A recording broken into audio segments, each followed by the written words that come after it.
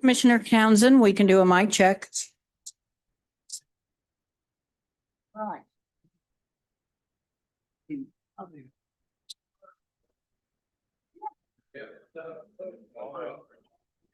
Commissioner, can you hear us? Can you hear me? We can't hear you yet. Oh, boy. Hello? Oh, we can. Can you hear me? We can hear you now. Okay, thank you.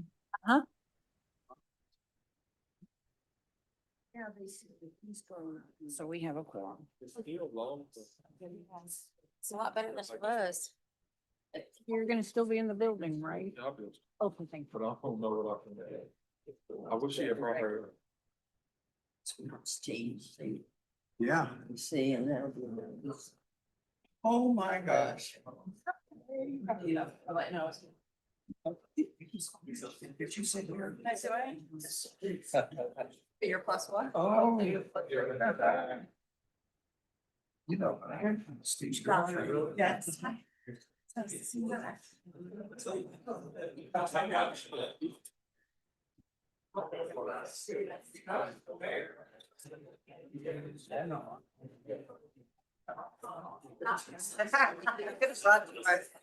just left there. That's what somebody said, we're gonna take a few. Yeah. Didn't go very far.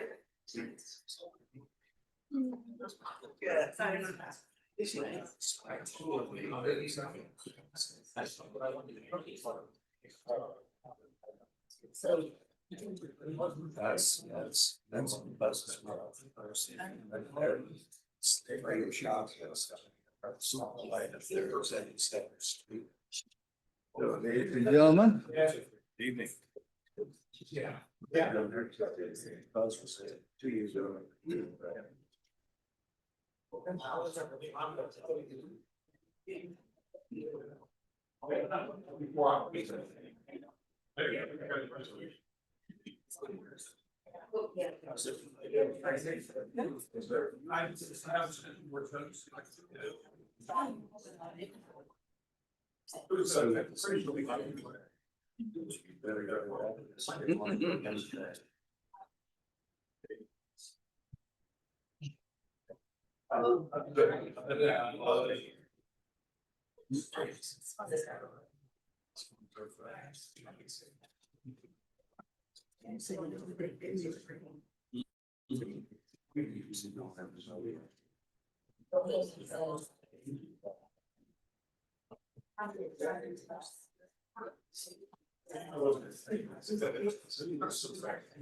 Yeah.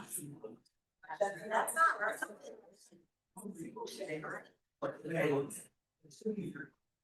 Yes. Yeah.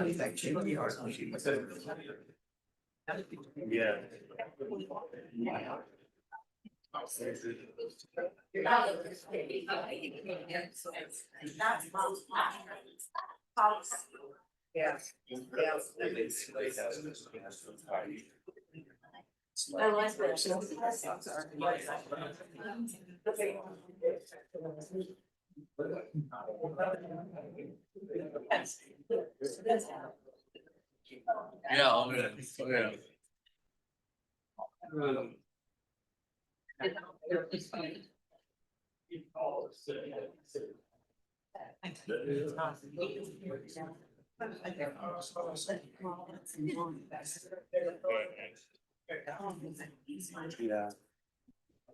Yeah. So,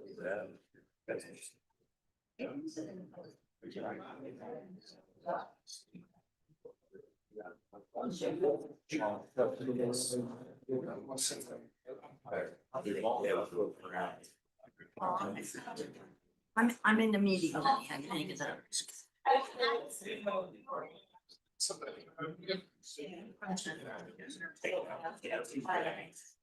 Hopefully, if I do, I don't know. I don't. Nobody moves.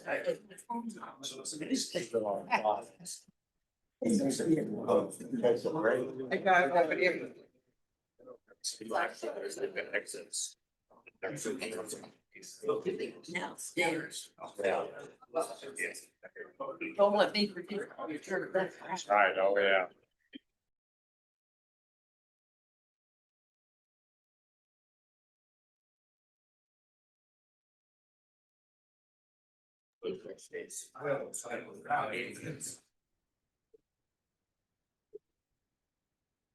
Clerk, are we ready? We are, Mayor. All right, welcome everyone. Tonight is November 6th, 2025, and this is a regular session of the Unified Government of Wyandotte County Full Board of Commission meetings. Before I call the meeting to order, I want to announce that some commissioners, staff, and the public are attending remotely via Zoom, by phone, or on site. All participants joined by phone. I ask that you please mute your phone at this time to avoid any background noise. During the meeting, please make sure that you announce yourself by name and title every time you speak so the public that is observing knows exactly who is speaking. This is critical given the number of remote participants and its current guidance from the Attorney General's office. And if you are allowed to speak, make sure that you speak clearly into the mic and on an audible level so your comments can be captured for record by our clerk. Also, we do have expectations of decorum in this body, and in disorderly conduct and outbursts that violate the rules of conduct here are strictly prohibited. I'm now going to call this meeting to order. Clerk, roll call, please. Roll call. Ramirez, we have an absence memo. Hill, we have an absence memo. Kane? Here. Lopez? Here. Stites, we have an absence memo. Davis? Here. Bynum? Here. Burrows? Here. Townsend? Here. Burns? Here. Garner? Here, thank you. I'm going to ask everyone to please stand and appreciate Apostle, and hopefully I got his name right, Thomas is going to come forward. He's going to do our invocation tonight. Immediately followed by the invocation, we will have the Pledge of Allegiance. Dear Heavenly Father, God, we thank you tonight. God, we pray that you just look up on this meeting tonight. Let us handle the business of this community, God, this great community, this county. And God, we pray that you just continue to strengthen your people. Bless them in the name of Jesus, we pray. Thank God. Amen. To the flag of the United States of America, and to the republic for which it stands, one nation, under God, indivisible, with liberty and justice for all. Thank you, Apostle. Appreciate that prayer. And also, if we could, let's please keep Commissioner Hill and her family in prayers. They're navigating through some family matters, as well as Commissioner Ramirez. He's navigating through some things that he's dealing with as well. Let's keep our commissioners in prayer as they get through the things that they're dealing with in their family life. So, Clerk, are there any revisions to tonight's agenda? Yes, Mayor, there's a change in the order of the meeting. The consent agenda will be heard first before the mayor's agenda. Any items removed from the consent agenda will be heard after the conclusion of the mayor's agenda. Okay, well, that takes us to the consent agenda. Do any members of the commission or the county administrator wish to set aside any item on the regular consent agenda? If an item is not set aside, all items on the regular consent agenda will be voted on by one vote. Commissioner Bynum. Thank you, Mayor. The item 6.4, I believe, is going to need to be pulled off consent because the item as it appears in our packet is not exactly as we voted it to move forward from standing committee. Okay, Clerk, can you set that aside, please? Yes. Okay. Any other comments from commissioners? Okay, seeing none, Clerk, I entertain a motion. I'm sorry, Commissioners, I entertain a motion for approval. I would move to approve all remaining items on the consent agenda. Davis, second. There's a motion and a second. Clerk, roll call. Roll call. Kane? Aye. Lopez? Aye. Davis? Aye. Bynum? Aye. Burrows? Aye. Townsend? Aye. Burns? Aye. The vote is 7-0. The motion carries. Okay, thank you. Clerk, can you pull read the item that was pulled by Commissioner Bynum, the set aside? The item is consent agenda item number 6.4. It's an ordinance amending Unified Government Code of Procedures. We'll get on the agenda here.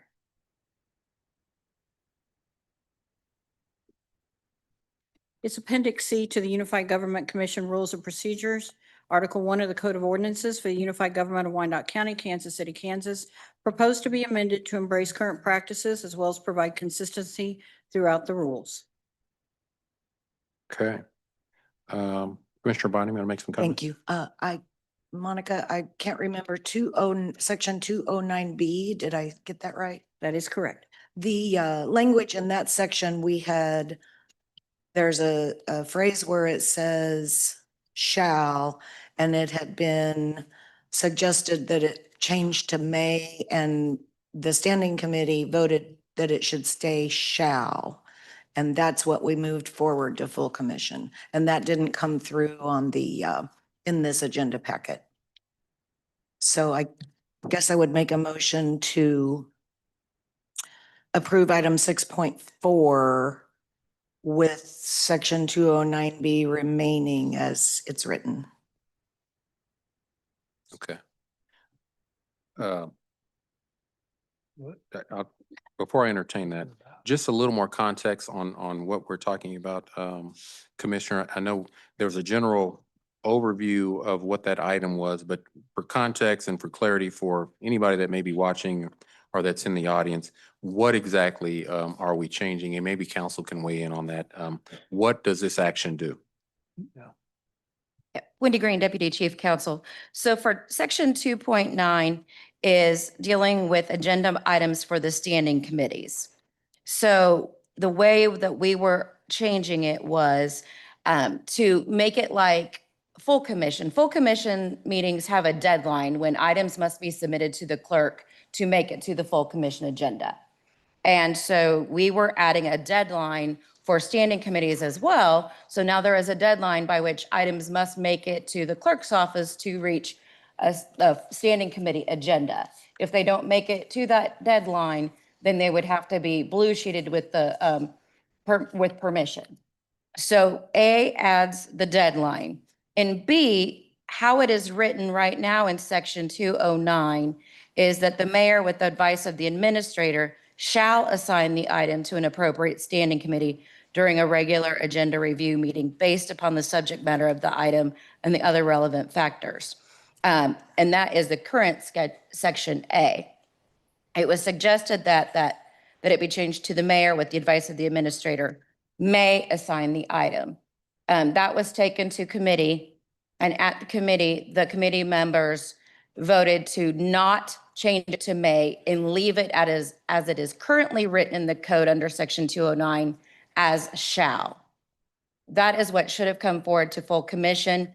That is not the version, unfortunately, that was given to the clerk's office to come forward to full commission. So it is my understanding, and please correct me if I'm wrong, Commissioner Bynum, that your motion would be to approve this item section or 6.4 with the understanding that the new section B under 209 would remain shall as it is currently written in the code and not be changed to may. That would be my motion. Thank you. I have a question for Commissioner Bynum. Just a little clarity as to why shall and not may. Because I think we're dealing with the standing committees in this part of the ordinances. And I think that we need to make sure that items that should come to standing committees do come to standing committees. That would be my position. And that we leave that clarity in place. It says these items shall come to an assigned standing committee. And I think we need to leave that in place. Okay. And that's been, council, that's been the common practice, Yes, Mayor, that past is practice. correct. That is actually what is in the code as of today. That's what has been in the code. And if I looked at the code provision, I could tell you the last time that specific code provision was changed. And that would have been 1998. So that is how that code provision has been written since 1998. Okay. So that's been in effect basically since consolidation. Correct. Okay. So there is a motion I'll second. and there's a second. Any further discussion? Seeing none, clerk roll call. Commissioner Townsend does have her hand raised. I'm sorry, Commissioner Townsend? Thank you, Mayor. Commissioner Townsend, District 1. For a matter of clarity, could I have someone read what the proposed language is? And this is section 209B, is it? Yeah, Wendy Green, Deputy Chief Counsel. That's correct, Commissioner Townsend. So the proposed language, what we are adding to section 209, we are adding a new section A, which says all agendas shall be closed at 12 p.m. on the Monday immediately preceding the Monday on which the standing committee meeting occurs, and the agendas shall be furnished to each member of the standing committee on that Monday evening when the agendas close. The current section A will become section B, and the current section B will become section C. The wording as they currently stands in the code will remain. Okay, my question is on the copy that I have, it shows currently 209, I guess, B. And it says the mayor, with the advice of the administrator, may assign the item. And I heard Commissioner Bynum talk about may versus shall. So I'm trying to figure out what it is that's changing here. What should B read? What's the proposal? B actually should read shall. When it went to standing committee, it was proposed that changed to may, but the standing committee voted not to accept that proposal and keep it the way it currently is at shall. And unfortunately, a mistake was made when it was submitted to the clerk's office, so that shall did not get incorporated. It did not stay the same. So But- that's why it was pulled from consent by Commissioner Bynum to point out that the wrong version was submitted. Okay, all right. So what we're voting is would replace may with shall in B. Is that correct? Correct. Thank you. You're Thank you. welcome. Okay, there's a motion second. Clerk roll call. Roll call. Kane, Aye. Lopez, Aye. Davis, Aye. Bynum, Aye. Burrows, Aye. Townsend, Aye. Burns. Aye. Motion is 7-0. The motion carries. Okay, thank you. That now takes us to the mayor's agenda. And again, my chief of staff, as she comes forward, Irene Cadillo. We recognize individuals, organizations that have really done great things here in Wyandotte County, have really been a key part to making Wyandotte County something uniquely special.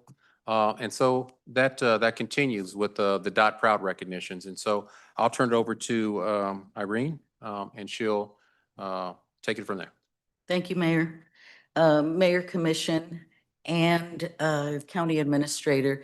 As we begin tonight's celebration of service and community, I want to pause really to recognize a special part of the mayor's legacy. This Dot Proud initiative created really to shine a light on the people, organization, and businesses that make Wyandotte County stronger. This effort celebrates those who often work quietly behind the scenes, yet make a lasting impact every day. The mayor extended the spirit of recognition to all of you commissioners, inviting you all to help honor those in your districts who embody what it truly means to be Dot Proud. And we thank each commissioner who answered that call. Thank you for taking the time to lift our community's unsung heroes and for reminding us that progress is not built by one, but by many. So tonight, we're proud to recognize really our final Commission Dot Proud honorees.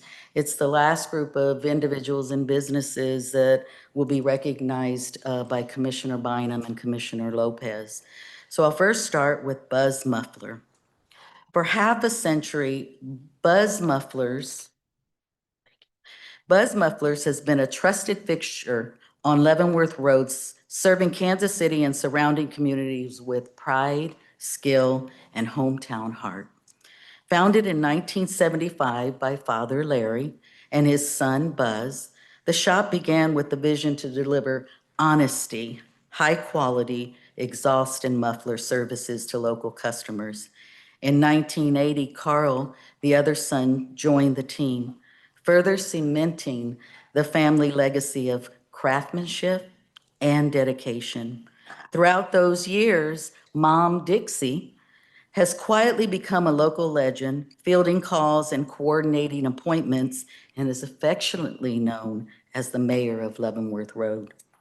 Because of that warm presence and community commitment, the shop is at 5030 Leavenworth Road, and Buzz has earned its place specializing in mufflers and exhaust systems.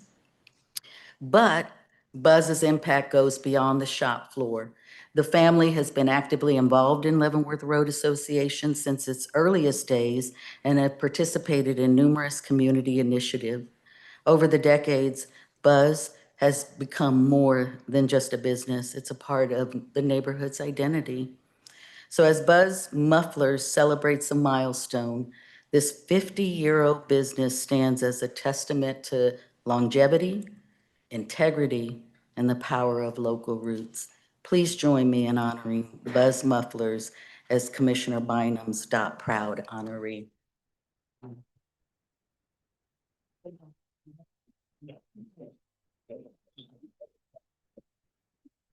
Mayor and commissioners and all of you assembled here, I'm so happy to give these Proud Awards. And Mayor, thank you for instituting the Proud Awards. It's long overdue and it's been a joy.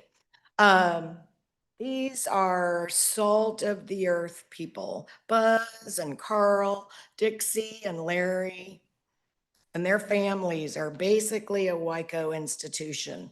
They are founding members of the Leavenworth Road Association in 1986, and they provided me incredible support during my time there. They still actively support Leavenworth Road Association to this very day, sitting on the corner of 51st and Leavenworth Road.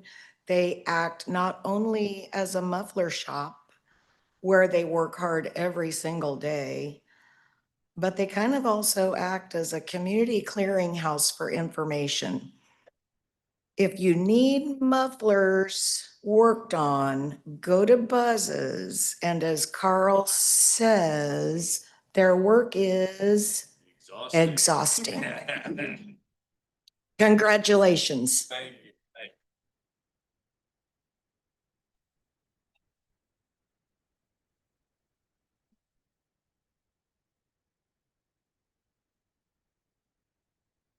Carl Castor, real quick, 50 years in December down there. Thank you, Melissa, for this recognition. And the mayor came into the shop there a couple months ago and got a little card from him. But thank you, everybody, for that. And me and Buzz and Mom still going at it, still hanging and banging down there. But I will say, if you got a young person in your neighborhood and their car is extremely loud, I'm sorry, I probably done that.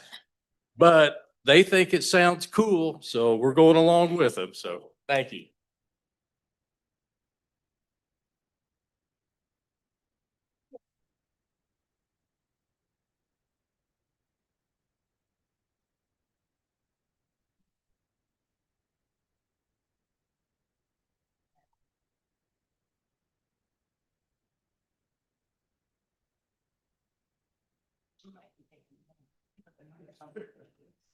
Then giving him some pointers.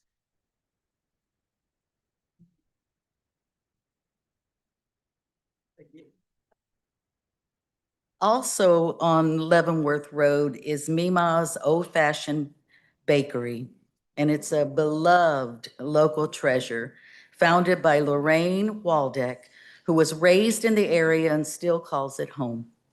Named in honor of her mother, Mima's has become a staple for locals seeking a wholesome, homemade baked goods. What began as a humble home operation, baking apple strudel and selling them in nearby businesses, quickly bloomed into a full-fledged bakery. Mima's specializes in traditional English walnut povatitsa, authentic German apple strudel, cherry strudel, and cinnamon rolls, which I know makes us hungry, right? But it also provides a wide variety of cookies, brownies, breads, and danishes. So beyond the baked treats, the bakery serves homemade soup, grilled cheese, hamburgers with breads and buns made from scratch daily. And they're free from preservatives and artificial additives. Since opening its doors in 1995 at 7624 Leavenworth Road, Mima's has expanded beyond its original location with products available at Chrisman's House of Sausage, Chateau Avalon, and Fairway stores, with soon to be open Fairway location in Baser. And regular customers often return because they're drawn by the commitment to freshness, wholesome, and naturally delicious food.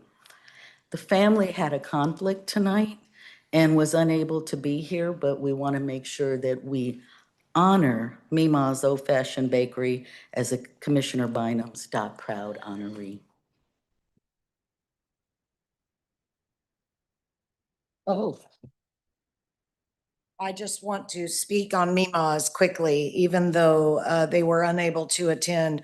But I want you to know that Lorraine Waldeck, the founder, is one of my personal heroes. She probably does not know that, but they had their beginnings on Leavenworth Road, and I met her when she first opened her little shop on Leavenworth Road, making her mother's wonderful treats of povatitsa and strudel and those decadent cinnamon rolls. I watched Mima's grow a loyal following, and I watched Lorraine and her family, including Mima herself, work and grow that family business. When Kansas Speedway came, she was one of the first to secure a local contract with the track providing her baked goods into the suites. Do you remember that? Okay. Okay, so see, I speak the truth. She secured a storefront at the brand new Legends Shopping Center. They wanted to put her in an interior store in the mall. She said, no, that's not going to work. I have to be out on the outer edge of the mall. People need to come in early, pick up their items, and get out of here. Needless to say, she got the outer edge location at the Legends. Eventually, she has found her way back to her original location on Leavenworth Road, and that makes me super happy because it's just a matter of a few moments from my home to those cinnamon rolls. So thank you, Mima's, and thank you, Irene.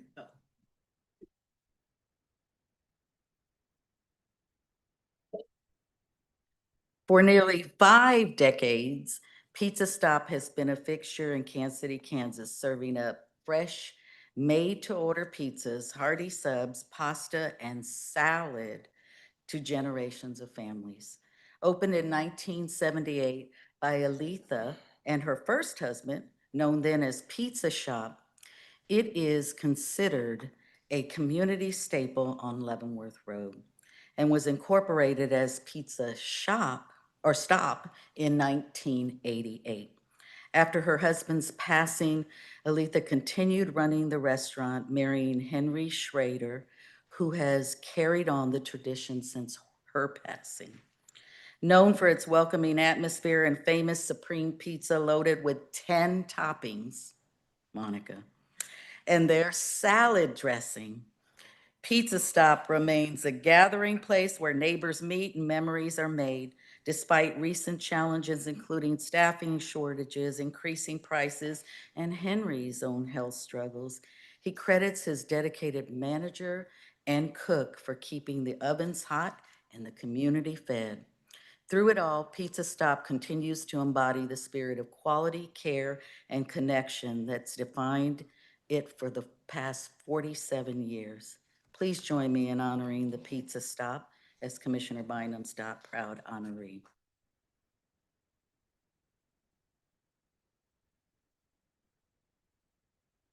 Well, I think it might be known that my love affair with pizza is no secret. I'm hoping when I die, my family will have a little slice of pepperoni pizza engraved on my gravestone. So if you all could help make sure that happens. I've been frequenting pizza stops since my teens and proudly introduced my children to the deliciousness of dining in at the building in the Bethel community on Leavenworth Road. When you go in, Vicky knows your order. And it's a rare occasion if you don't see one or two people you know in there. And I will never forget when Kansas Speedway had its opening races and my family went in Pizza Stop. It was very, very busy in there. And Vicky was slammed. And she accidentally delivered our pizza to the wrong table. And worse, they started eating it. And they knew it wasn't theirs. But of course, we were fine with that because we love Vicky and we love Pizza Stop. And frankly, I was just so thrilled that it was so busy in there. It's a Leavenworth Road institution, and today happens to be Aletha's birthday in heaven. And I think that is just such a blessing that you've come down here tonight. Thank you. Please join us up here.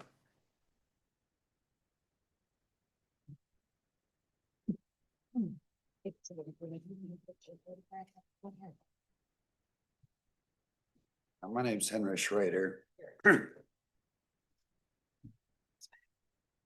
My name's Henry Schrader, and Aletha and I got married in 1986. And we had, at that time, we were Pizza Shop. And in 1988, we broke away and formed Pizza Stop South Incorporated for tax purposes. MVP Dan Dink at that day was our attorney, also a client. We opened up another store in 1988 over at Shawnee for 13 years. My wife passed away September 16th on 2022. I brought a picture of her because it's a shame she can't be here.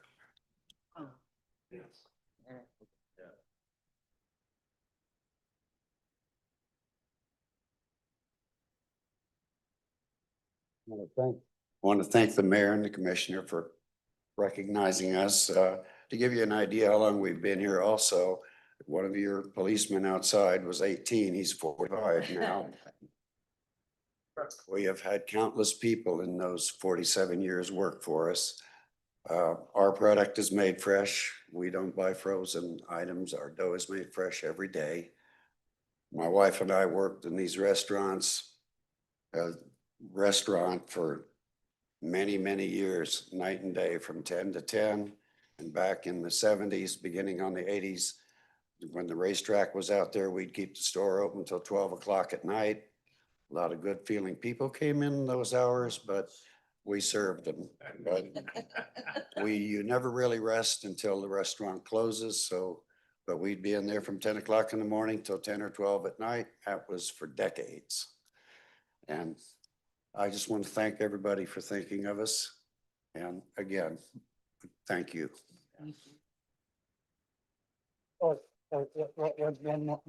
One more thing. I apologize. Vicky Hillers has been with us since 2007. We have a lot of people that have longevity. We don't have a high turnover, but the very best people, and I thank you all. Thank you.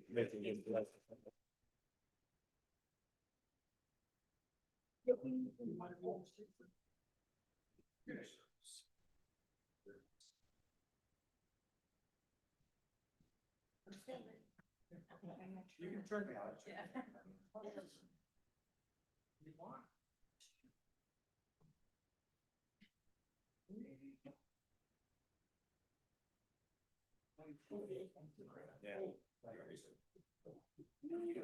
Thank you so much for thinking of us.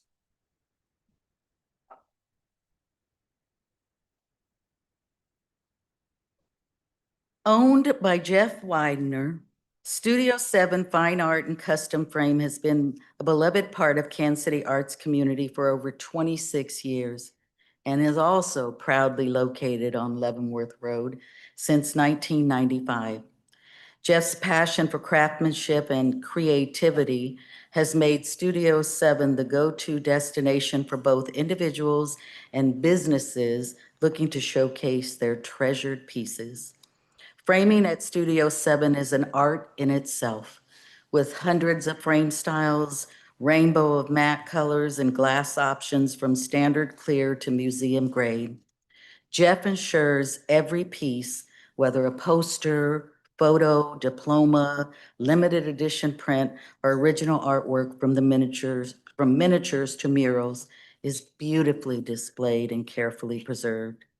Clients return repeatedly to Jeff's expert advice and attention to detail and dedication to quality, knowing their artwork will not only be protected, but celebrated. Studio 7 is a place where memories, creativity, and art are honored with every frame. Please join me in honoring Studio 7 Fine Arts and Custom Frame as Commissioner Bynum's proud honoree.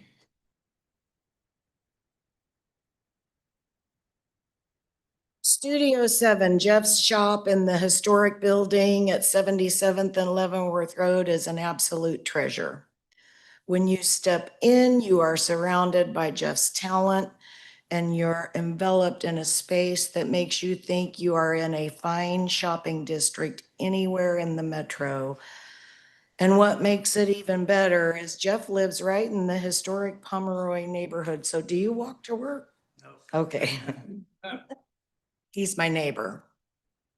First met him again as he established his shop on Leavenworth Road while I was working for the Leavenworth Road Association. So these businesses and I, we go way back.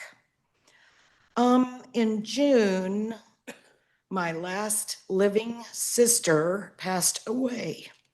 She loved to create cross stitch, and Jeff would frame her work for her so beautifully. Since she lived in Bonner, I would often stop in to pick up her items for her. And after she died, I contacted Jeff because I wondered if he had any items that she hadn't managed to pick up, and he did. And when I went in to get it, he wouldn't let me pay for it. These business owners are our friends and our neighbors. They are truly what makes this Wyandotte County that I love so much so special. It's an honor to share just a small bit of their stories in this way. And I'm so grateful again to Mayor Garner for giving us the opportunity. Jeff, step forward.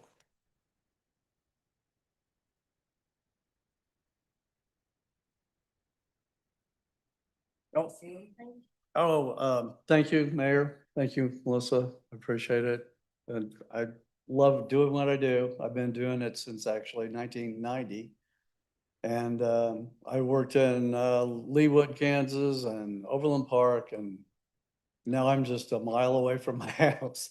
So if there's ever a traffic jam, it's major. Thank you.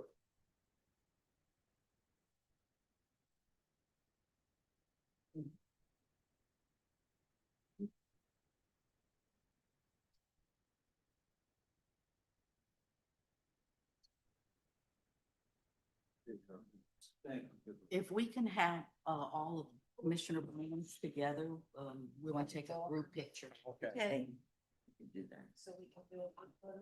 Let me get a.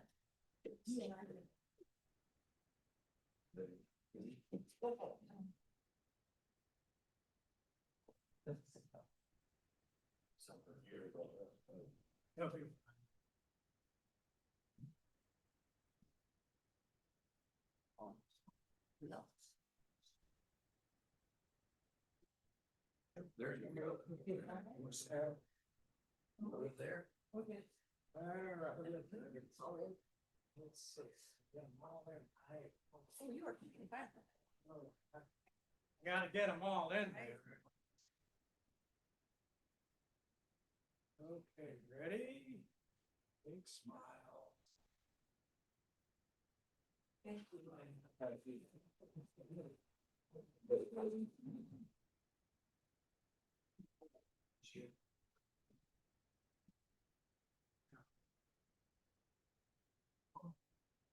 Tucked away at 840 South 55th Street in Turner, Windmill Coffee House has become a beloved gathering place for our community. A warm and welcoming spot where neighbors connect over freshly brewed coffee and homemade comfort food. Owned and operated by Deborah and Jimmy Ibarra, their dream has blossomed into a thriving cafe filled with life, laughter, and local pride. Its signature windmill sculpture was transported piece by piece from Texas and now proudly displayed inside. It stands for both a family legacy and a symbol of dedication and heart.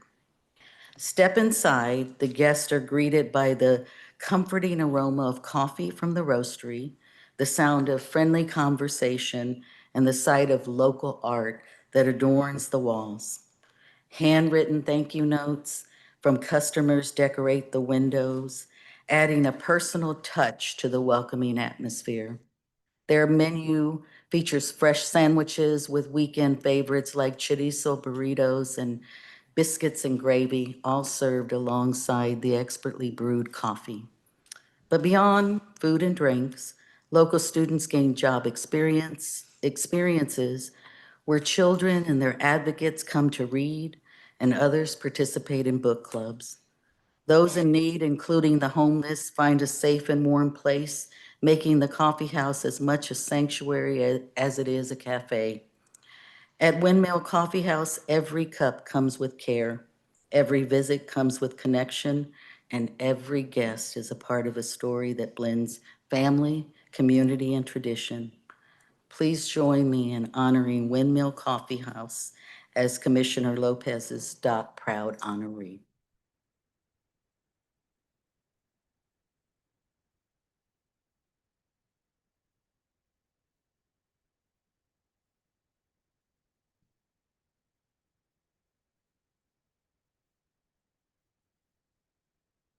Take a hold.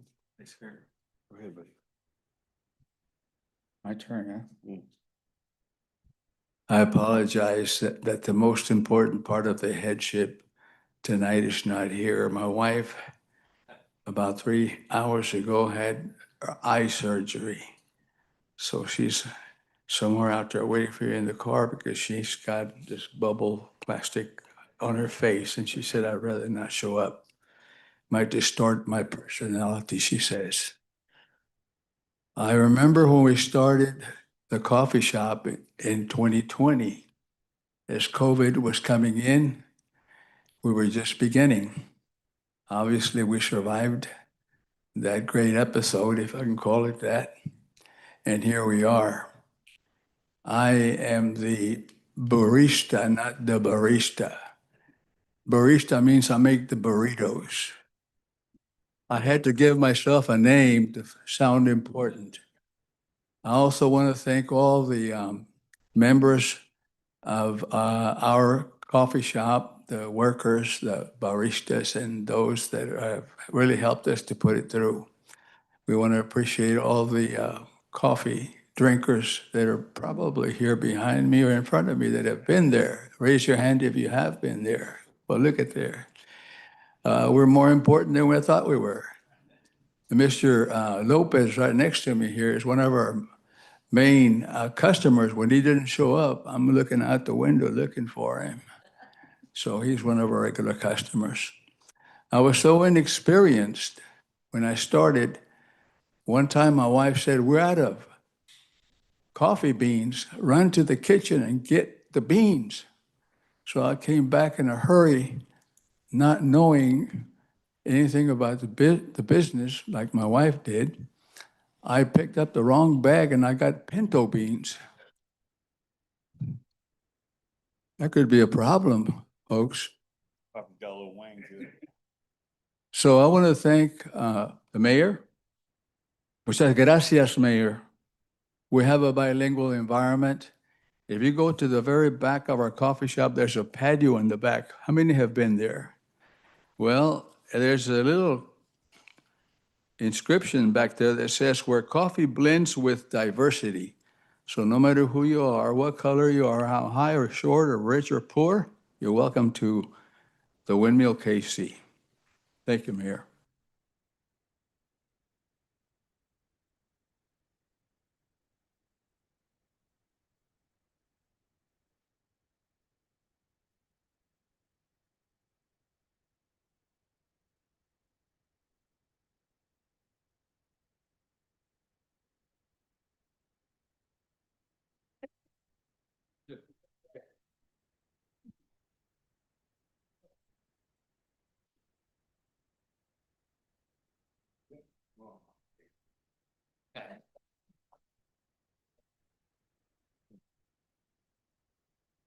So I just wanted to add that the windmill has become a really big staple in our community. There's been times where there's been people that, I call him Uncle Jimmy. Uncle Jimmy is sat with and prayed with, or just talked to, maybe a little counsel, just give him some good advice and whatnot. But a little backstory, his wife, his maiden name is Dominguez. And my grandmother, well, let me see, my family migrated here in 1918. And so my grandpa, so he's one of the ones that started the Eagle's Nest. But before it was the Eagle's Nest, my grandmother's family migrated in Bucyrus, Kansas from Germany in 1920. And so Grandma Roberta Dellinger was her name. She was the school teacher there at the Eagle's Nest, before it was the Eagle's Nest, and she taught, it would be Uncle Jimmy's father-in-law, how to speak English way back in the day. So it's kind of rooted here from a long time ago. But it's a real privilege to have. It was vacant for a while, and we always wanted a coffee shop or something. And when I found out they were going to open one, I was all in. I even used my crane to help them put the sign on the building. So that was way before I was commissioner. So thank you.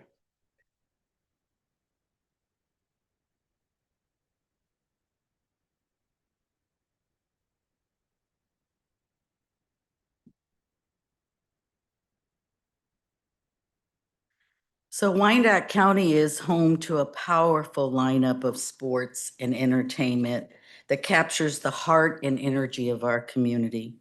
From the high-speed thrills of NASCAR at the Kansas Speedway to the world-class soccer action of Sporting Kansas City at Children's Mercy Park. The county proudly hosts events that draw fans from across the nation.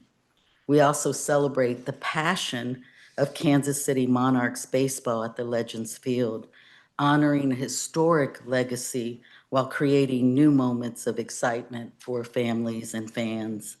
Together, these teams and venues showcase the best of Wyandotte County, the best of its competitive spirit, community pride, and shared love for sports that unite and inspire Wyandotte County. Tonight, the mayor honors our sports team with Dot Proud recognitions. We'll start with the Kansas City Monarchs. The Kansas City Monarchs proudly carry forward the legacy of the iconic Negro Leagues team, celebrating a rich history of baseball and community. The Monarchs are a part of the American Association of Professional Baseball, originally known as the T-Bones from 2003 to 2019. The team rebranded as the Monarchs in partnership with the Negro Leagues Baseball Museum. This move was more than a name change. It's a commitment to educating future generations about the impact of the original Monarchs and encouraging visits to the museum. Since establishing its roots in Kansas City, the Monarchs have captured 4 league championships, 2008, 18, 21, and 23, and they're aiming for their 5th title in 2026. Legend Fields, the team's home stadium, is known for its family-friendly atmosphere with picnic settings and affordable tickets that make every game an accessible community event. And beyond the field, the Monarchs are active contributors to local community through partnerships, educational initiative, and special events that connects fans and neighbors alike. With a blend of championship caliber baseball, innovative game day experiences, and a dedication to preserving a historic legacy, the Kansas City Monarchs are not only a source of hometown pride, but also a living bridge between past and present. Please join me in honoring the Kansas City Monarchs as the Mayor's Proud honoree.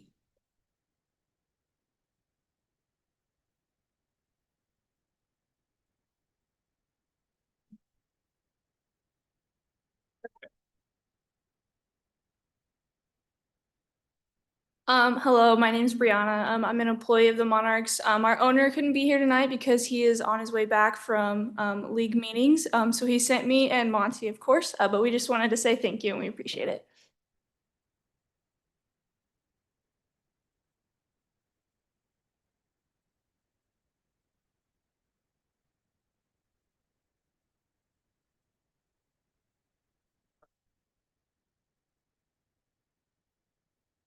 I gotta blow it up.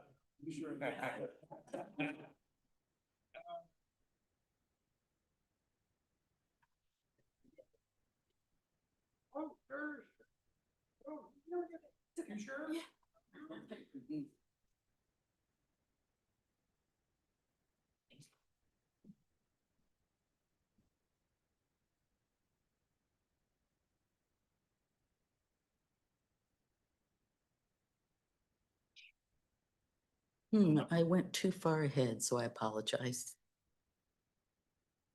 Since 2001, Kansas Speedway has become far more than our racetrack. It's a symbol of progress, pride, and partnership for Wyandotte County. What began as a bold vision to bring NASCAR racing to Kansas City, Kansas, has evolved into one of the Midwest's premier destinations for motorsports and entertainment. Each year, the Speedway hosts 2 major NASCAR Cup series race weekends that draw fans from across the nation, generating millions in local revenue. But Kansas Speedway's impact reaches far beyond the finish line. As the first Star Bonds project in Kansas, the Speedway helped ignite and transform Village West District, turning Wyandotte County into one of the state's most dynamic centers for tourism, dining, shopping, and hospitality. Its success has anchored thousands of jobs, attracted new investments, and proven how vision and teamwork can drive long-term economic growth. Beyond the thrill of NASCAR, the Speedway has earned respect and admiration for its commitment to community and civic engagement.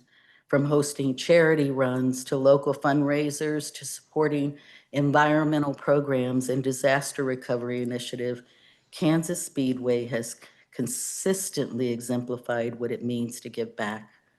For more than 2 decades, Kansas Speedway has stood as a beacon of speed, spirit, and success, a place where national attention meets local heart.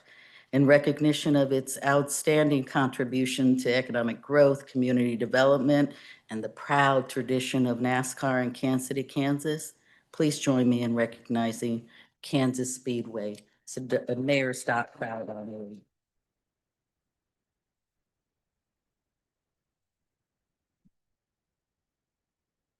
Thank you, Mayor and Commissioners. It's nice to be here tonight, not asking for anything, which is a welcome change. As Irene mentioned, we've been open now 25 years. In addition to the things that she referenced, one of the things I'm most proud of is that our track holds the honor of having the closest finish in NASCAR history a year ago this past May. And so if you think of 76 years of NASCAR racing. Kansas City, Kansas stands out on the map. Closest finish ever, 1/1000th of a second. So I think, that's something that may stick around for a while. Second, on a personal note, my dad moved here in 1968 from Cincinnati to work at the Kansas City, Kansas Procter & Gamble plant, worked there for over 30 years. I've had almost 20 years with the Speedway, so between the two of us, almost 50 years in Kansas City, Kansas, and it's really an honor to be here tonight. We're, I think, a great representation of the public-private partnership that Star Bonds can be and that it exemplifies. And we appreciate the partnership that we've had with the unified government and that we continue to have, because as an example, this weekend with the American Royal, we can't do events of that size without a great public-private partnership. And we work hand in glove with all of the people at the unified government to make sure the events go on well and that we represent our community well. So thank you very much.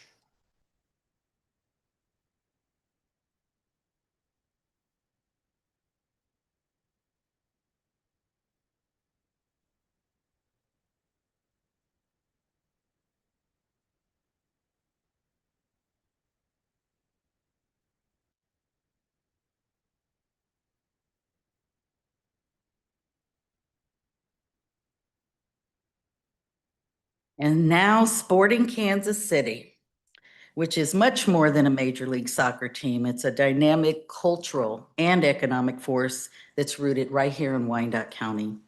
As an original member of the MLS since its inaugural season in 1996, Sporting KC has built a legacy of excellence and community pride.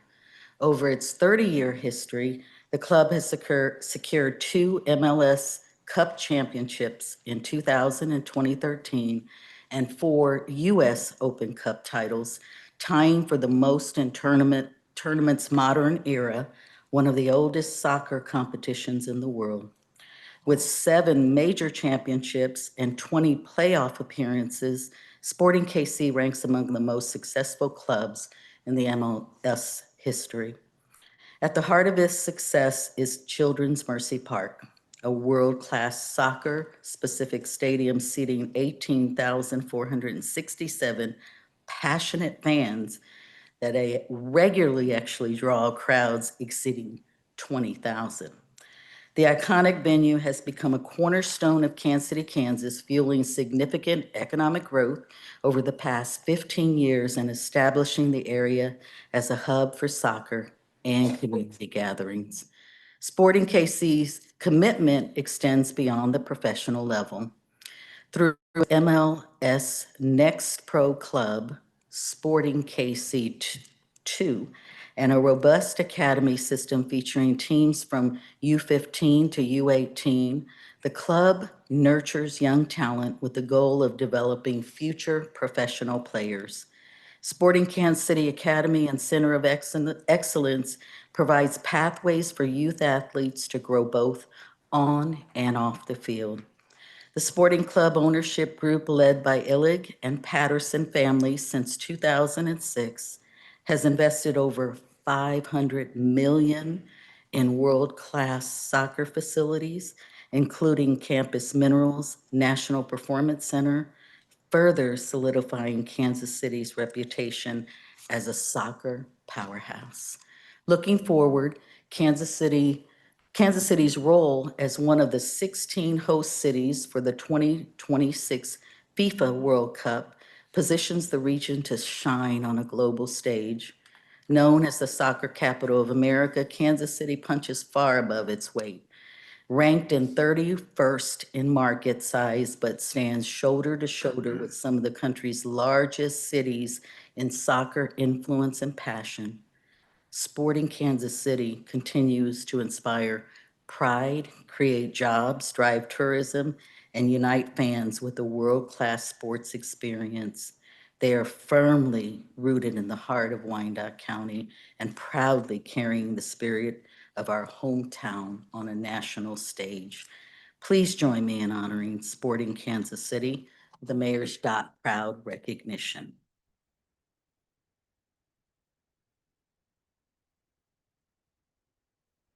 Thank you. Thank you. Good evening, everyone. My name is Colin Thomas. I'm the Chief Financial Officer of Sporting Kansas City, and I'm here with Sandra Moore, who is our Chief Marketing Officer.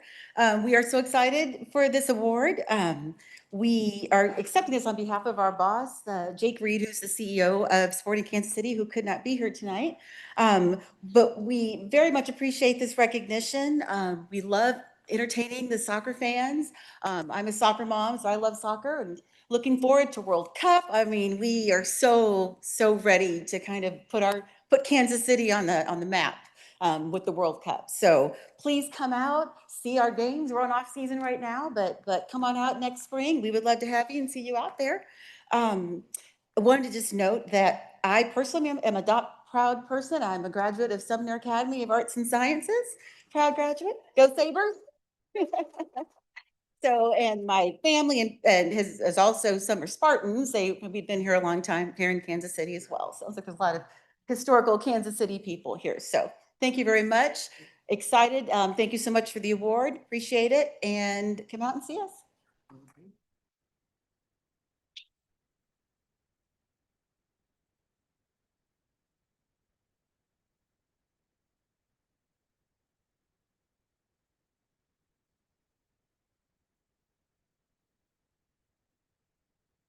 Mayor, do you want one with all of it?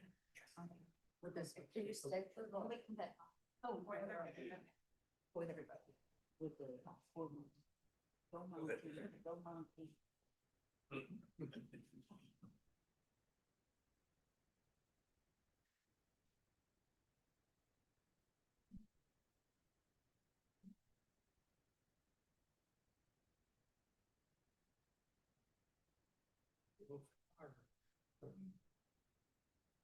Hey, nice smiles now.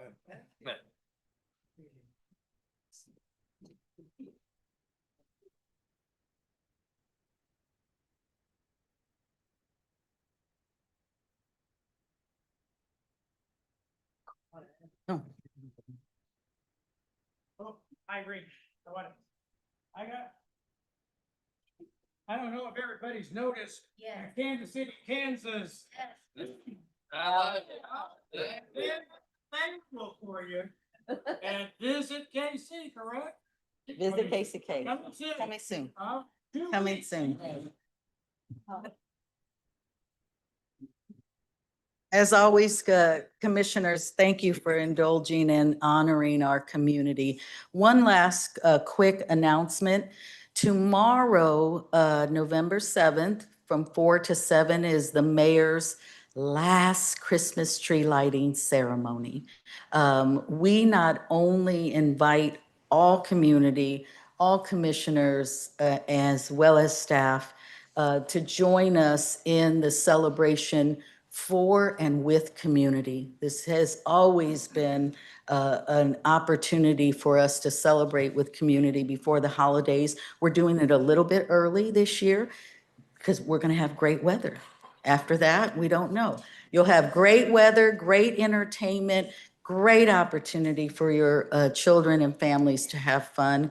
So we invite you all. For the commissioners in front of you, we also establish the departments who compete for every year the gingerbread trophy. And what I ask is that if you don't mind filling out, these are pictures. We'd also like for you to see them in person because they are amazing. So if you don't mind filling this out for me, what it gives is just some information for the mayor when he goes, and we award the top 3 departments, and the trophy is up for grabs.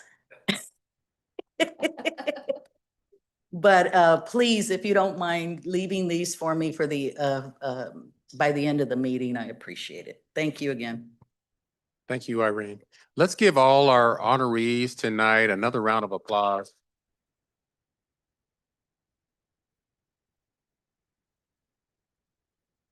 It's truly been a pleasure to honor great people, great organizations, and great individuals really just doing awesome and amazing thing here in Wyandotte County, really contributing to making Wyandotte County, again, something uniquely special, not just in the metro, but throughout our great nation.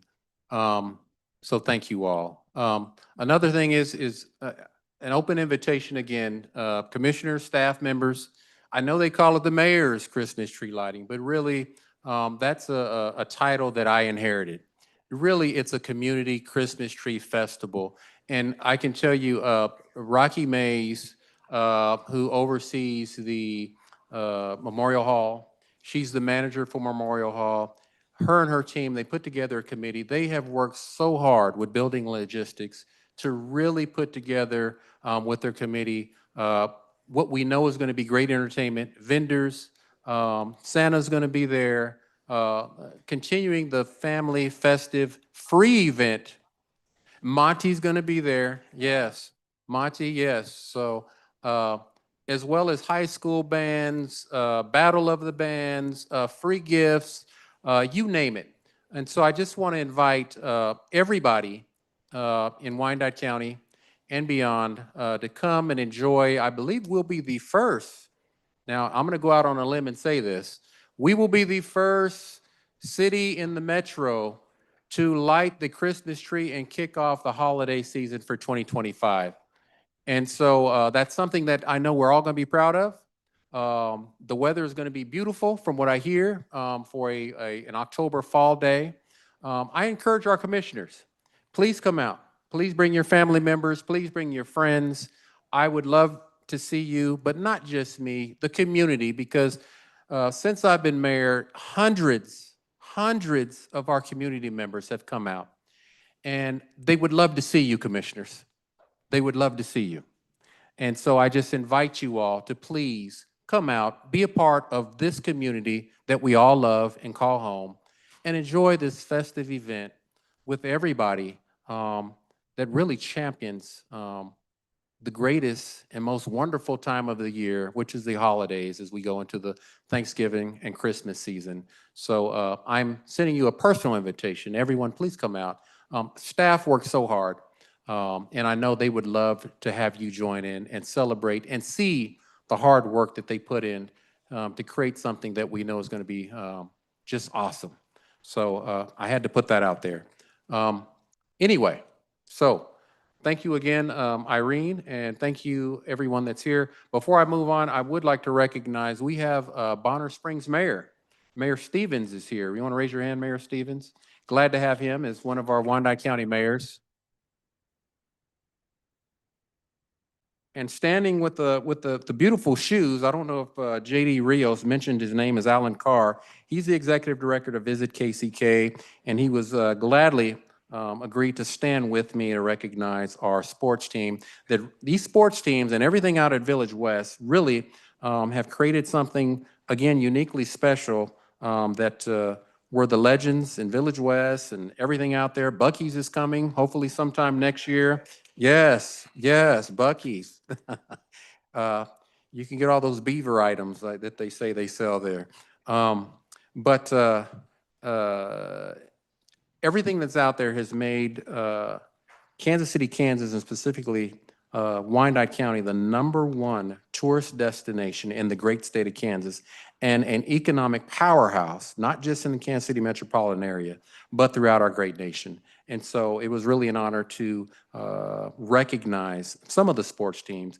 And we tried to get a hold of the legends and some of the other folks out there, and we weren't able to get them this meeting, but we're going to still reach out and try and get them and recognize them as well. So again, congratulations to all the honorees, and thank you to staff. Again, I just want to give a shout out, administrator.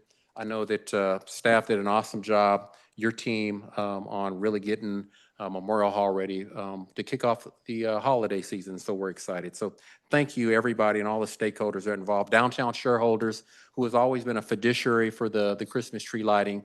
I have to send a shout out to them and thank them as well as all the donors that contribute.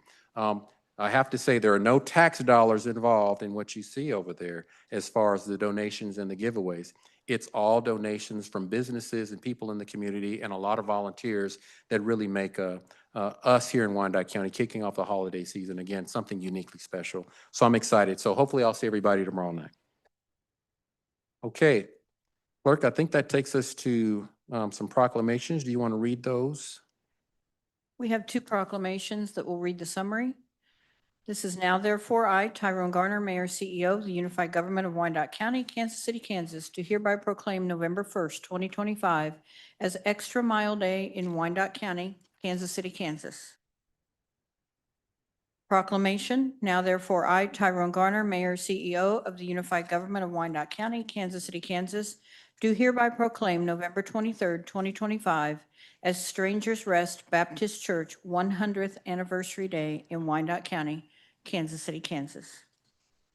Mayor, we do have one proclamation that I will read in its entirety. Proclamation, whereas we gather to honor and celebrate the life and legacy of Pastor Pearl E. Pace, a trailblazer, preacher, and spiritual leader whose unwavering faith and dedication to her community left an indelible mark on Wyandotte County, Kansas. And whereas Pastor Pearl E. Pace met, married, and spent 68 years of her life with Howard Pace, and to this union they had 3 daughters, Kelly, Camille, and Cecile. And whereas the couple started the New Jerusalem Missionary Baptist Temple Full Gospel Church on October 18th, 1987 in Wyandotte County, Kansas City, Kansas, where they worked in the ministry and church, devoting and serving others through spreading the word of God. And whereas her contributions extended beyond the pulpit as she worked diligently to open the door to women in the ministry, along with her sister, Carol F. Watson, empowering those women to accept their call and reach their potential in Christ. And whereas she guided these women by giving them a platform and a voice to deliver their trial sermons to be licensed and ordained. And whereas Pastor Pearl E. Pace was a pillar of strength, wisdom, a guiding light, and an advocate for faith, unity, and love, inspiring generations with her leadership, compassion, and tireless service. Now, therefore, I, Tyrone Garner, Mayor, CEO of the Unified Government of Wyandotte County, Kansas City, Kansas, do hereby proclaim November 17, 2025 as Pastor Pearl Pace Day in Wyandotte County, Kansas City, Kansas.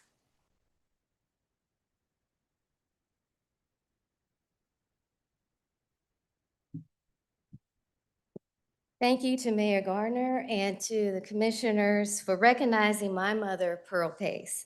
I'm her daughter, Cecile Swan, the youngest, on behalf of my sister, Kelly, who's here, and my twin, who's not here. We thank you for recognizing my mother, ensuring that her name and her life's work are forever remembered in the record. And this is an honor that means so much to my family, especially my dad, who's still here. And my mother was, like she said, a trailblazer of the gospel, and women were boldly followed her calling, where few women were recognized back in the 80s as being leaders.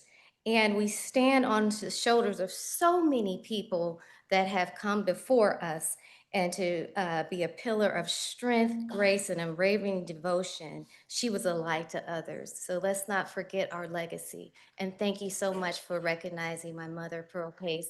And we have a large family here. We came out and we just honor, and we will, thank you so much, Mayor, for this. Thank you.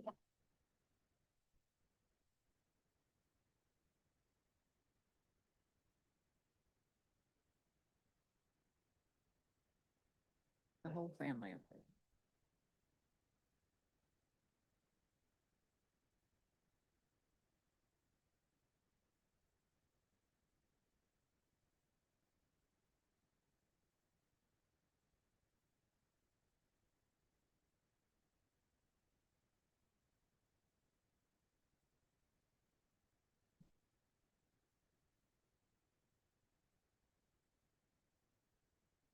Hey, one more? Okay. There you go.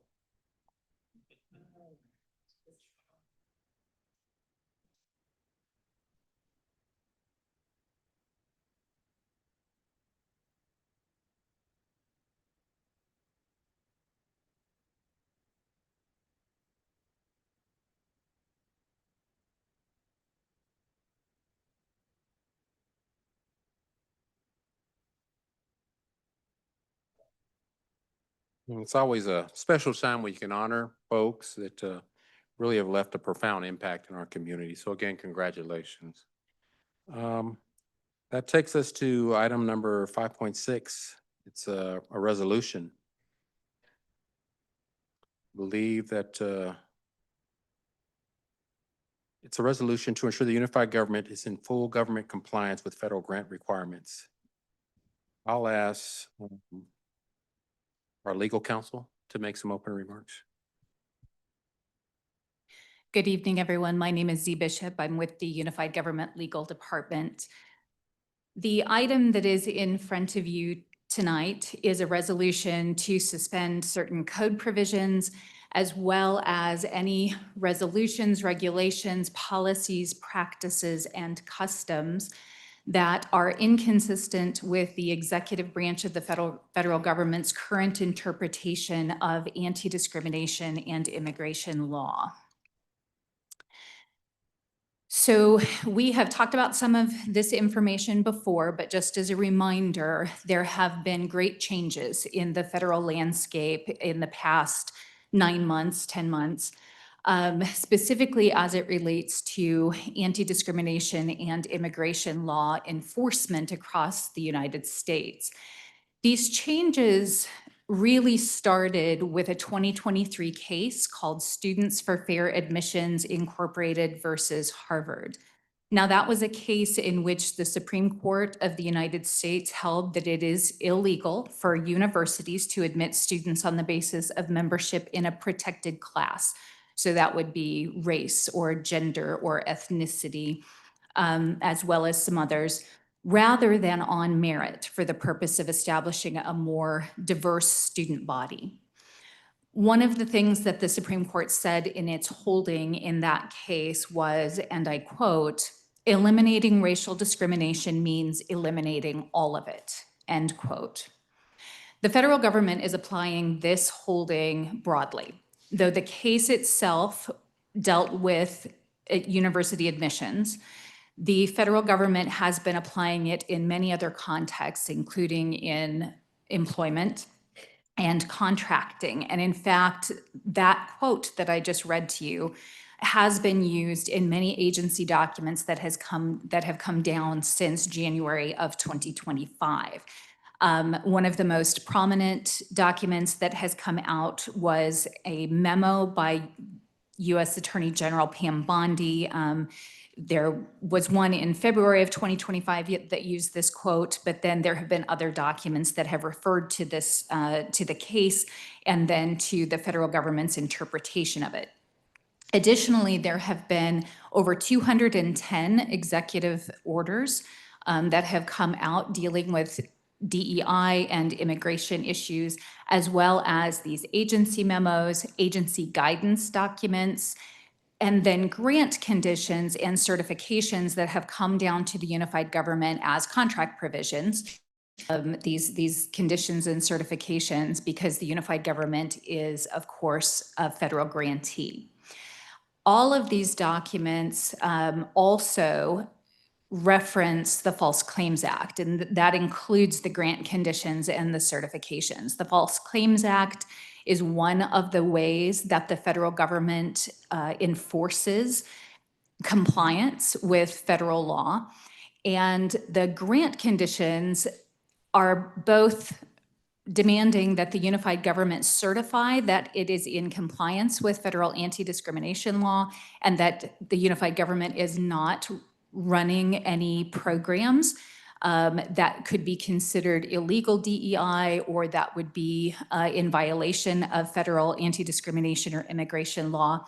The grant conditions also require that the unified government understand and agree that the unified government's compliance is a material condition of the grant, which basically means that if the unified government is found to be not in compliance, and if it's found that we have made an inaccurate statement on our grant documents, the False Claims Act can come into play, both as a mechanism that can be used by the federal government, but also by citizen whistleblowers. So we've seen these numbers before when we're talking about what's at risk. In fiscal year 2023, the unified government spent almost $28 million in federal funds. Additionally, in the 2024 and 2025 amended budgets, department projections put the unified government's receipt of federal funds at just under $81 million. Now, the reason for that discrepancy, as we have discussed before, is that the money that is spent in 2023 and in each year is around 28 million. But each year, the unified government also receives more money in grants, some of which is meant to be spent over an extended grant period, whether that is a 3-year period or a 5-year grant period. But we've talked about the money. What I want to make sure that everyone understands here tonight is that this money is not just money. The money equals a loss of programs. It equals a loss of infrastructure. It equals a loss of up to 117 federally funded UG staff members. Now, those staff members may be fully funded by federal funds. They may be partially funded by federal funds. However, what has been clear in our discussions with finance and with budget is that without these federal funds, it's going to be difficult, if not impossible, to fund these positions. When we talk about the services and programs that are at risk, there are many across the unified government. The unified government uses our federal funding very well, and we use it very broadly. What I brought forward this evening is just an example, a few examples of how the unified government uses these federal funds. So, for example, for our services for senior citizens, the unified government uses federal funding to fund 9 congregate meal sites that feed 300 seniors every week. Additionally, those federal dollars pay for 400 meals to be delivered to senior citizens every week.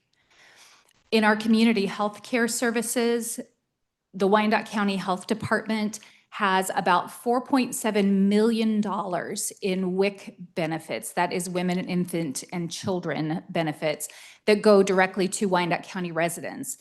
Those services go to 5,309 WIC clients per month, and that is just one of our health department's programs. The health department has many, many other programs that are funded with federal dollars.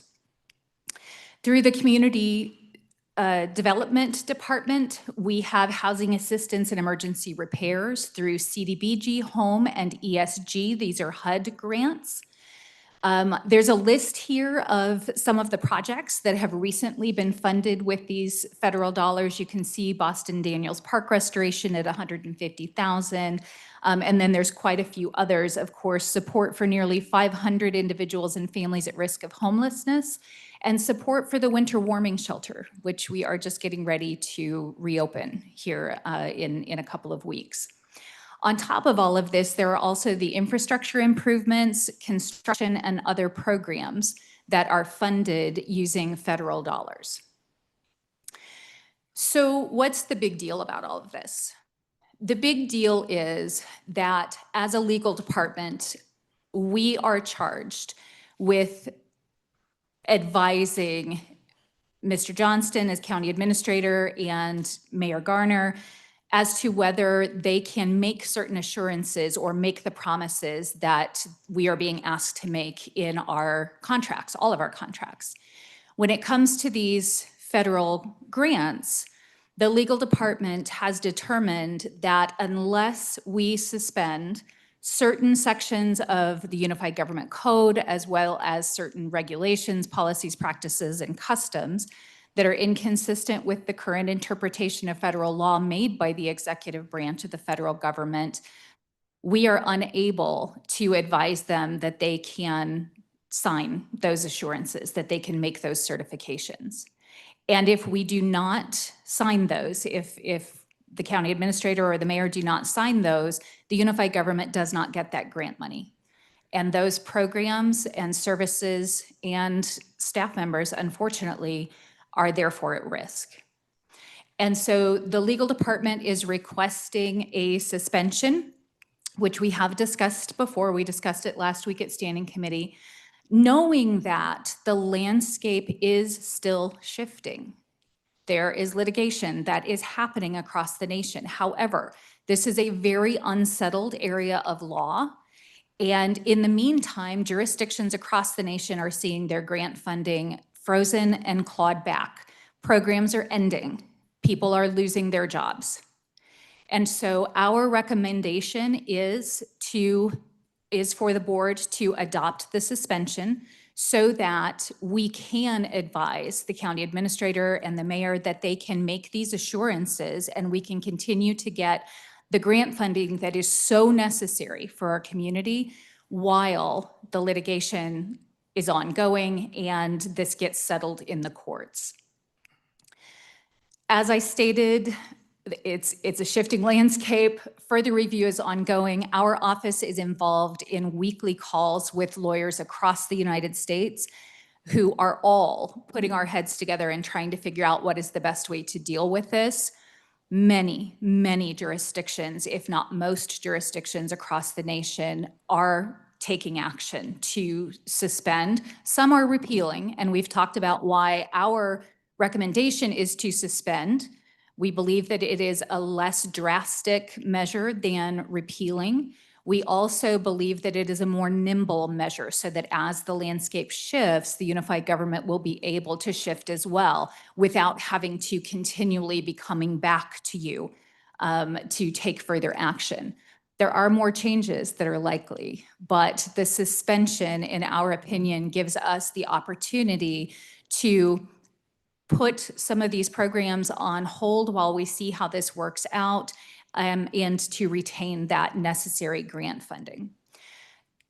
So I am here to answer questions if anyone has any questions. And I do have a couple of other people from my office who can answer questions as well. Okay, Commission, any questions? Clerk, anyone online? No hands are raised.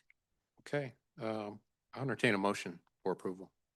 I move we follow the recommendation of the legal department to adopt this resolution. Second. Before I accept that, Commissioner Davis. Thank you. We have discussed this at the Administration and Human Services Standing Committee, and we didn't really feel great about what was presented to us and had some deep concerns. And I know that those concerns, at least to my knowledge, have not been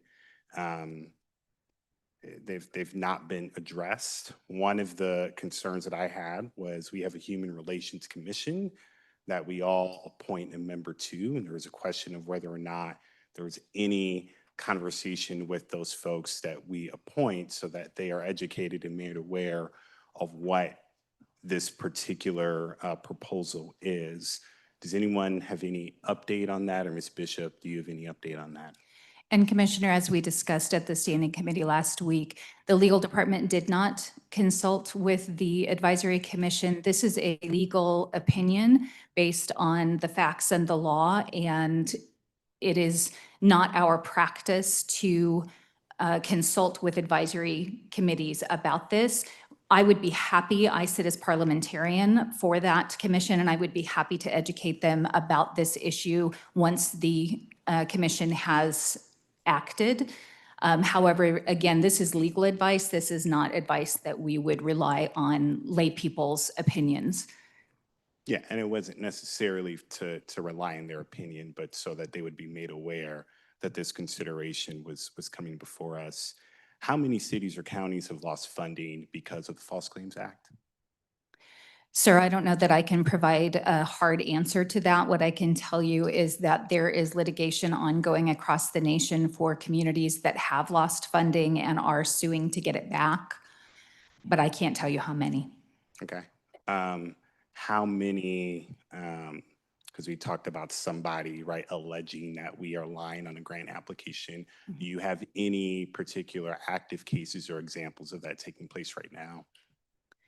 Under False Claims Act itself, I can't point to any right at the moment. However, what I can tell you is that, again, grant funding has been suspended across the nation in many jurisdictions for failure to certify and for even just running programs that the federal government has decided are out of compliance because of wording that is in grant documents or wording that is on that is on websites of jurisdictions. And I can tell you too, related to that, this is not a theoretical threat, and it's not a theoretical threat even when it comes to the unified government. The unified government has twice now, just in the past 9 months, received notices from the federal government, 2 different departments, 2 different programs, that language within our documents, language within our program documents is out of compliance with this administration's interpretation of federal law. So for example, in our AmeriCorps program, we were notified very early, actually, in this process back in February, that our AmeriCorps program was out of compliance because it contained words such as health equity. Additionally, here just recently, I believe it was in September, our Community Development Department received a notice that its action plan, I think it was called, was kicked back. It was denied initially because it contained the words racial equity. And so it's not a theoretical threat. This is happening, and it has happened to the unified government. Now, in both of those instances, our program staff amended their documents and sent it back in, and we were able to get the funding. And I think that's the important kind of full story, and I'm glad that you said that. So in those particular situations, in those examples, the False Claims Act was not referenced as the thing that was the driving force for the federal government to have questions. Their questions was regarding the language of the application, right? We currently, still on our books to this day, have those DEI programs, right, on our books, yet we did get the AmeriCorps funding. We currently still have these DEI programs on our books, yet we were able to get the community development action plan at the very least resubmitted. We know that the government is shut down, and so we're waiting to hear back. All I'm saying is that the committee was doing the work, and we were trying to be as judicious as possible, but I trust what our legal department is doing. I think it's also important for you all to trust us, that we are trying to make these decisions and that we are trying to do them in a way that is fair and that is honest and is transparent so that folks understand what we're voting on. I don't necessarily feel like jumping over the committee process and doing this has been helpful, particularly if you cannot provide examples that cities or counties are losing money based upon the pretense that you are describing and that the legal department is describing to us. Kansas City, Missouri also was considering this. To my recollection, they currently haven't moved on it and they currently are still applying for funding. The city of Lawrence, as you all have told us, informed us, also had a similar situation. Their community got very upset and they said, you know what, maybe we need to look and see. I think we need to take that approach instead of another approach where we haven't actually seen how this administration will play out. That's just me. Thank you. Thank you, Commissioner. Commissioner Lopez. Basically, you're saying that, well, basically, we have a president that's he's not jacking around.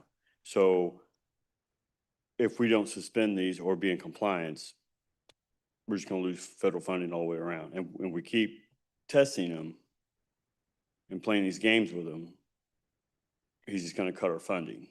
Is that what you're trying to tell us? I think you're right, Commissioner Lopez. Again, this is Z Bishop with the Unified Government Legal Department.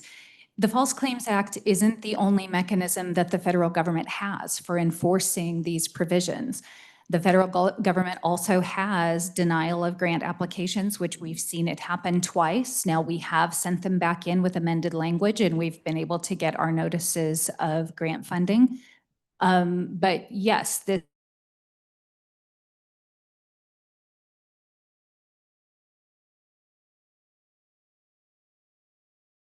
this administration persons for violations. And in fact, here within just the past couple of months, on our International Municipal Lawyers Association calls, we have heard about and that have been sued by the federal government because of language that's on their websites. Now, Yes, Commissioner Davis, you are correct. We still have language on our website. We still have language in our code. That's what we're worried about. And that's what the legal department believes that because that language is on our website and because that language is in our code, we cannot advise the county administrator or the mayor that they can sign truthfully these certifications and continue to receive grant funding. So the certification process is one of the mechanisms that the federal government uses to enforce this. The clawback provisions that if we get the money and we spend the money, but then down the road, the federal government decides that we made an inaccurate statement on our grant application because of language that's in our code or programming that we have, then they could make us pay that back, even when we don't have it in our coffers. So the False Claims Act exists, and we know that that is something that the Attorney General of the United States in particular is really pushing as an enforcement mechanism, but it is not the only enforcement mechanism. And yes, to your point, I believe this federal government is serious about this, and they are taking action, and we are seeing them take action across the United States. They haven't taken action against us yet, other than in those couple of denials yet. So you're saying too, like if we got $100 million grant, or well, let me back up. How much, and I'm just putting this out there, but like, how much federal grant money do we rely on in the first place? Yeah, so, and I think I can, oh no, I guess my presentation's not up anymore. So in 2023, which at the time that I was putting these numbers together, thank you. Let's see here. In 2023, which was the last year for which we had finalized reports, it was just under $28 million in federal funds that the unified government spent. But again, in 2024 and 2025, those department projections put the receipt of federal funds at just under 81 million. Now, again, that is because the unified government was expecting to receive some grant money that then would be spent over a grant period, an extended grant period of maybe 3 years or 5 years. So that's why there's a discrepancy. Certainly that almost $28 million, that's the yearly expenditure. Okay, so like, let's say the federal government waved a wand tomorrow and said, we're going to give Wyandotte County, Kansas City, Kansas, $100 million to buy new fire trucks. But yet we keep jacking around and playing these games, and there's like, nope, you're not going to get it, or we get it, and then we're still playing these games, and they're going to say, well, you need to pay us that back then. Yes, Commissioner, the federal government does have the power to do that. And in fact, we are seeing the clawback provision in particular be emphasized in the grant contracts now in a way that is different from what it has been in the past. Again, this assurance where the unified government is being asked to agree and understand that our compliance with federal anti-discrimination law, which they include even the executive orders as well as the agency guidance and some of those policy documents, that is a material condition of our acceptance of the grant. If we breach a material condition of our acceptance of that grant, they can take that money back, whether we have it or not. Oh, wow. If we already spend it on fire trucks and say, here, come get our fire trucks, we can't give you the money. Thank you. Thank you, Commissioner. Commissioner Burrows. Thank you, Mayor. I just want to make sure we have as much information coming forward for the public. This is not an easy issue for many of us. And it does raise a lot of concerns, but we're talking about job loss and employee layoffs, possibly termination because they won't be called back if the federal funds are no longer there, programs that will be eliminated or at the minimum impacted. We have over $100 and some million in need of infrastructure with just a couple of bridges. And we have, many of us, including the mayor, has been to DC, encouraging them to invest in our community and send us the money from the transportation dollars to help us reopen our community, get those bridges open. Those things could be impacted. We have a housing shortage in our community, and federal funds impact those housing opportunities. And the clawback part, the documentation, what's the criminal side of this? That wasn't mentioned in your presentation, but I believe there's a criminal position within this decision-making tonight also. There is, Commissioner Burrows, and again, this is Z Bishop with the Unified Government Legal Department. Yes, the way that you just depicted the situation, I think, is very accurate. The criminal side comes into play as part of the federal government's investigation into any fraud against the federal government. So the False Claims Act is an act that has been used and has been around for a long time. It's been around since the American Civil War to ensure that individuals or companies that are getting money from the federal government are doing so on an honest basis, that they are not lying or making misrepresentations or providing shoddy products. And once there has been a claim under the False Claims Act of fraud against the federal government, of lying to the federal government, for example, in making an assurance that is not true, then a criminal investigation can also ensue. And the criminal investigation would not be under the False Claims Act. That would be under different federal statutes, but it is the crime of fraud. It is the crime of defrauding the federal government, and it has very real penalties. People can go to jail and have a criminal record for that, and that would be something that could be lodged against officials, even as in just their personal capacity. So it's not, you can't put the unified government in jail, but you can put, and I'm sorry, Mayor, to use you as an example, but you could put the mayor in jail, or you could put the county administrator in jail. So that's where that comes in, sir. Well, and I appreciate, I think it's important for the public to realize that there has been much discussion regarding the actions that before us this evening and the necessity of doing so. We know if we accept what is being presented to us this evening, that we're not losing employees, we're not losing programs at this time. We don't risk the potential of seeing our mayor and or administrator going to jail with a civil penalty. We don't risk the clawback, and we don't risk losing federal funding and federal support for those things in our community that people are dependent on. So I just hope the public understands that by not doing this, the loss is much greater. That, as you stated, this whole thing is morphing and changing as it moves forward through this through the federal administration. Things could change tomorrow, but right now we have to deal with what we have to deal with. I'd like to think that we are risk averse and that we shouldn't be jumping out here and putting ourselves in a box that all eyes are on us. If they've already questioned 2 grants, the eyes are already on us. And it's just a matter of time before, if we don't take action, that we find ourselves and or the mayor and or the administrator in a criminal position. So I really appreciate that. I think it's important for the public to understand the real initiative behind this. This isn't something that we as commissioners chose to do. This is something that it's almost criminal in its face. So thank you. Thank you, Mayor. Thank you, Commissioner. We have someone online. Commissioner Townsend has her hand raised. Commissioner Townsend.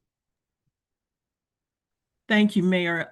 Just wanted to follow up on several things that Commissioner Burrows just said and Commissioner Lopez. I don't want, and no one in the public, none of our constituents should think that if we take action tonight in support of these resolutions, that we are endorsing what the national government is thinking with its turnaround and turning its back on diversity, equity, inclusion. That is not what this is about. We are charged with being responsible and protecting funds that could come into the unified government, funds that council has already referenced in terms of what could be at stake. $28 million in federal funds, 80 million in mutual, I can't even read my writing. I was just so taken with this, and loss of programs that are desperately needed. The news is full in the last several weeks with the impact of, say, losing WIC. And to think that if we don't take this proposed action, in so doing, we could put our own WIC programs at jeopardy is not reasonable. It's not sound protection of our community. So I hope nobody is thinking that just because we would take an action to minimize risk. In law school, we're taught, do not buy litigation. And that's what not passing these resolutions would mean. We are daring the federal government to come and take a deeper dive and a deeper look at what our regulations, policies, resolutions, ordinances say. And as council's already said, if our mayor, if our administrator have put their John Henrys on paper that say we are in compliance and we know that we are not, then that is not the position we would want to be in. We should not buy litigation, and by suspending these policies as our legal department has recommended, I love the term that council used, nimble. As the political climate changes, we don't have to start from ground zero again. The sitting council would just be presented with another resolution, I'm sure, to reenact what we currently have. So by passing these, we are doing the best thing we could do to protect the money that is coming in from the federal government, sorely needed for our community. And I would hope that my fellow commissioners would see that and vote to approve these ordinances as they've been presented. Thank you. Thank you, Commissioner. Commissioner Kane. Thank you, Mayor. I'm having some computer issues. Sometimes I hear you guys, sometimes I don't. Can you guys hear me? Yes, we I agree with everything Commissioner Townsend said, Commissioner Burris, Commissioner Lopez. We don't have enough employees now. And I don't like this a bit. And it's one of the most awkward votes that I'm going to make in the time that I've been there. I don't like it, but I don't know what else to do about it. Thank you, Mayor. Thank you, Commissioner. Mayor, may I make one comment, please? Yes, Council. This is Wendy Green, Deputy Chief Counsel. Please know that when we made this recommendation, it was not easy for Chief Counsel and I to request that this come forward. We don't like it either, in particular. And usually when the legal department acts, it's because someone has come to us and asked us to make a legal opinion. We're not usually proactive like this in coming forward with a recommendation.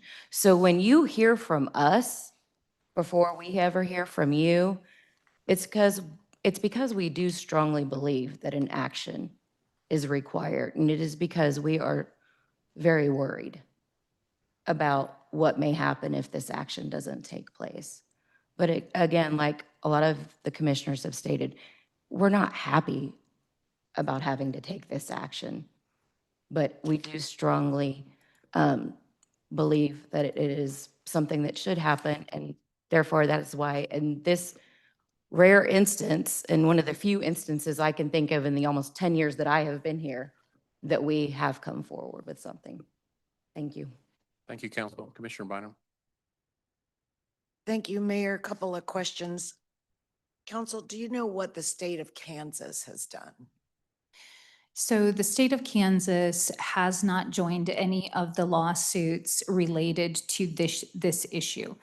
The governor's office, Governor Laura Kelly, has sued the federal government in her capacity as governor without the support of the Attorney General of the state of Kansas over the SNAP allocations. Now, I will tell you that that is a different issue. That is not related to the DEI and immigration issues. That is actually related to the shutdown and whether or not the USDA is able to use the contingency fund that it said it had in its plan.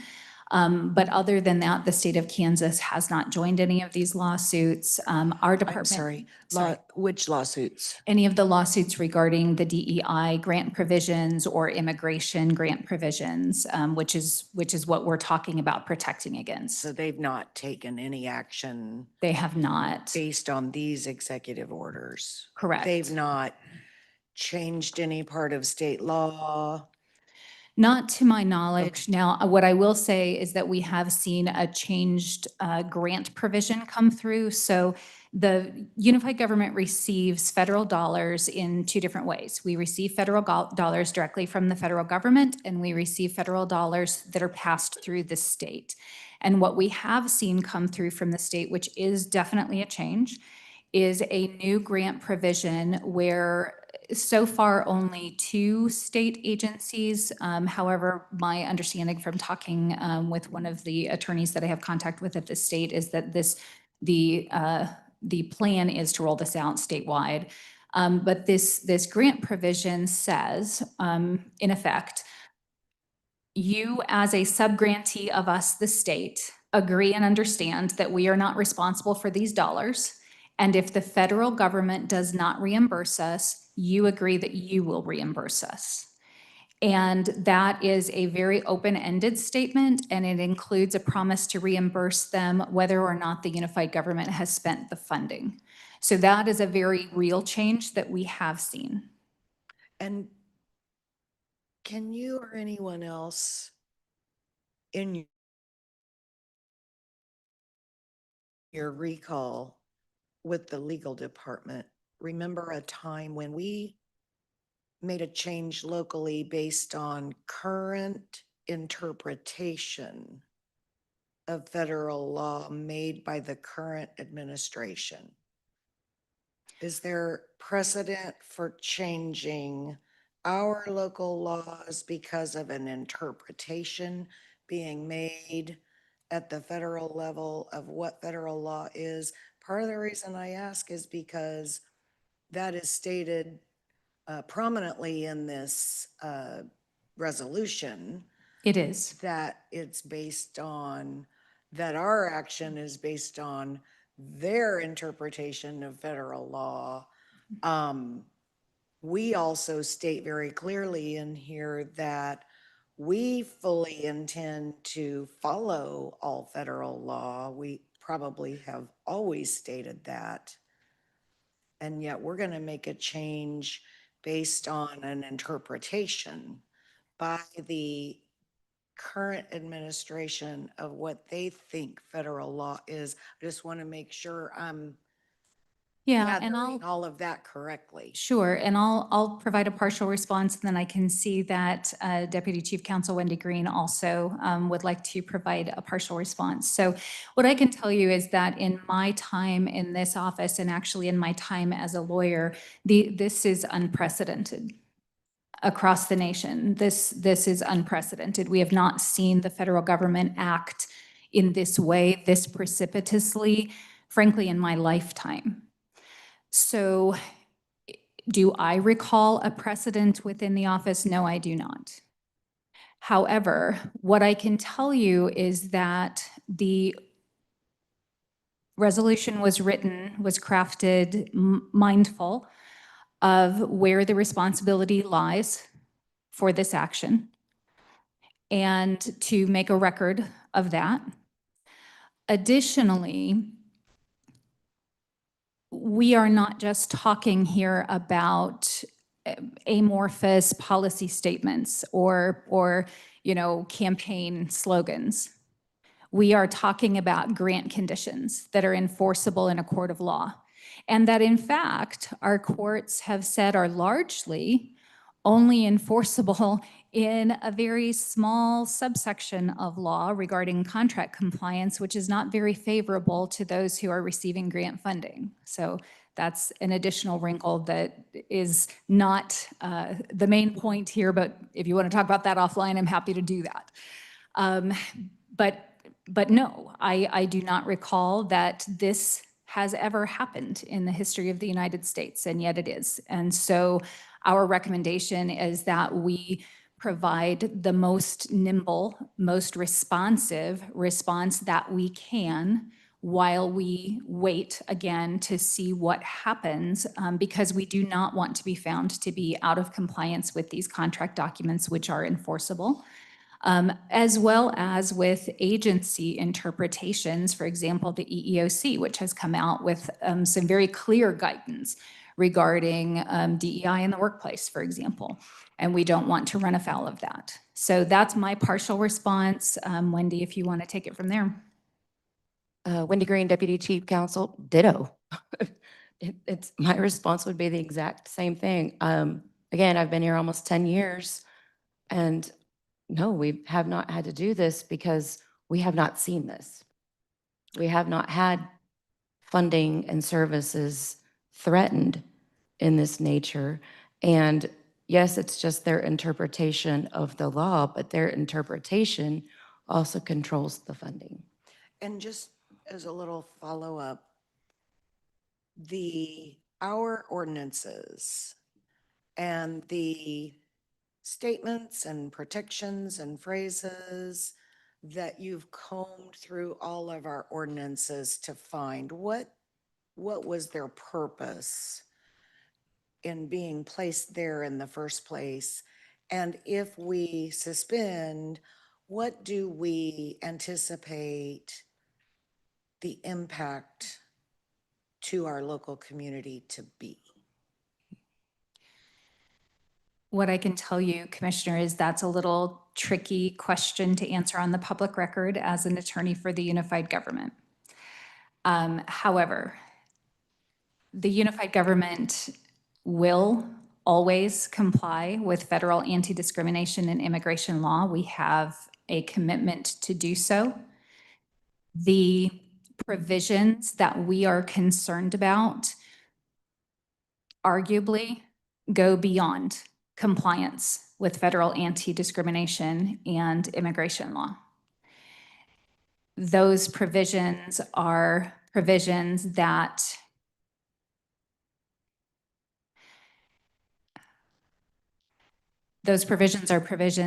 can provide advantages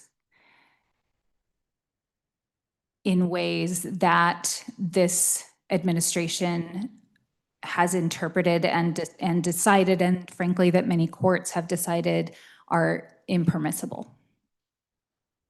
Thank you. Thank you, Commissioner. Administrator. Thank you, Mr. Mayor. I also want to add a little twist on this. Many of the regulations governing these programs are administrative laws put into place through the Federal Register, not by Congress. But they have gone through a public process, and then they become the guide for grant programs and for other guidance on how they'll act with some regulatory compliance and things like that. What's really governing this is that allows the executive branch to interpret how they will manage these programs. Not necessarily governed by congressional statutes. And therefore, that is the new nuance that we're facing, all local governments and state governments are facing. We've never had this blanket review of our ordinances. And I've had some of my city manager colleagues in our discussion about this issue as well say that the federal government's using sophisticated AI technology to comb through every word of a municipality's ordinance book and their websites and their minutes. And if they interpret that we are not following their interpretation, that's the jeopardy. And that needs to be understood, that there is a layer of lawmaking that many people aren't aware of. It's the administrative law process of how government governs programs. It's not necessarily written in statute, but they take the statute and then create the rules of how they'll implement the statute. That's what's driving a lot of this interpretation latitude that we're seeing coming from the executive branch that makes us all nervous. For the basic reason, we've never had this depth of a review, reinterpretation of programs, or reinterpretation of the value communities, governments have put into place that defines how we will implement our own value of DEI. But it's more of a top down. You will comply, and if you don't, you pay by either losing program dollars, or if you make false statements, you will be charged. And that's a reality we've never had to face before. As our two attorneys have said in their career, they've never seen that in my 27 years of managing local governments. I've never seen it. And so this is a new trail. But what we're trying to do is to be preemptive. And if they do take in a review of our ordinances and they see a law that they don't like, but then they see at the end suspended, we're not doing it anymore. But we are always, as our attorneys say, we will follow the laws that have been put in place by Congress. We will follow the interpretation of some laws that the courts have said this is the law of the land. But this is battling at the administrative side. And that's what's really concerning. We've never had this battleground before. Thank you, Administrator. Commissioner Burns.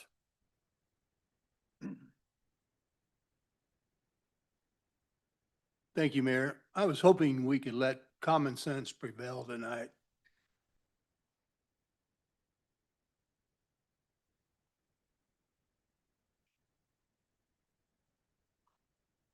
Okay.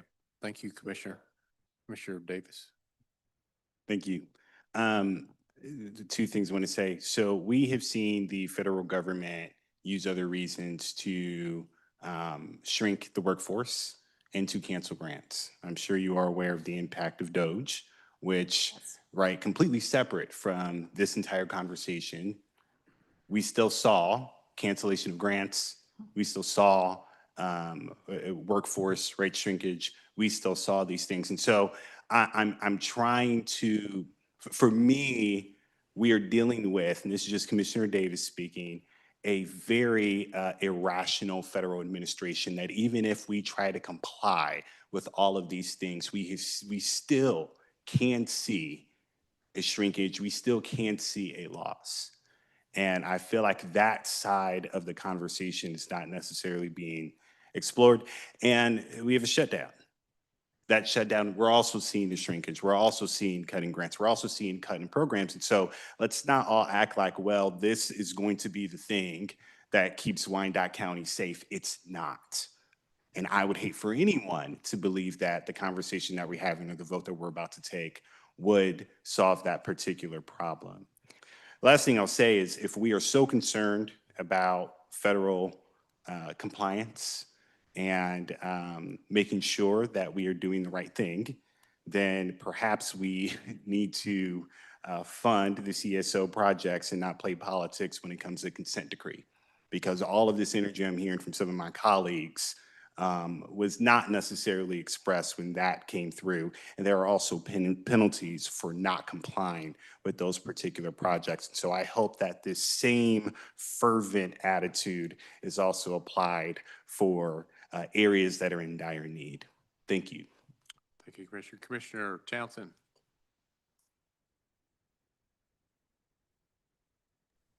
Commissioner Townsend? Thank you, Mayor.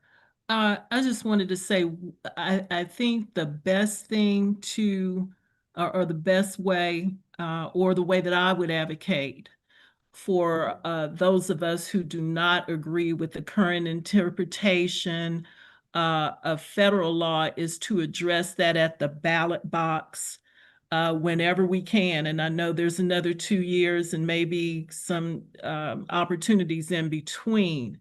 But we should not be in a position where the federal government can point fingers at what we failed to do. And that's what we can't guarantee it, but I'm sure council will tell you that would be the argument that we did what we were supposed to do. It's not a guarantee of what others would do, but we should take the action that will put us in the best position to protect the citizens that we are all pledged to support. Thank you. Okay, thank you. I'll entertain a motion. Mayor, we have a motion on the floor. And what was that motion? It was a motion to approve the resolution by Commissioner Burns, second by Commissioner Burrows. All right, there's a motion, second. Clerk, roll call. Roll call. Kane, Aye. Lopez, Aye. Davis, No. Bynum, No. Burrows, Aye. Townsend, Aye. Burns, Aye. Garner. Aye. The vote is 6-2. The motion carries. Okay. That takes us to our next item. Clerk, you want to read that?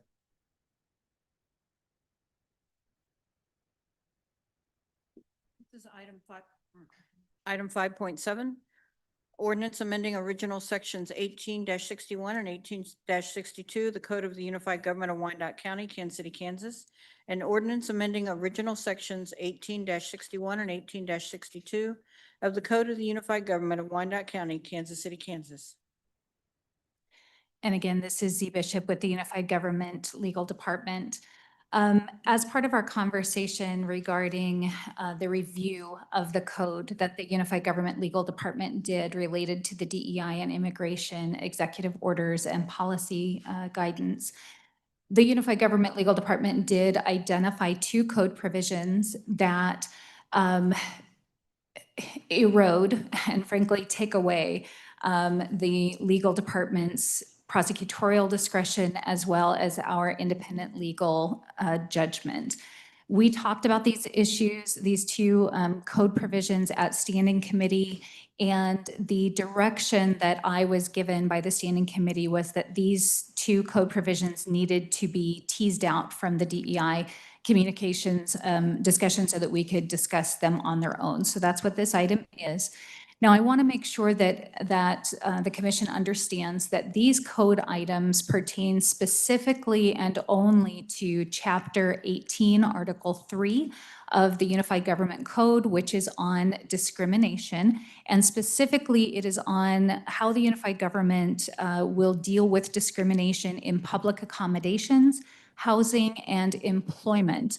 Now, all of these areas are, of course, also covered by federal law. And again, the Unified Government follows federal law and will continue to follow federal law. Discrimination in public accommodations, housing, and employment is policed and enforced by the federal government. However, the Unified Government did also, several years ago, enact some provisions that allowed for some activities at the local level if it was brought to the attention of the Unified Government that private employers, so I want to make it clear that these are not provisions that deal with discrimination within the Unified Government. These are provisions that deal with discrimination out in our community. it provided an avenue for the unified government to take action. The problem with the language is that it is mandatory language, and it says that the unified government legal department shall prosecute. And in the next one, it is shall apply to the appropriate court for injunctive relief. And in reviewing that, our department believes that this is in conflict with and is in fact contradictory with the Kansas Rules of Professional Conduct for attorneys that say that we have to exercise our prosecutorial discretion if we are acting in a prosecutorial manner, or that we have to exercise our independent legal judgment. Now, our original recommendation was the repeal of these provisions. However, the feedback that we received is that the standing committee, and I think particularly Commissioner Bynum, wanted to see just a change in the language. So this is what I've brought forward to you today. The changes are very simple. In each of these sections, we are only changing the word shall, that imperative, to may. Permissive language. So it still allows, and arguably, even if we had taken the provisions out entirely, we still would have had the power to act. But this makes it clear that the unified government legal department has the power to act, but we also have the discretion to use our legal judgment and our prosecutorial discretion. So 1861, as you can see, I've redlined the shall, I've added may there. Similarly, in 1862, the only change is from that imperative language of shall to the permissive language of may. We believe that this will effectuate the commission's, the standing committee's purpose with this, while also addressing the legal department's concerns. So we are asking for approval.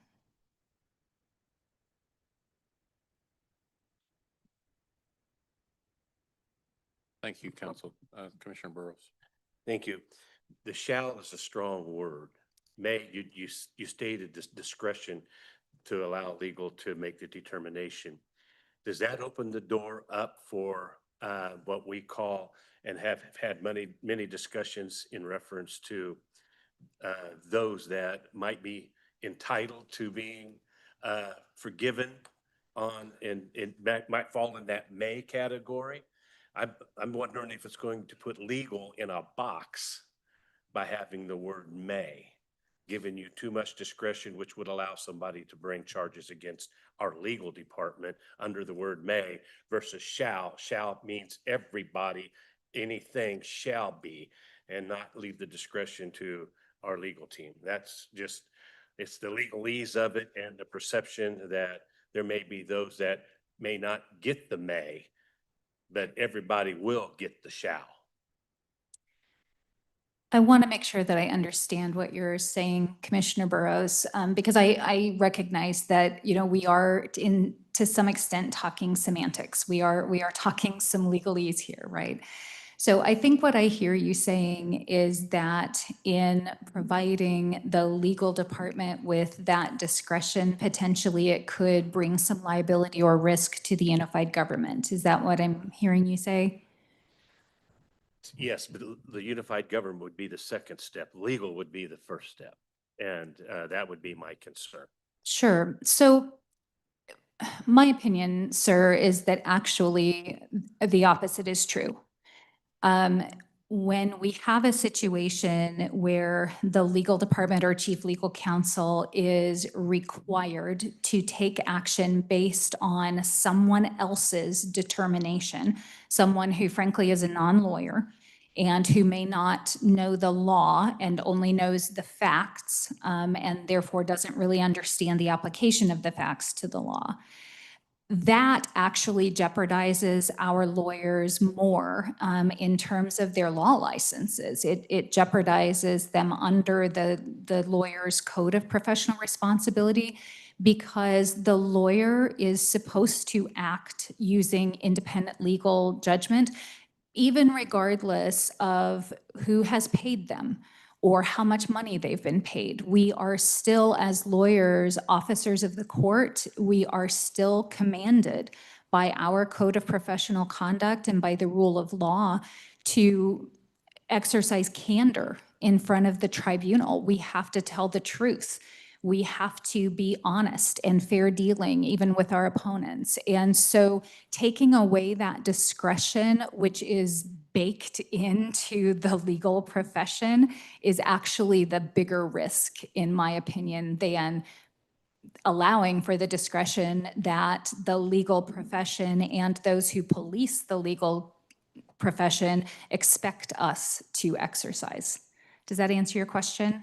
It does, and I'm not here to argue the point. And you are of legal mind. I am not by profession. I just know that when it says shall, that means it will be done. May leaves discretion as to what may.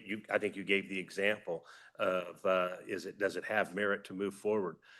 You're making that decision if it has merit. I think many in the public that have been victimized, whether it be through whatever, have had that decision made for them, and nothing's advanced until there has been extra steps taken to change that opinion, and then it's a major lawsuit. And that's my only concern. I'm not here one way or another. I just know the shall and may are two strong words. Shall is very strong. May is lenient. So I just wanted to bring that up, but I think your example was well presented. Thank you. Thank you, sir. Thank you, Commissioner. Commissioner Lopez. Yeah, we did have an on threes meeting a little bit about this too, but also I believe the city of Lawrence is jacking around a little bit too with the federal government, and I think they're gonna poke the bear too hard, and they're gonna lose their federal funding. So that's where we really got to be careful, especially with the shall and the may. I'm just saying. Thank you, Commissioner. Commissioner Davis. So we are not talking about the federal government, correct? Correct. Okay, just wanted to make sure. So this particular chapter is for within our human relations. Correct. Chapter 18. Mhm. And I guess where I'm having some hard time understanding is you all are asking us to give you the discretion, right, in case something comes to you so that you're not basically forced to prosecute. Can we put the language up very quickly? Yes, I think so. Okay, hang on. So, okay, so this one, for example, so that second sentence where it says after certification, right? What is being certified? Yeah, so what this chapter and actually what this portion, which again is Article 3 of Chapter 18, and this is just the very first part of Article 3. What it's talking about is if a complaint is brought to the unified government, and frankly, I will say this is a very outdated section. The entire section of this code is very, very outdated.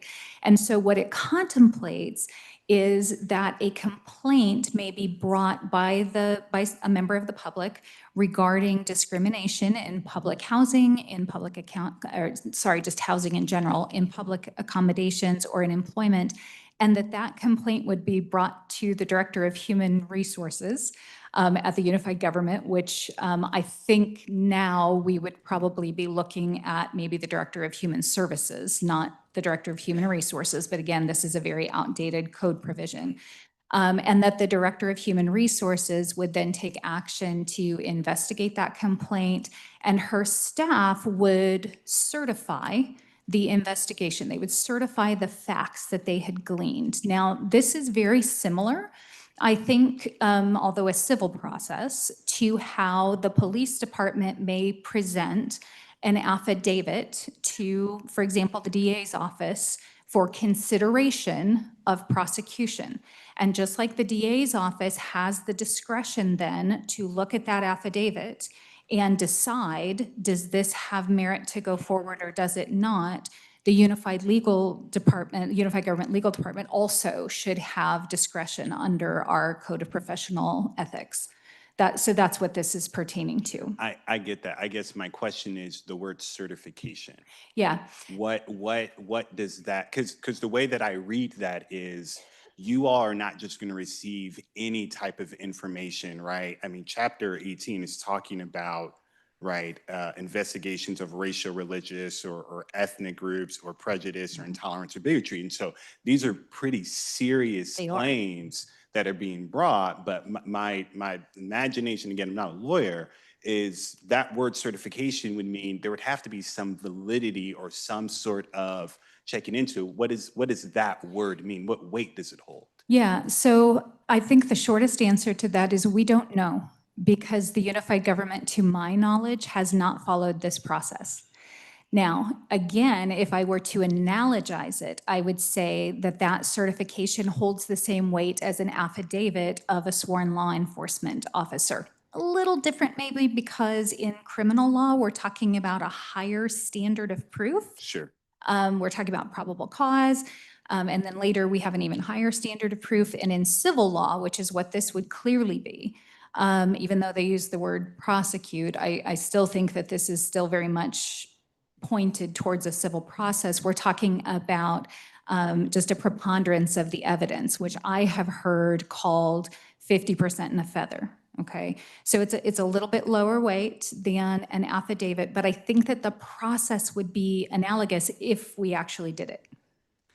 So we don't know what the word certification means in this particular context. Which, yes, I think that's right. I think that, again, it would be like an affidavit, But we don't know that for sure. because we haven't done it.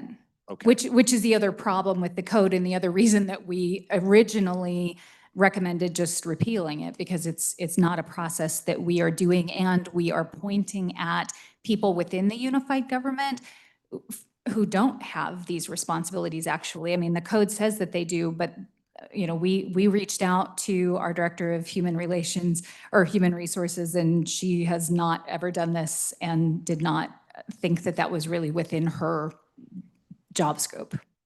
Okay, and I'm seeing human services, not necessarily human resource.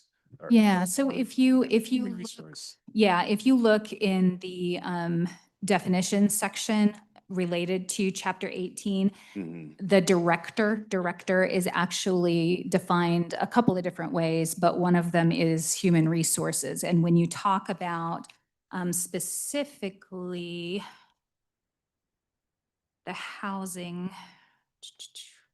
And while you're looking for that, the only reason I'm saying this is because in section 1860, so right before this one, it does not reference our human resource department. Right. It references human services. correct. And then, of course, this is under the human relations and disability issues and human relations chapter 18 of our charter. So I Right, guess, but sir, and I want to point you now to section 18-114. Because 18-114 very clearly says, with respect to his duties under Division 2 of this article, the director of, sorry, that one says, no, powers, functions, and duties of the Director of Human Resources is what the title of it says. Then it talks about the Director of Human Services, but the title talks about the Director of Human Resources, and that is actually what the definition includes as well as human resources. So we don't have a process for this right now, and we don't even have a clearly delineated concept of what this even is. So again, we were recommending repeal, but based on the feedback of the commission, and we understand that we don't want to lose any ability to act if we can, the legal department is simply asking for that prosecutorial discretion, the same prosecutorial discretion that the district attorney's office enjoys also as attorneys when it comes to the presentation of an affidavit. okay, I guess I'm okay. So last thing I'll say, because this has gotten more confusing. If we're not sure what the language is, and if there are a lot of contradictions within this chapter, I'm finding it hard to prioritize you all's discretion as a legal department, particularly when we have multiple legal cases regarding discrimination against the unified government, and then giving a longer rope to say, well, you know what, depending upon who is in the right, or chief legal officer, who our lawyers are, that pretty much decides. Help me, help me out here. If your discretion would mean what? If somebody brings a case of discrimination to your office, you can ignore it? What does that mean? No, it absolutely does not mean that we can ignore it, sir. And in fact, our duties of diligence and competence are duties both to our client, which is the unified government, and to this community, which are the constituents of the unified government, would absolutely not allow us to ignore it. The discretion would allow us potentially to disagree both internally, if we had, because reasonable lawyers can disagree, but also to disagree with the charges that are presented. It is nothing different from what the district attorney has in the discretion of whether to bring a case or not based on the facts and how the law can be applied to them. And I think I see Wendy Green also ready to speak.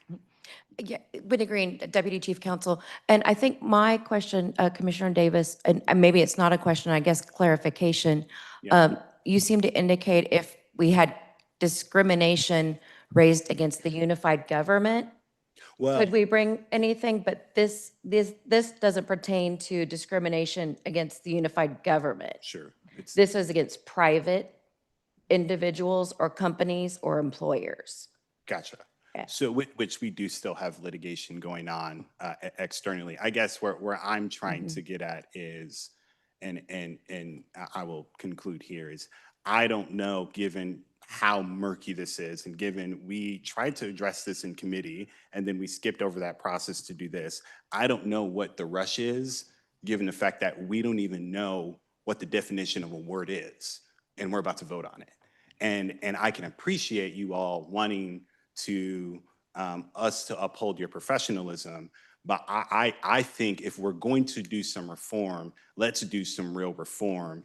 The shall and may, to me, is just not a high priority, considering we do have real issues of housing discrimination, public accommodations, and things of that nature that are brought to our attention. Thank you, Mayor. And I do have one response to that, because Commissioner Davis, what I think the change from shall to may brings us is time to do that review. Because as it is right now, if a certified complaint is brought to the legal department, arguably, we would have no choice but to prosecute it. So changing the language from shall to may gives us time to do the review and to do the updates that are clearly needed to make sure that the language and the departments and everything are commensurate with what we actually have. It gives us time, and it's a relatively easy lift. Thank you, Commissioner. I tend to side with Commissioner Davis on this one. I've got several issues with this. Number one, what I'm picking up on from this discussion is the language is outdated. The process hasn't been, from any knowledge, has been utilized, implemented. I think you mentioned that the HR director was unaware that this even existed. And if she doesn't know, that means staff doesn't know. And so that raises a training issue. And if key people in the unified government don't know, how is the community supposed to know that there's a process? And then from what I've gotten from the discussion also is that there's flaws or questions in the process that need to be ironed out, as well as definitions, be it certification, shall, may, whatever, that need to be flushed out to have a clearly delineated process that this commission can vote on, and that not just staff and the commission can be aware of, but the community can be aware of as well. So I think there needs to be work on the process, and what that process is going to look like. Obviously, is going to be the will of this commission, and I don't think we're there yet. And I don't know why we're voting on something where there's so much uncertainty about process. Who's actually, is it the HR director or is it the other director? who's doing what, actually who's doing the investigation. And if it is a certification and there is fault found, you know, from that investigation, I tend to lean more towards, and I get the fact that the DA, who is an elected official, by the way, I believe this commission is a quasi judicial body. I mean, correct me if I'm wrong. But I think that they have the right to say that based on their opinion, that if there are proven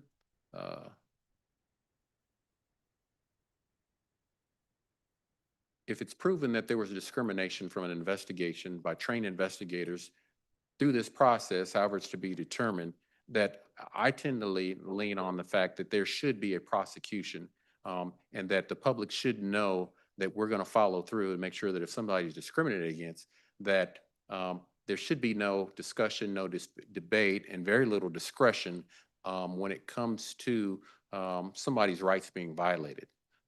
That's just my opinion, and I'm just one person.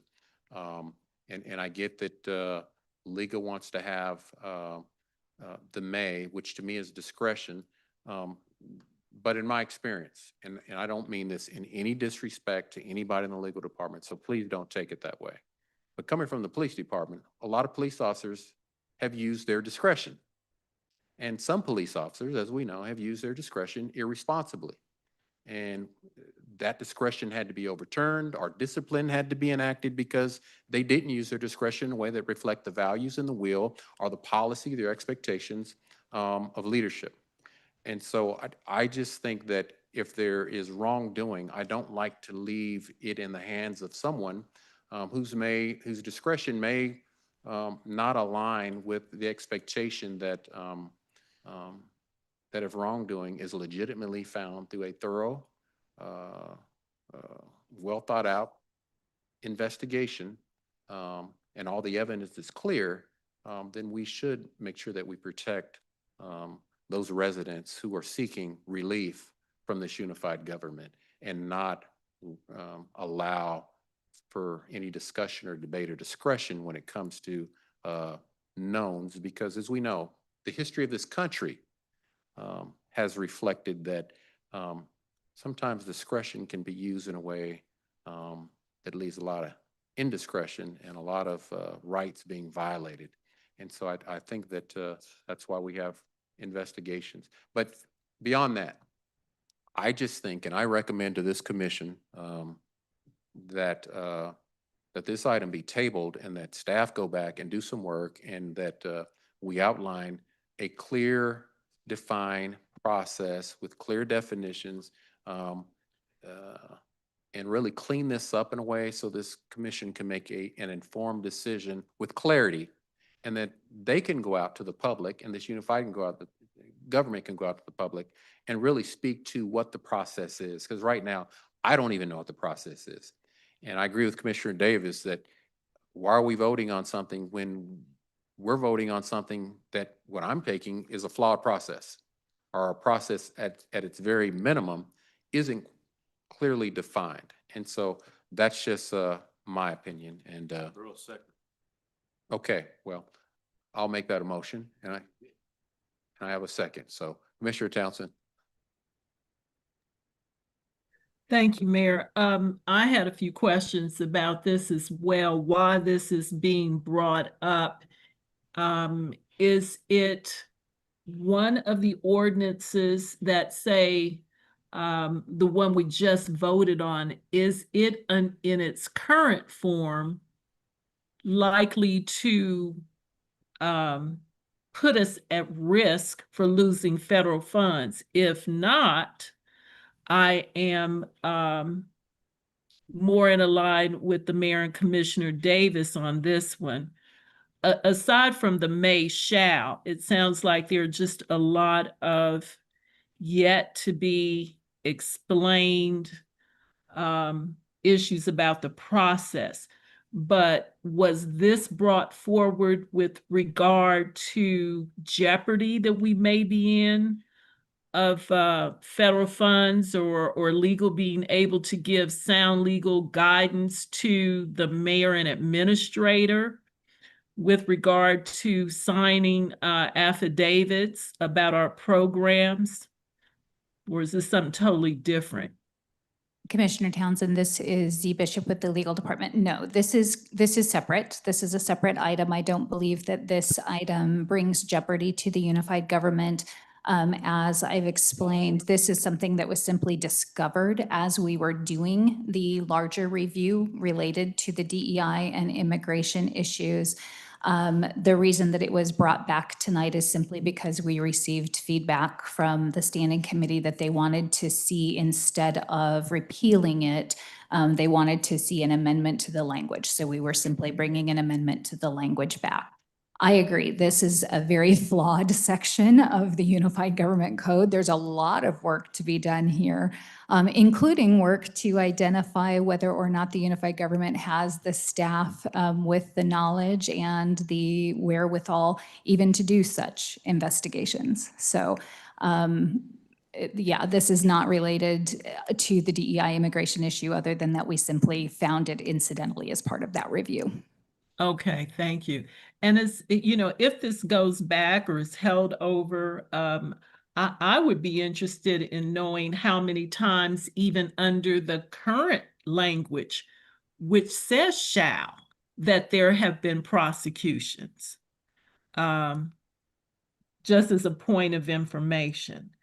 So thank you for clarifying that. That was the major concern for me. Juxtaposing that to the previous action we took at 5.6. So thank you. It's clarified it. Commissioner Townsend, this is Wendy Green, Deputy Chief Counsel. I know our acting Chief Counsel, Angela Lawson, when we were looking this over, stated that as long as she has been here, which is 15 plus years, she has never seen this article used. Oh, okay. All right.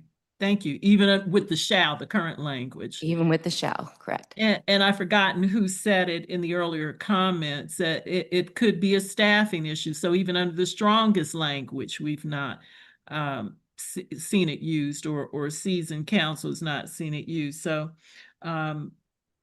this is something that probably should go back for a deeper dive to analyze the language if they want to change or not, and if there's enough staff to move forward with this. And then let's say that there is a finding of discrimination.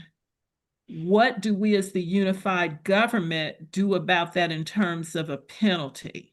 Do we not issue certificates to somebody? Do we fine them? I mean, what is the penalty if there is a finding of discrimination? So insofar as that's a question, Commissioner Townsend, the answer is we don't know. The right. code does allow for prosecution, whatever that might mean under this code, and it also allows for the filing of an injunction, which I think, it has a little bit more clear pathway, the injunction.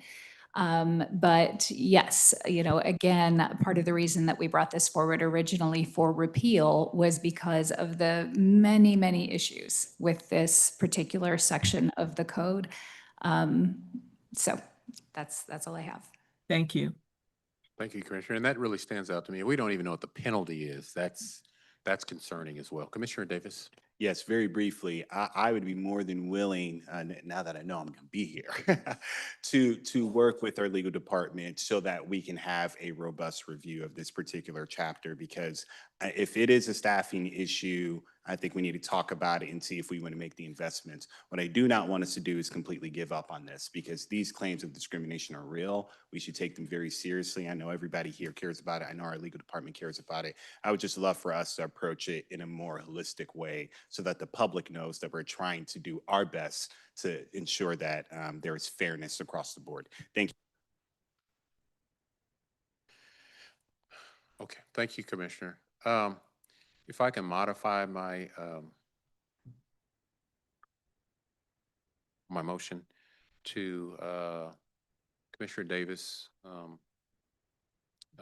volunteered to lead up an effort, a task force, whatever the case may be, working with our legal department to really flesh this out, come up with a legitimate process, really define the language, come back with whatever the penalties may or may not be, address the language issues and any other concerns that were brought here tonight in regards to this process, as well as hopefully, once the decision has been made, is how that process is going to be communicated to the public in a way that they will know. And if it's something that they can utilize, they can.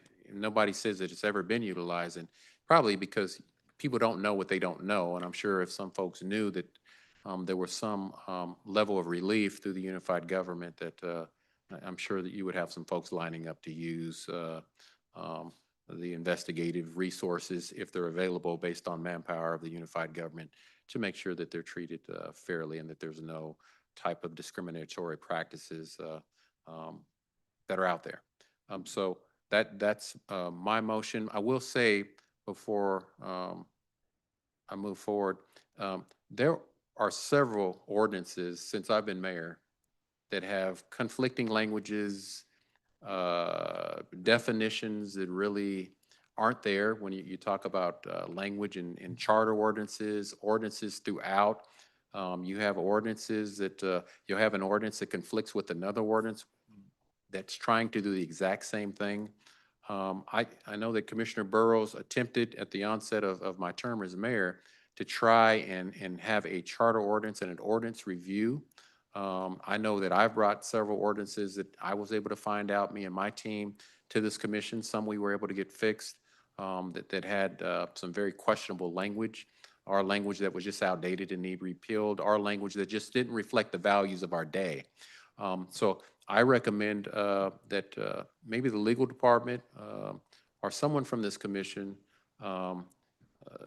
really take that to task and assign someone to start going through our charter and our ordinances to really scrub them to make sure that they do all those things, that there are no conflicting ordinances, that the language is clearly defined, and that anything that needs to be brought forward to this to the future commission and mayor for clarity or brevity, that it's done so in a way that reflects the values of who we are and where we are today as far as our unified government. And that's just a recommendation. But I did make a motion. I'll ask for a second. I believe that the Commissioner. Mayor, the person that Commissioner Burris, who seconded your original motion, would need to approve of the amendment of your motion. The original motion was to table. The correct. second motion is to send it back to a task force or a committee. Correct. Mayor, I'm not going to second that motion. I seconded the table because I truly believe that at this point, we need to table it. We have a full discussion, and then you can make whatever decision administratively you want. It's no disrespect to you, Mayor, but I won't second the proposed motion to appoint a task force. Okay. But I would support the motion to table at this time. Okay. Well, I guess that administratively, I guess what I'll do is I'll rescind that last motion. I will make the motion again to table, but I will give a direction to our administrator to work with Commissioner Davis and legal to work on those issues that were there administratively. And then once you all are comfortable at whatever point, bring this issue back to future commissions for consideration. So I'll make that motion to table. Second. There's a motion and a second. Clerk, roll call. Mayor, let me confirm what the motion is. The motion at this time is to table the matter. Yes, until the legal department feels comfortable to bring the matter back before this commission. Thank you. Roll call. Kane? Aye. Lopez? Aye. Davis? Aye. Bynum? Aye. Burrows? Aye. Townsend? Aye. Burns? No. The vote is 6-1. The motion carries. Okay, thank you. Clerk, can you read the next item? I believe it's the public hearing. This is under our public hearing agenda. It's item 7.1.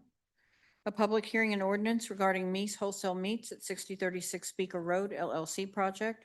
There are two elements to this item. The first item is a public hearing that was held in 2024, but notice was provided to the incorrect school district. This hearing cures that. Approval of a public hearing on Thursday, November 6th at 7 p.m. regarding the proposed issuance by the Unified Government of Industrial Revenue Bonds in a principal amount not to exceed $17,450,000 and in regard to an exemption from ad valorem taxation for property constructed or purchased with the proceeds of the bond. Element number 2 is approval of an ordinance to issue the industrial revenue bonds for the purpose of providing funds to finance certain costs relating to the Meese Real Estate Road LLC project or LLC projects 6036 Leavenworth Road. Get that right? Thank you, Speaker Clerk. Road, I'm I'll sorry. turn it over to our Chief Financial Officer, and I'll let her open up the presentation. Thank you, Mayor and Commission. Shelley Knieven, Chief Financial Officer. I wanted to start off the presentation tonight to talk about the industrial revenue bonds as a funding source first, because we have this item and then we have two others that are on the agenda for different companies. So I just wanted to do a quick refresher of what is an IRB. It gets very confusing because it uses the word bonds, but it's actually just an economic development tool, and I'll explain a little bit more. So the commission works, well, the staff and then the commission and mayor work with the developers and come up with a contract called a development agreement. In the contract, that sets forth what we agreed to do, what both parties agreed to do. We agreed to do certain things for economic incentives. They agreed to do certain things in terms of investments or jobs or paying pilots. And so that agreement gets approved by you all. And in all three of the cases tonight, the agreements were approved some time ago. So they are contracts, binding contracts that both parties agreed to. Then after that, there's a public hearing, and this relates to the first one tonight.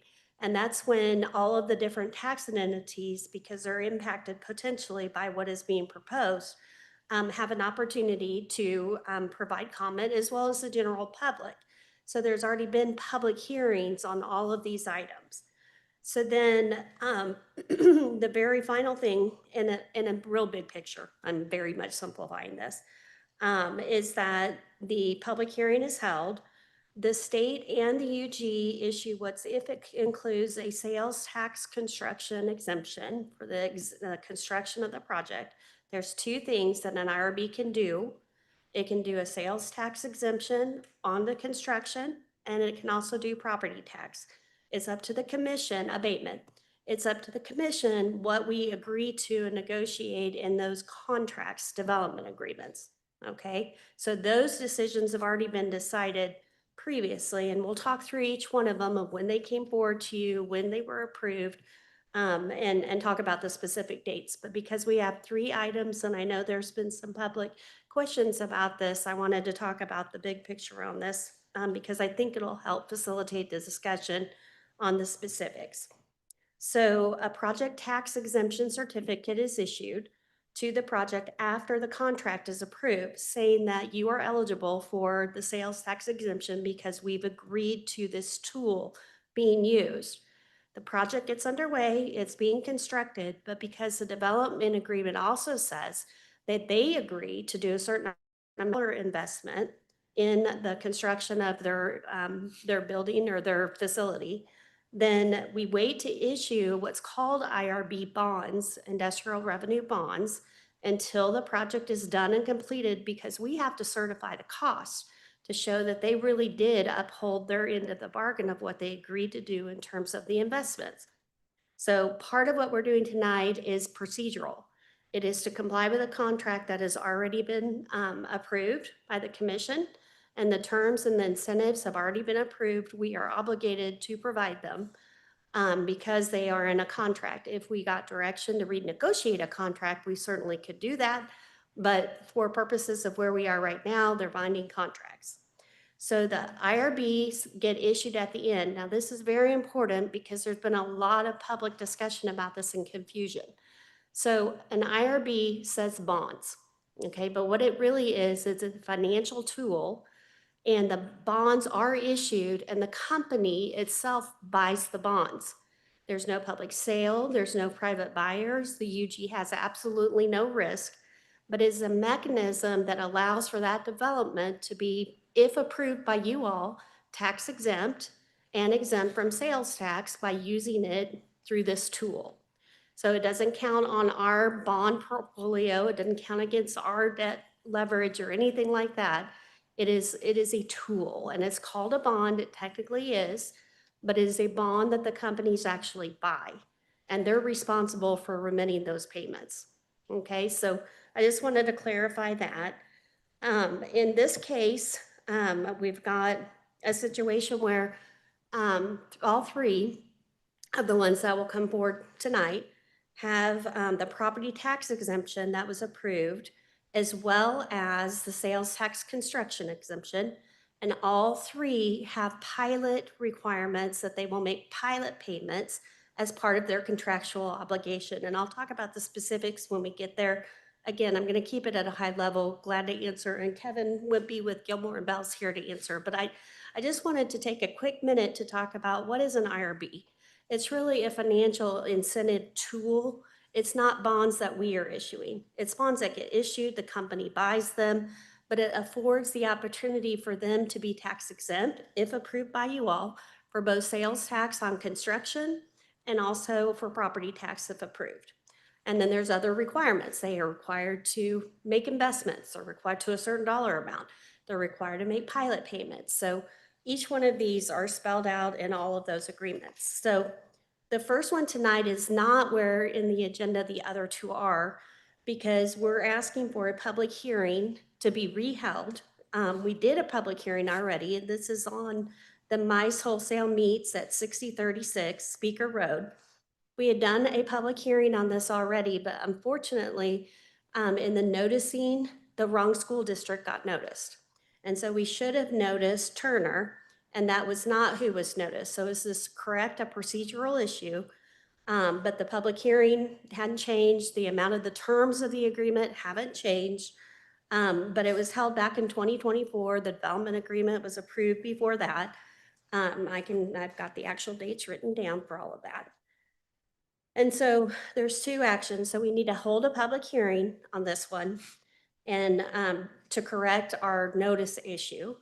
And then the second is the same as the other two items, which is then the ordinance that just completes that procedure of authorizing the issuance of the bonds, because the company has built and made the investments. They have lived up to what they were required to do. So this now, and it happens at the end, it's always at the end. There's no way to do it at the beginning, because you have to certify the cost, and you don't issue the bonds that they're going to buy until we certify they did make the investments they agreed to make. So I hope that just provides like a real high level of what is an IRB. But for this first one, it is a little different because it was, like I said, we have a procedural issue we needed to correct. But then the second part of what we're asking for is an ordinance to issue the bonds, which is the same as the other two later on the agenda. So I'll pause there and see if you have questions. And if you don't, then we need to open the public hearing, ask for comments, and then close the public hearing. Thank you, Shelley. Well, at this time, I'll open up the meeting for public comment. You will be given up to 3 minutes to state your comments before speaking. Be sure to announce your name and residence for the record. Comments should be limited to the topic at hand. Disruptive comments and behavior are not permitted and may result in removal from the meeting. Okay. Clerk, do we have anyone who has submitted written comments? No comments have been received. Do we have anyone online who wishes to speak to this item? No hands are raised at this time. Do we have anyone here with us this evening in person who would like to speak to this item? Please come forward, state your name. You'll have 3 minutes. Great job. Good evening, Mayor, Commissioners, and County Administrator, and thank you, Ms. Knieven, for the education. I think it was very much needed and appreciated. So my name is Monica Breedy. I'm with Wyandotte Economic Development Council, and I'm also a KCK resident. I'm here in support of the resolution of the intent to issue industrial revenue bonds for Meese Wholesale Foods in the amount of $17.45 million, and the performance agreement that goes with it. We have been working with the team at Meese Wholesale Foods since March of 2023 to identify a location for their family-owned company to expand operations. And we're excited that they've completed their new 75,000 square foot facility at 6036 Speaker Road in the Muncie area off Turner Diagonal and K32. As they have noted, they have roots in the county. This is a sizable increase in space from the 22,000 square foot facility that they had prior to moving here. This 9-acre vacant industrially zoned site generated approximately $13,000 in property taxes before this construction began. If we were to do nothing and the land remained idle, it would generate about $130 million over the next 10 years. The proposal in front of you generates more than $1 million in property taxes over a 10-year period during the incentive period. But once it fully rolls off the tax rolls, it'll jump to about $250 million annually based on today's mill levy rate. I do want to highlight the nuance of this proposal, that it's fairly new with this project. This is the first project to utilize a front-loaded incentive in which the client receives more value in the early years when they are getting their facility operational. And then it's reduced over time so that when comes time for their property tax to roll into full force, that there's not such a big jump in their property taxes, that it's closer to, at the end of it, closer to their value of their current property taxes. We've appreciated the county administrator's engagement in this discussion, and the client also saying that the value in this type of approach. We look forward to working with Meese Wholesale Foods team and adding their food-based companies that call Wyandotte County home.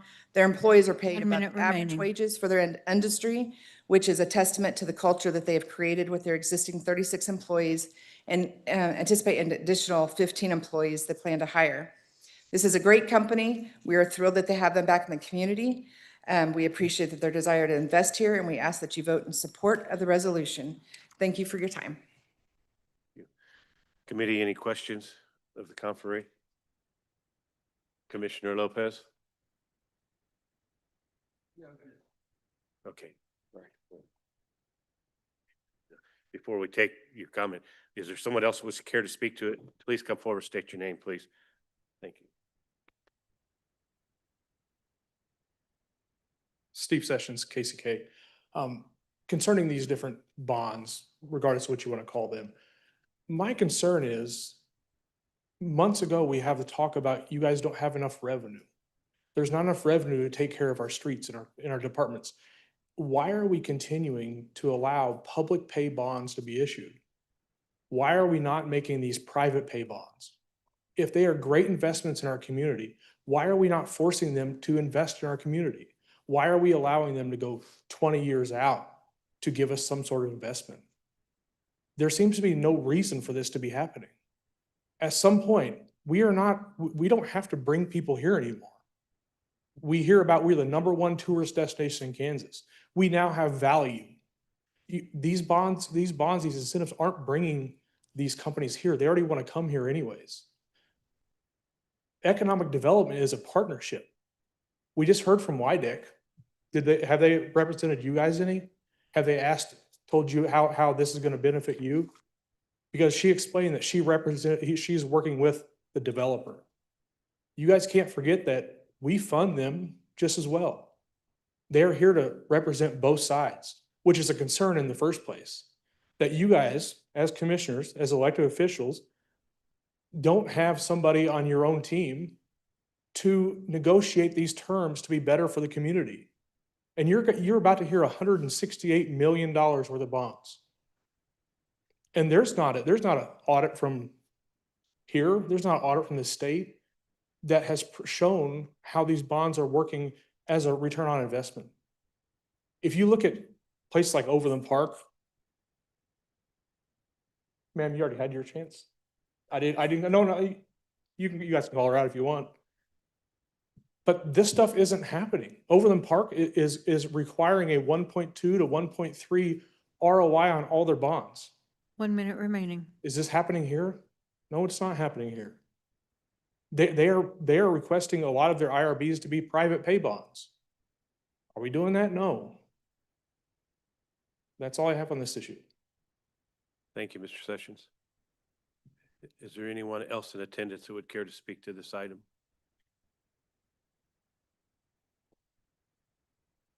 Please state your name and place of residence, please. Eva Garcia Meza, Kansas City, Kansas. So I always show up thinking I know what I'm going to say.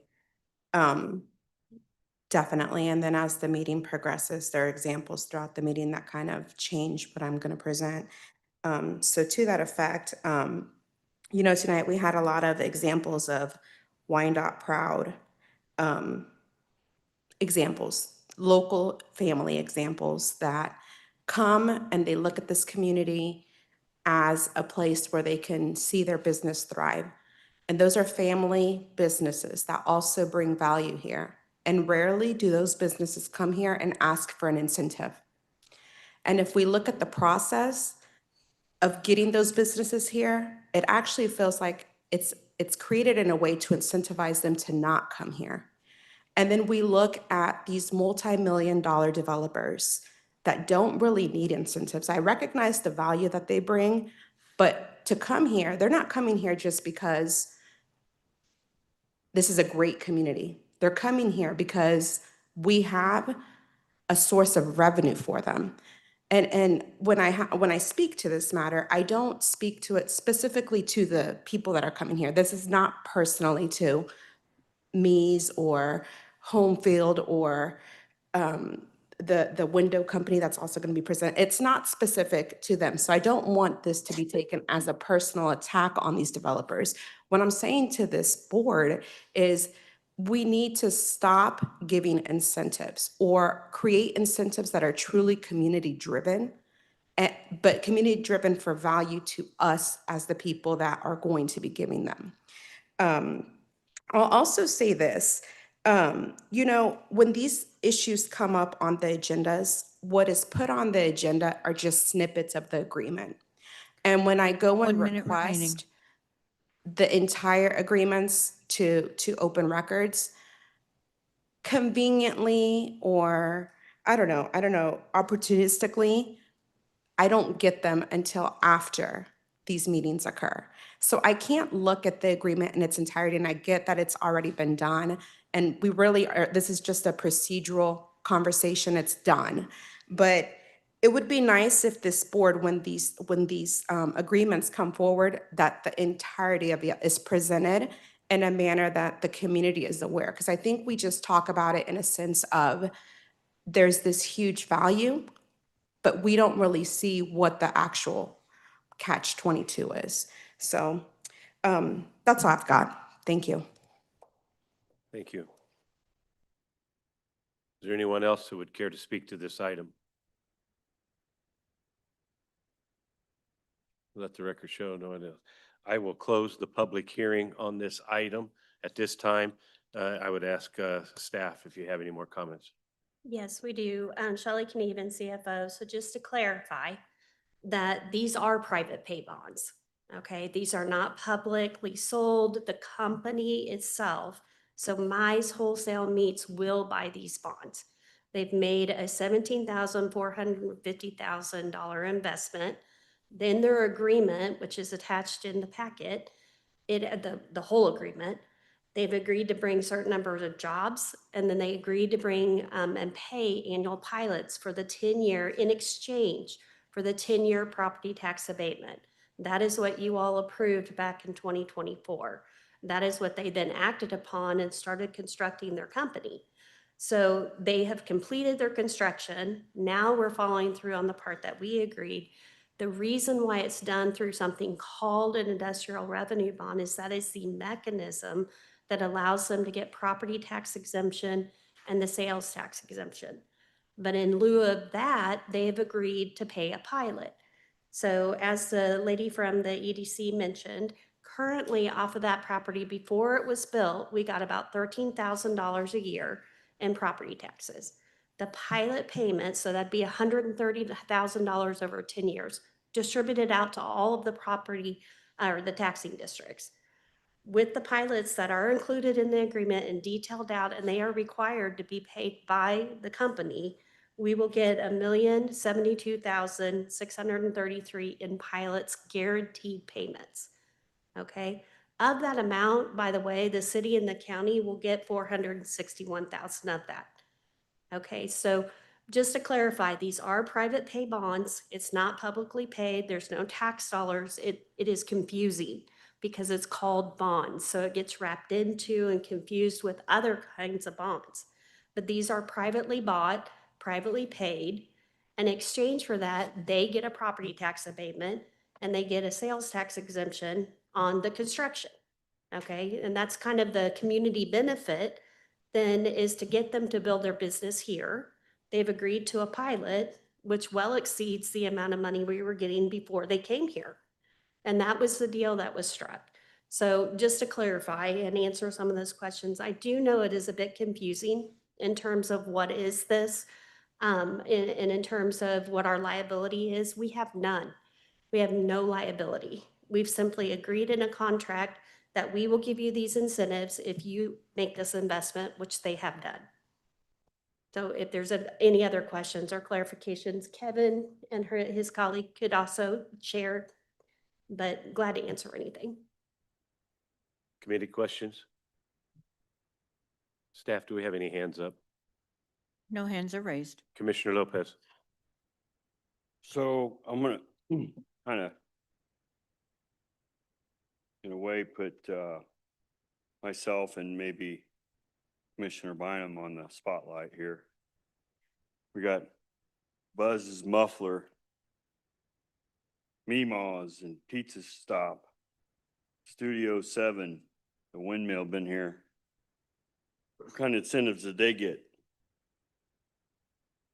I'm going to guess they didn't because they've been here so very long. Well, but they're homegrown boys. Understood. What There kind of are, incentives did they get? What, unless they give Wyandotte, what, 150 grand to join their club or something, or whatever it is? so again, Wyandotte doesn't make the decision on these incentives. I'm just saying, but they go to bat for them. Understood. And I understand your point. There are some other tools that we use. The NRA is one of them, the Neighborhood Revitalization Act, that is available to commercial businesses, which provides them, if they do some investment, new investment, even existing businesses, small businesses, they're eligible for a property tax abatement. Nope. I mean, I would love to pay a pilot than property tax on my, but And that is an option. In fact, if you call Chelsea Chisholm, the Economic Development Director, brought back the kind of revamp of those rules, but that is a great tool for existing small businesses. That's really what that is geared for. This is geared toward a large investment, 17 million, new investment with new jobs. They're bringing, in this case, they're actually moving from Kansas City, Missouri, coming here. yeah, why are they moving from Kansas City, Missouri to here? Did So their they could- incentives go, was their incentives expired? That's why they moved They over here? wanted to expand and they couldn't do it at their current location. So they're building a bigger facility. And they have, I'm looking for my notes here. They have a total of 51 employees total, of which they're gonna add 15 new ones. That's in the contract. They've agreed to that. We don't always ask for that, but in this one, they've agreed that they will create 15 new jobs. And we will keep track of that and make sure they comply. And so it's development. Unfortunately, I understand and appreciate the concerns that everyone has. But these businesses can go to a lot of communities, and we're not unique in that there is land elsewhere and they could take their business elsewhere. We were getting 130,000 over 10 years, okay, of which we would have gotten about $40,000 over 10 years. Now in a pilot, we're gonna get 461,000. So there is a return, and that's just us. The total in the pilots is $1.1 million. So the people that did negotiate this did do it on behalf of the community. There is stuff to prove or to show we're getting return on that investment. We got a 75,000 square foot building, $17.4 million investment. new jobs and more tax dollars through a pilot, a payment in lieu of the taxes. So you all, I would say congratulations. This is a good thing. This was a good thing that we were able to do. I understand the rhetoric and the overall discussion about economic incentives, but this is a really good and effective tool that we were able to use to benefit the community. We got any questions? No, that was pretty much it. I just, I like how some staff says, well, this is the best we're going to get. Well, I don't want the best. I want all of it. Yeah. Okay, bottom line. And if we got to sit and wait for all of it, then we'll sit and wait for all of it. Understood. And those are important debates in particular, when those development agreements are done, because that's when the incentive is actually improved. And so at that point, and that should have been settled back in 24, and we agreed to do these incentives. But those are good discussions to have when you're looking at an incentive. Is there a good return on the investment? That is definitely what you all should be looking at.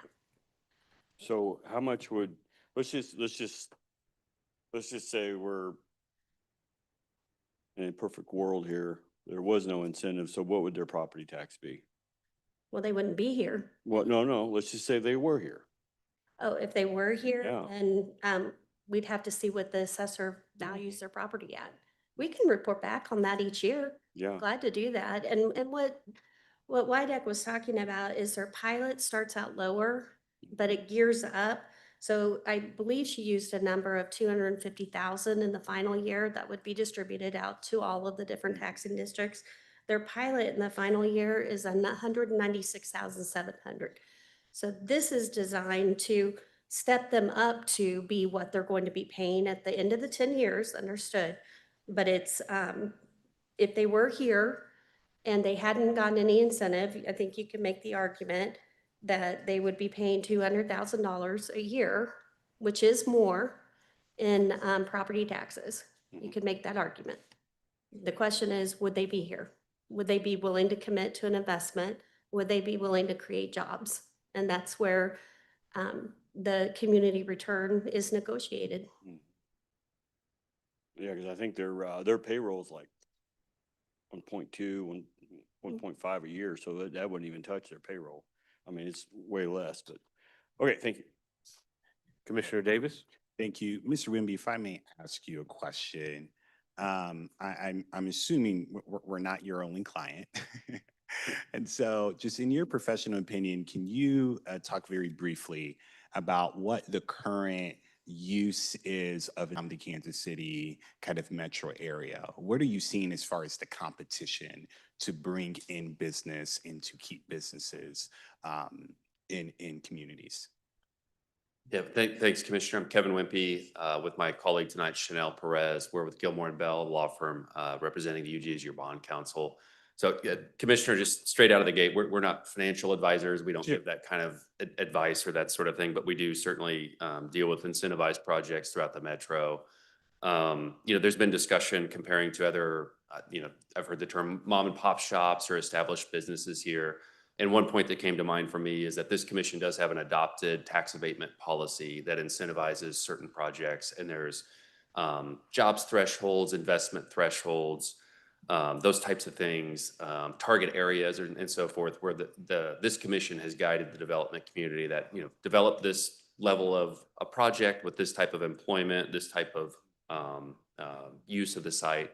And these are the incentives we would offer. So there is an established policy that guides developers who approach with applications to develop in this area. Metro-wide, Commissioner, I'm going to jump to a conclusion on your point, but I think what you're probably getting at is that it'd be pretty tough to find investment of this threshold or higher, like you have on your agenda, without an ask for incentives. Whether it's in the unified government or elsewhere, this type of use and investment threshold, I would say, is something we commonly see a request for, and it'd be pretty hard to find an investment of this level, I think, in the metro without an incentive ask, if that was your thrust of your question. Thank you for getting to that. Appreciate it. I don't have any other questions for you, I guess, not right now. Dr. Knieven, well, actually, when I asked the clerk's office, the development agreement for this project is on the agenda, correct? It is part of the agenda packet, Okay, correct? in its entirety, correct? Correct. Okay, just wanted to make sure, because there was a statement that was made that it was partial, and it's not partial, it is completely on the agenda. I'm actually looking at it right now, and that is on the public website. Was there or what is the kind of but-for aspect within the development agreement? What were we contemplating, and what compelled us to offer the incentives? So I think that's a question really for a little bit for the commission, but I think anytime you're considering a proposal brought forward by a business, you're looking at what is there now, which was nothing, land. How much does that generate? And what would we do to get and entice the company to choose here instead of Olathe or instead of Overland Park? How do we get them here? Because they will be doing significant business. They did significant investment in a building. That created construction jobs. They're willing to create new jobs for our community. They're willing to pay a pilot, which in other communities you often do not get. They just get the incentive. They don't agree to pay a pilot. And so the return on investment or the balance truly took into account of we want this business. This fits in with what we're trying to accomplish. It's higher paying jobs. It's a good, solid company, and they're expanding their operations here, and they picked us. And so we want to be reasoned in economic incentives and not just do anything and everything. But that was the balance that I believe that the commission considered. Thank you. So the project itself, and I want to get some clarity. Dr. K, don't go away. When folks see the a number, right? So this one we're talking about, what is it, about $17 million, give or take. Mhm. What is the $17.45 million? What is that? Because I think what has been said is we're giving money away. Right. Like the unified government is taking taxpayer dollars that we have in our coffers and we're writing a developer a check. That is not what is happening. Can you explain briefly what takes place? Yes, the $17.4 million is their private investment, period. Not our money. Not our money, it's their money. We issue bonds to accomplish the property tax abatement on their project. It is a tool, it's a mechanism to achieve property tax abatement, okay, and sales tax abatement. But no, the 17 million was their money. They buy the bonds, they repay the bonds. So it is a private pay bond, different than other kinds of bonds. Gotcha. And then in exchange for that, they've agreed to do certain things. Okay. After the development agreement, what are we looking at for property tax generation? It'll depend on how it's assessed, but I would say at minimum, it would be the 200,000 or 250,000 a year Okay. that we would be getting compared to 13,000. Gotcha. And that would be distributed across all of the taxing entities, give or take. Okay. And across the 10 years, there's pilots paid that are also distributed to the school districts, to the city, to the county, to the EMS tax, to dedicated sales tax. Gotcha. There's a sales tax on the construction, but there is not a sales tax exemption for the life of the agreement, meaning after it's all built, when they are purchasing or buying items in Wyandotte County, they are paying Wyandotte County sales tax 100%. completely wholly. There's no exemption on that, No. no incentive on that, That's correct? right. That Okay. is right. The BPU pilot, They pay. they are paying. Do we have any numbers on what that looks like or any estimates? No, I apologize because you've asked that on other developments. Then one thing that I think would be helpful is we need to do like a quick fact sheet on all of these, so you don't have to dig through the agreements, just to give like an at a glance. And Sure. that would be something we could put on there. But they are paying full commercial rate, and there are no incentives on the pilot at all. No, Okay, so they're gonna be paying full sales tax operation, not on construction, but in operation, so they're not getting a deal on that. They are getting an abatement for property taxes, but what we stand to benefit, right, is much more than what we're currently getting right now. And of course, they're gonna be paying full BPU pilot, stormwater, wastewater fees, all the works, electricity and water, things of that nature. Okay.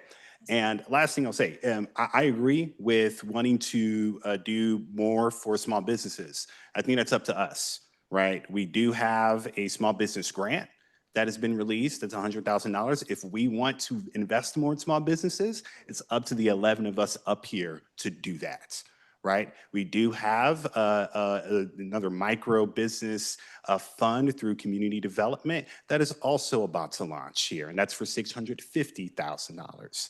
And so, and then of course, we talked about the Neighborhood Revitalization Act, which is a rebate. And so we are making gains in regards to small businesses. If we want to do more, then we need to actually put forward ideas and legislation and make the investment in small businesses. Thank you.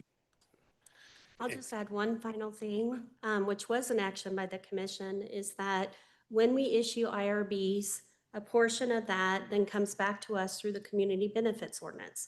And so the estimate that will come back to the UG to be invested into that fund is about $29,312. So we'll, at closing of the bonds, we will get additional money. So I just wanted to share that too. And then, as you know, you have the policy of how those dollars can be used to benefit the community. In addition to the comments that was shared about the small businesses, the task force the mayor put together has also looked at the ordinances and the zoning issues and some of the challenges that we have, as a body, have put before our small businesses. And we've gone back and tried to modernize those and be a little more understanding of the challenges they have. So I think we've made good progress there, and many of you have already approved some of those. So I do hope to see a lot more support for our small businesses in our community moving forward. Commissioner Bynum. Thank you. Since before this mayor, and some of you were here, Commissioner Burrows, Commissioner King, Commissioner Townsend, might remember that I've been asking for what I call a TED document, Transparency in Economic Development. I've been asking for it for 6 years, 7 years, and what it is that you alluded to is a fact sheet that we can distribute to the public that says, here's what the project is, here's how much the project is going to cost, here are the available incentives, here's why it's good for the community, all of the benefits, all of the incentives, everything on a 1 to 2 page document. I would love to see that be a part of our future. I think it helps us talk to the community about projects. It helps the community see what we're talking about. This is all can be extremely complicated. It can be extremely easily misunderstood and misconstrued.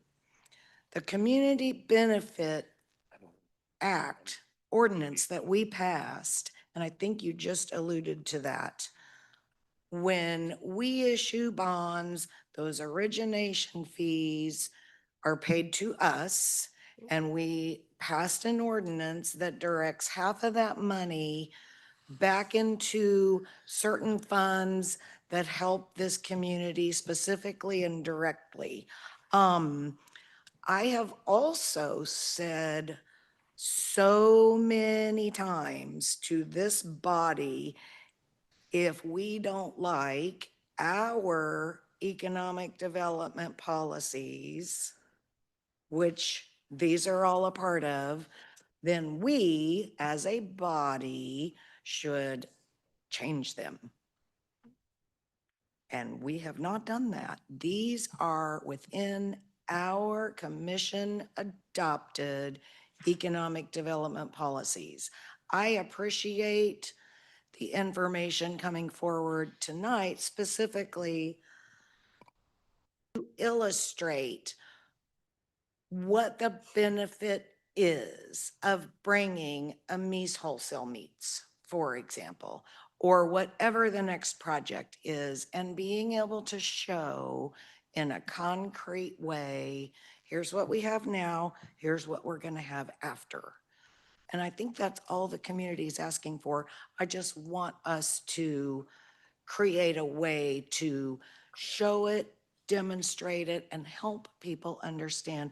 And the last thing I'll say is Wyandotte Economic Development Council is our partner. We have a contractual relationship with Wyandotte Economic Development Council. They work with us.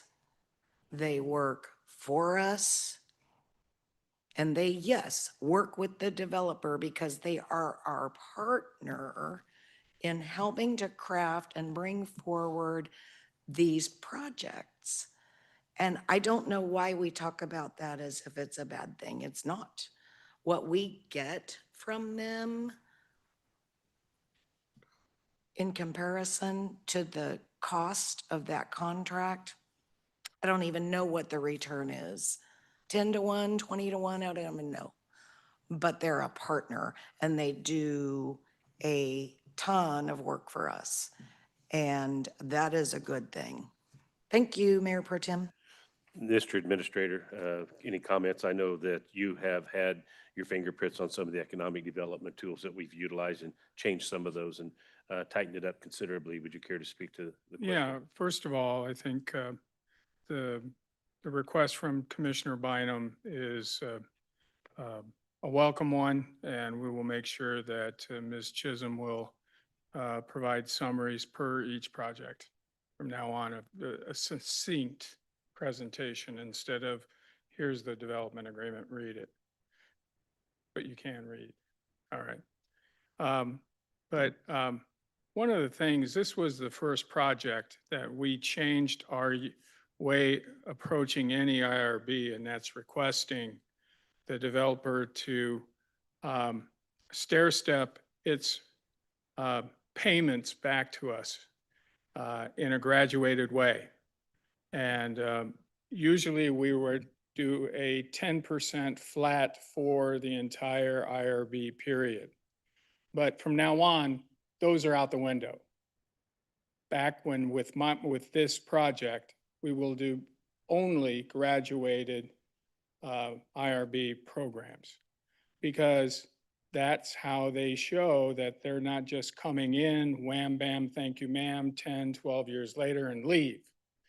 They become an investor in the community by paying more money every year, to the point where the 10th year is just below what they would be paying in the 11th year at full amount.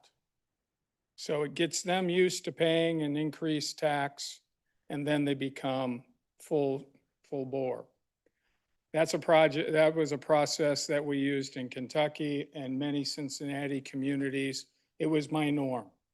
It wasn't a norm in the Kansas market. It's now our norm.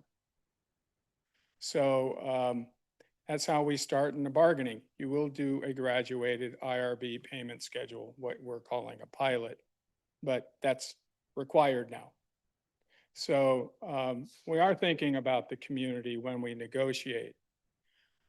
In the economic development game, you have to think about from the investor standpoint, the new company. They have choice. They can go anywhere.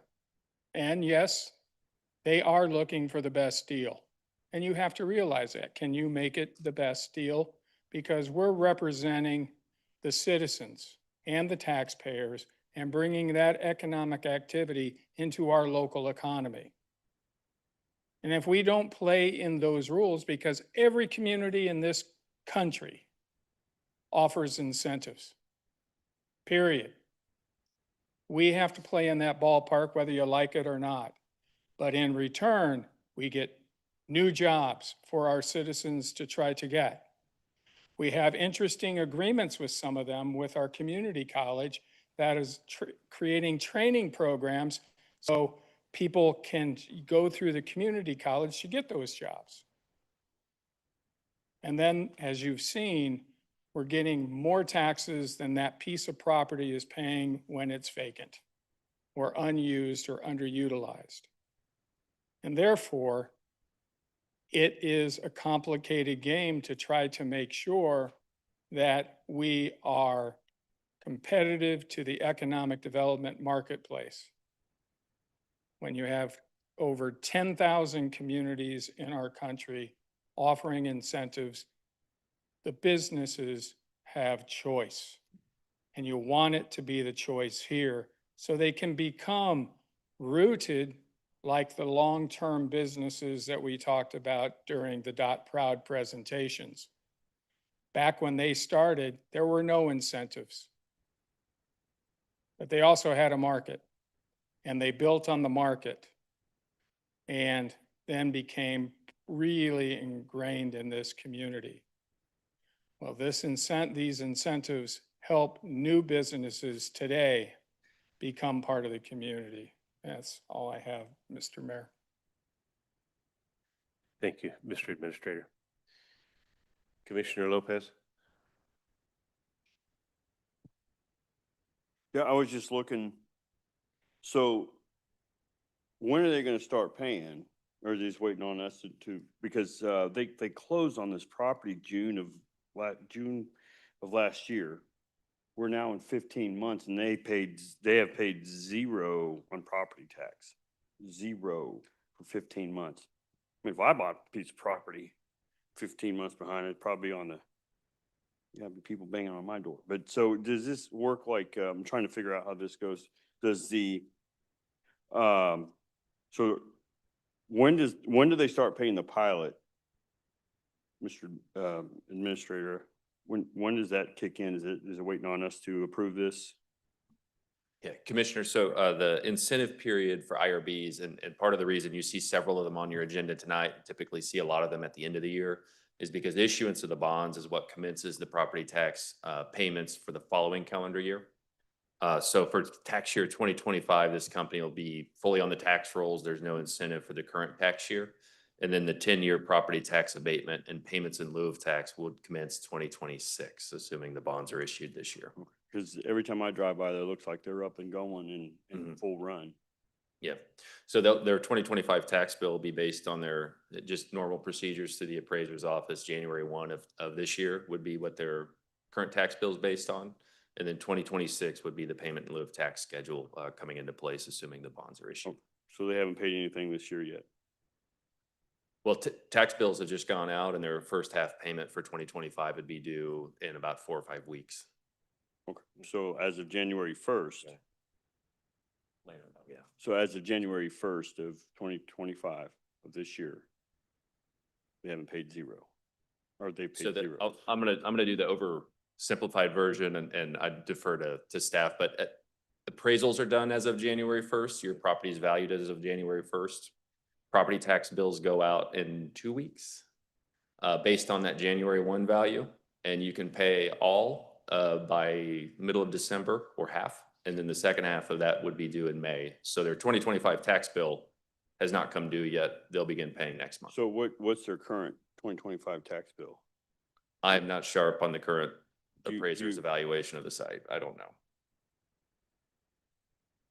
I don't have the specific number, but they're being treated just like any new construction regardless of this.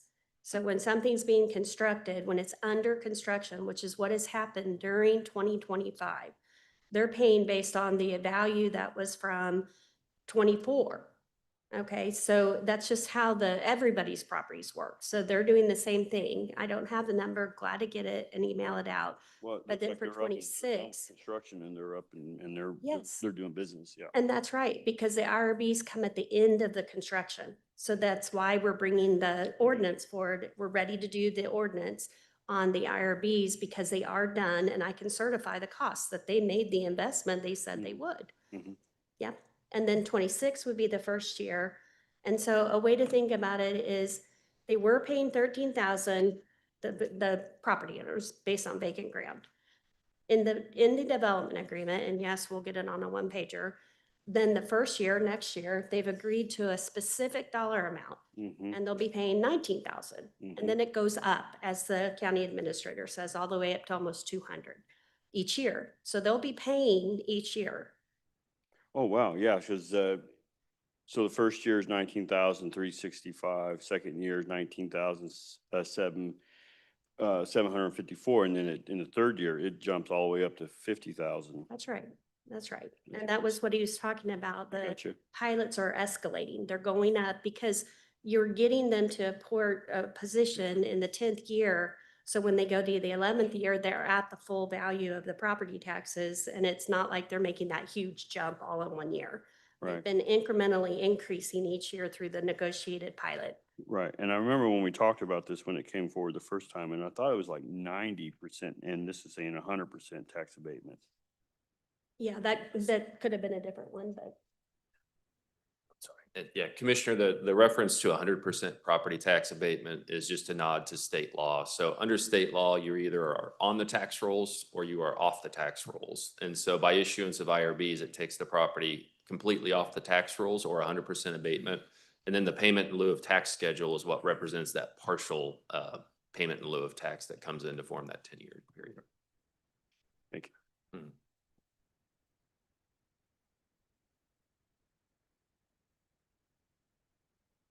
Thank you, Commissioner. Commissioner Davis? Yeah. Okay, sorry. Sorry, Commissioner Burns. Oh, Thank you, Mayor. I'm all for transparency and open meetings and discussions.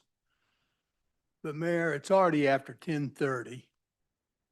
If we don't expedite this agenda, out of respect to the people in the audience, especially in the staff and everybody else that has to wait, if we don't move this agenda on, you're going to miss your own lighting ceremony tomorrow.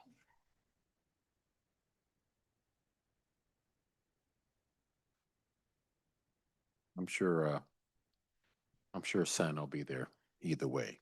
But thank you, Commissioner Burns. Commissioner Kane? Kane, move for approval. All right. Before I accept that, Commissioner Bynum.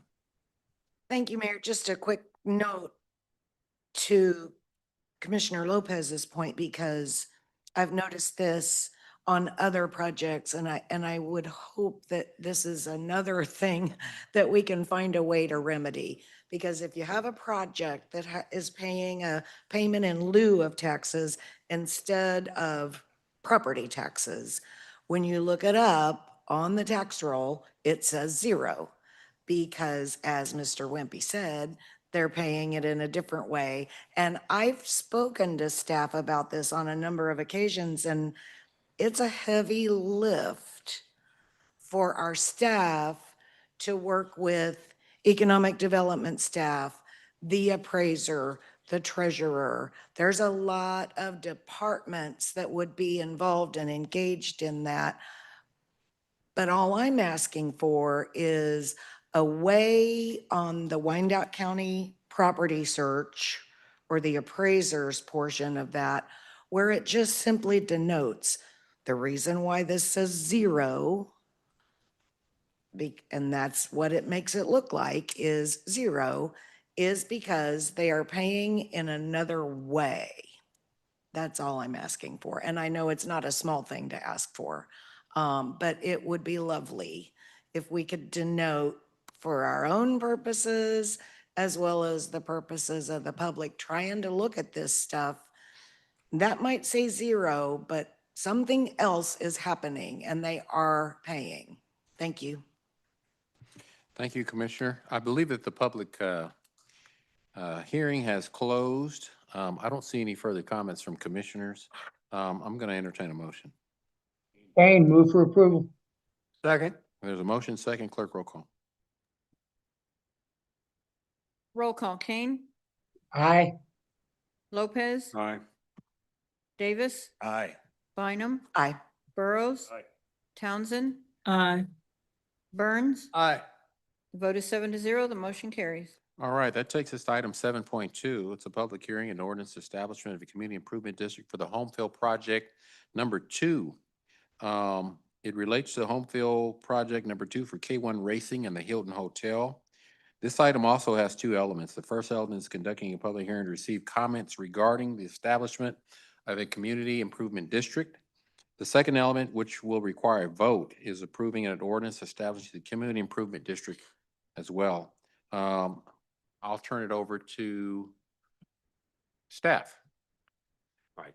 Yep. Thank you, Mayor, Commissioners. Again, Kevin Wimpy with Gilmore and Bell, the UG Bond Council. So I'll call this is procedural follow-up on this CID that for, again, This is for the K1 Speed and Hilton Hotel out at the home field development site. And you'll recall in October, a development agreement amendment was approved by this body and executed, anticipating a 2% CID sales tax on those two project components. This is all pay-as-you-go. There's no bonds being issued or proposed to be issued under this CID. The K1, again, is about a 55,000 square foot indoor go-kart entertainment facility. And the investment of that one is about $21 million. And the Hilton Hotel is a little bit lower at $20 million. The CID cap anticipated in that development agreement is $6.5 million collectively, so about 15 or 16% of total investment there. You all will recall that CID procedure under the statute requires a petition to be submitted, a resolution adopted, to call a public hearing, publications about the public hearing, notices to property owners and so forth, all landing us here tonight. With the public hearing and consideration of an ordinance officially imposing that 2% CID sales tax. And that procedure is the reason it lagged behind the development agreement that was approved a month ago. So after the public hearing tonight, you'd consider that ordinance to impose the 2% sales tax beginning July of 2026. We'd provide notice to the Department of Revenue alongside staff to levy that sales tax, and that would conclude the proceedings relating to this CID request. Representatives of the developer are here sitting behind me tonight if you have any additional questions about the project. Thanks. Okay, thank you. I'll open up the public, open the meeting up for public comment. It'll be limited to the topic at hand. Clerk, do we have anyone who submitted written comments? No comments were received. Do we have anyone in the chambers who signed up to speak? No one signed up to speak. We have no hands raised online. Okay, I'll close the public hearing. Commission, any comments? Kane, move for approval. Okay, before I accept that, Commissioner Kane, Commissioner Lopez. I just got a quick question I wanted to ask, but I wasn't at the meeting. For a developer, kind of a tough question here, but I'm gonna ask it anyway. And I know this may not have anything to do with it at first, but you know how it was stated, invests, was it 4.3 or something east of the 635? Is this CID gonna fund that?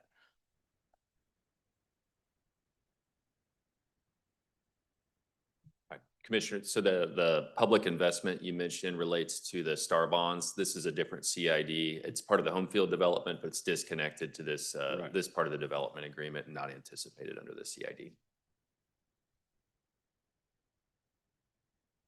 All right. Thank you, Commissioner. Commissioner Burrows. Shelley Knieven, CFO, to make it even a little more clear in the agreement, it says specifically what can be, they have to certify costs too. And so we can give them money that their patrons pay, not anybody else. The people that go to K1 or to the Hilton will be paying this extra 2% sales tax up to a total of $6.5 million. And it can be used to reimburse them for hard costs related to building those buildings. So it's very restricted in terms of a CID, any of our CIDs. It specifies how the money's used, what the cap is, and the people that pay it are the people that are customers of those businesses. Okay, so just like what the Legends was doing with their CID, Yes, yeah. but they weren't doing, they said they were doing, but they weren't doing. But okay, thanks. I don't know the specifics of what you're talking about, but any other questions that you guys might have? Commissioner Burrows. Thank you. Mr. Whippy, I think I heard somebody say it was 21 million and a 20 million for two different investments for a total of 41 million. And the 6.5 is the total that is being requested in the 2% CID of both projects to be the maximum. Is there projected years in which they might achieve that earlier? What's the standard? Is it a 10, 20-year CID? The request is the maximum 22 years under state law. I'm not sharp on their projections there, whether that has a chance of paying off early, but it is a maximum 22-year request. But again, it's CID pay-as-you-go sales tax. There's no backing of the UG. It's all the additional sales tax. Right, 2% is the maximum that they can take. I just wanted to ensure that it was for both projects, the 6.5 versus for the 41 total. Correct. And they're also individually capped, but the 6.5 is the aggregate number. Yeah, thank you. Thank you, Commissioner. There's a motion. I'll accept that. Is there a second? Second. Motion second, clerk roll call. Roll call, Kane, Aye. Lopez, No. Davis, Aye. Bynum, Aye. Burrows, Aye. Townsend, Aye. Burns. Aye. The vote is 6-1. The motion carries. All right, thank you. That takes us to item 8.1, amending the levy of transient guest sales tax. This item is seeking approval of an ordinance exempting the unified government of Wyandotte County, Kansas City, Kansas from the provisions of KSA 12-1697 related to the levying of a transient guest tax to the minimum rate and to the purpose for which such tax monies may be spent. This item was heard by Administrations and Human Services Standing Committee chaired by Commissioner Burrows on September 22nd of 2025. I'll ask Commissioner, okay, I'm sorry, it's Commissioner Bynum and her standing committee. Commissioner, if you'd like to make some remarks. Sure, Mayor, thank you. We've had multiple meetings of discussion on this item, and this has come forward once before, and I had specifically asked it to go back to the standing committee because I feel like we had failed to hear from the visitor community, specifically Alan Carr with Visit Kansas City, Kansas, and then also some of the lodging folks. So we brought it back, we heard it again, we've had pretty lively discussion all the way around. And what we've landed on, what the committee voted on was the increase from current rate of 8% to 10% with a 4-year sunset and a provision for a minimum amount to be dedicated into the capital improvement of our park system. And so that's what's on the agenda tonight, Mayor. And if I understand correctly, you've asked Mr. Carr to go ahead and speak to the item tonight. Yes, thank you, Commissioner. Mr. Alan Carr, if you come forward, he's the Executive Director of Visit Kansas City, Kansas Conventions and Visitors Bureau. Yes. Hi, Mayor. Thank you, Mayor, Commissioners, for the time. Alan Carr, I'm Executive Director of Visit Kansas City, Kansas, and a resident of Kansas City, Kansas. I wanted to just share the information that was presented to the committee and to share some of the concerns we're hearing from the hotel community regarding this ordinance. This slide is one you've seen before. This was put together by the UG to just show you the rates across the metro. And to set the stage, the transient guest tax is the tax that's paid by people that stay in hotels or short-term rentals in Kansas City, Kansas. This only applies to Kansas City, Kansas. Currently, that levy is 8% and generates about $4.76 million is projected for 2025. Since this discussion began, a couple communities across the metro have raised their tax. Lawrence just went to 8%. Olathe has gone to 9%. One of the things that we wanted to make sure we shared with the committee is it's not just the transient guest tax that visitors pay when they stay in a hotel. They also pay sales tax. And so it's really important when we're looking at our rates that we're looking at the total sales tax rates that someone would pay. And I think that was left out of some of the early discussion. You can see here the rates for all of the hotels in Kansas City, Kansas. These rates do vary if there is a CID or a special taxing district, then that would be higher. So you can see currently our highest, there's 2 hotels at 19.125%. That would be the total tax paid by someone that stays there.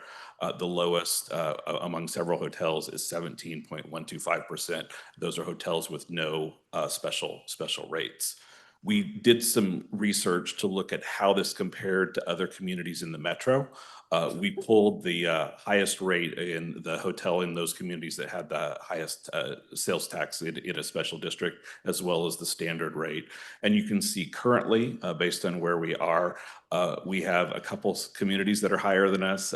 Casey Mo, Olathe, I believe that represents one hotel, and Overland Park, I believe that represents a couple hotels, currently have a higher rate than us. So on a $150 room, you can see $180.71 is what someone would pay. In Kansas City, Kansas, our four highest hotels range from 19.125, as I mentioned, to 18.65.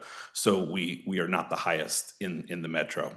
We also looked at then what would happen for each percent you would increase this. If you increased it to 1%, we would still have two communities that had higher rates than us in the metro. And our board did endorse a 1%. The Board of Visit Kansas City, Kansas endorsed the 1% increase. If you go to 2%, as is proposed by the ordinance from the committee, then four hotels in Kansas City, Kansas would have the highest rates in the region. Right there. And although we would have a few hotels in between that and our lowest rate.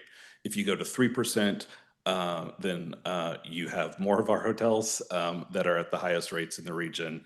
And then finally, if you go to 4%, every hotel in Kansas City, Kansas would have the highest sales tax rates in the region. For context, we also looked at national numbers. The Kansas City metro area has very high sales tax rates on hotels. We are among the highest in the country. So currently, this is 23 data. The highest sales tax rate in the country is in Omaha, Nebraska at 20.5%. And if you saw those numbers there, we would have some hotels at a higher rate than that. So we would in fact have some hotels that would have the highest sales tax rate in the country. So our recommendations, based on what we've heard, we have heard a lot of concerns from the hotels, especially those four at the top. They already, at the current rates, hear from their guests with concerns about the rates. So our board again endorsed a 1% increase. At 2%, you would have those four hotels that are highest in the region. And we did look at, if you went to instead of a 10%, a 9.35% rate, you would have those two hotels would be tied for the highest in the region. The second issue that we also wanted to bring forward is the special allocation in the ordinance for parks. And I want to make clear, this is not something that's against parks. We work with the parks team a lot. We know parks can drive tourism, but not all park projects drive tourism. And currently there are no special allocations in your ordinance here. Currently, the funds from this ordinance are used by the UG for tourism promotion and tourism development and economic development projects.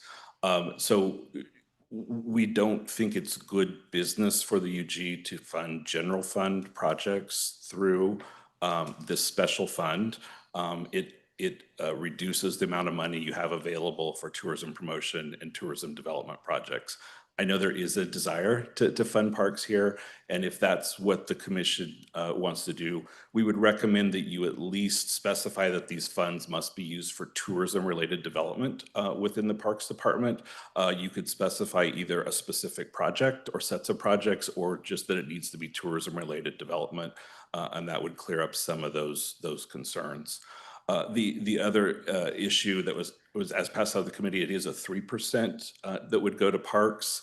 There's a 2% increase that's anticipated to 10%. So you would be net losing 1% from this fund for tourism promotion and tourism development projects. I would also note that at 3%, you would be funding parks at a higher rate than you are funding my organization and the tourism promotion efforts in Kansas City, Kansas, based on our current contract.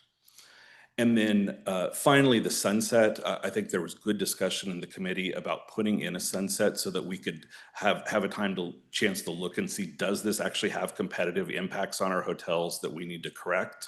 So we definitely support a sunset. We would ask that you have a shorter sunset, 2 to 3 years, so that we could more quickly address that. And I also want to make sure this wasn't specifically addressed, that sunset doesn't eliminate the tax, but takes it back to what the current rate is now. Thank you. Thank you, Director. Commissioner Bynum? Thank you, Mayor. Just a couple of things, Alan. Thank you very much. I always appreciate your information. If we could go back to the slide that's showing the rates, that includes the TGT plus the sales tax. You wanted the comparison or? One more, I think. Any of them's fine. Yeah. So like, for example, with this one, the sales tax rate of the top two hotels at 11.125, and then the next several at 10.72, 10.625. So our city, county, and state sales tax rate is 9.125. So that tells me that 4 hotels that would be in the highest, forget the transient guest tax, they already have something that we've granted them by way of a special sales tax addition that they have come here and asked for. And we have granted to them, and that is what is putting them in the higher sales tax rate category. So that, to me, is not about TGT at all. That's just flat out a higher sales tax rate, the top one by 2 points, that they have come here and asked us for and we've given. So I just want to make sure I point that out. Here's 2 things that I feel like are a compromise. I'm willing to compromise with a 2-year sunset, and I realize my fellow commissioners would have to agree with me. I think that's fair.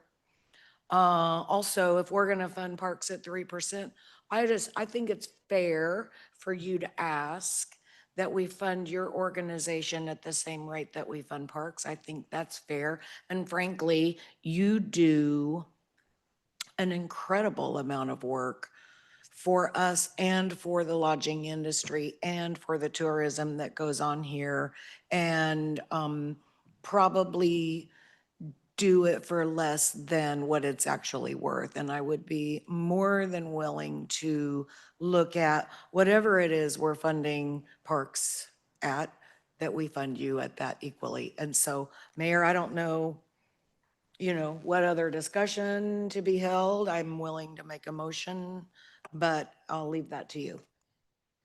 Thank you, Commissioner. We'll hold that just for a second. I got Commissioner Davis up real quick. I did have one question for, I guess, the committee, Commissioner Bynum or somebody from Parks. Have we specified what the money will be used for in Parks specifically, other than just additional slush fund money? No, I think we said capital. It's capital improvements. It's not the volleyball rec league. It's capital improvements that, as you already know, are so desperately needed in our parks. We have our Parks Director here.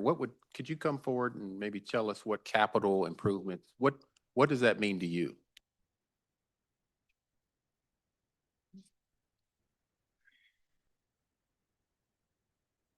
Angel Farrar, Director for Unified Government Parks and Recreation Department. So I think when we talked about this also in standing committee, an example that came up was the future Riverfront Park. Our department inherited 4 acres of parkland, so that could be an example of a capital park project. Also, that could be, related to tourism and driving some tourism. I've had some discussions with Alan Carr and be happy to talk further on maybe if there are any other projects, but also our parks, as you all know, are used for many special events that bring in crowds, people visiting into our county, our community. And so also kind of looking at special events that have a or parks that have a high volume of special events. But that's a good example of I think, project coming up that we know of that could have some tourism relation there. I could talk about capital projects for parks and rec all day, but obviously I think with these dollars, we'd want to make sure it aligns and is something that works for Alan Carr and his team as well. I guess where I'm going with this, was there ever any conversation about a pool expansion in Midtown or upgrades to our current pool, a water park theme, like we see in Shawnee, uh, Overland Park, some of our other cities, Prairie Village. I mean, we have one public pool. I just didn't know if that came up. I know that's been a big thing for Commissioner Townsend as well as myself. And I know Commissioner Davis, I think that came up in his jurisdiction as well. I mean, when you talk about Midtown, Eisenhower would be a great location for a public pool. I just didn't know if that was a topic for discussion, if that was something that could be considered when you talk about utilizing this fund that could, I would think, enhance tourism and foot traffic in our community outside of, just one specific area in town, as well as providing an added value of a desperately needed amenity that a lot of folks have been asking for here in Kansas City, Kansas. Commissioner Davis, I'm sorry. Go ahead. I didn't want it. So we steered away, Mayor, from tying parks down with this because we know that the landscape of our funding changes. And so this idea came up because, A, we have the World Cup coming, and we want to make sure that we're World Cup ready, and we want to be sensitive to the fact that we don't want to dip necessarily into the general fund for World Cup preparations. But we also know that the World Cup will end, and there will be ongoing projects and maintenance that will be needed. And the Rock Island Bridge and the Riverfront Park is a great example. It's a $10 million, $13 million project. This 3% for parks would generate maybe $1.8 million. And so we're not talking a ton of money. That's projected. It could be more, it could be less. But absolutely, I think and I'm glad to see that there's synergy between parks and Visit KCK. Absolutely, if that is of the desire and we can get some synergy there, that would definitely and could definitely be on the table. Thank you, Commissioner. Commissioner Townsend? Thank you, Mayor. You've already opened the door for where I was coming. And when I saw the proposed language here, capital improvements is 3% that's proposed to go to Parks and Rec for capital improvement. This commission has already heard that Parkwood Pool needs a filtration system. And the tie-in to tourism is that this city draws a lot of visitors for things just like family reunions. And everybody is not going to go to a Worlds of Fun or something like that. So I think it's imperative that Parkwood Pool be maintained so that something, by as basic as the filtration system, that's an essential. That grandma, auntie, little kids can go right on this end of town and being in a clean, functional environment. The other clarification, I've forgotten who asked this, Mr. Carr may have. I was not sure when I read the proposed ordinance about the sunset. Are we're sunsetting the increase, or sunsetting the tax altogether? I wasn't clear to me what the sunset was on. Commissioner Townsend, it's Commissioner Bynum. The sunset would be on the increase. Okay, thank you. Okay. And just for clarity, what the sunset, how many years are we looking at, Commissioner Bynum? Within what's proposed right now, it's 4. 4 years? I had offered a two year as a compromise. Okay, thank you. Commissioner Burrows? Thank you, Mayor. I really appreciate the opportunity here to speak to this item. The 2-year sunset, I think that's appropriate because the World Cup's coming. Everybody's talking about that. Take the additional money. The percentage is nominal. The 1%, 2% puts us out of the ballpark. As a member of the CVB board, we've had much discussion in reference to the impact this would have, not only on our hoteliers, who are, some of them are small business owners that we talked about earlier, but the disadvantage that we would put our community in because they would seek residents somewhere else, temporary residents somewhere else. I don't want to get into the history of this, but in what we are doing here is creating an opportunity. I don't like using that word, but we're spending money on projects we don't even know are here yet. So we've created a pathway in which to put more money into the general fund off of a fee that should go into economic development. We have the criteria that was set out with TGT dollars. That has helped us close deals. That has helped us invest in marketing our community. Now, because we are going to raise the fee, we're going to funnel that in and start backfilling the general fund off of these dollars. And those dollars, once they get into the general fund, they're lost, because there's no plan at this time as to what those dollars will be used in Parks and Rec.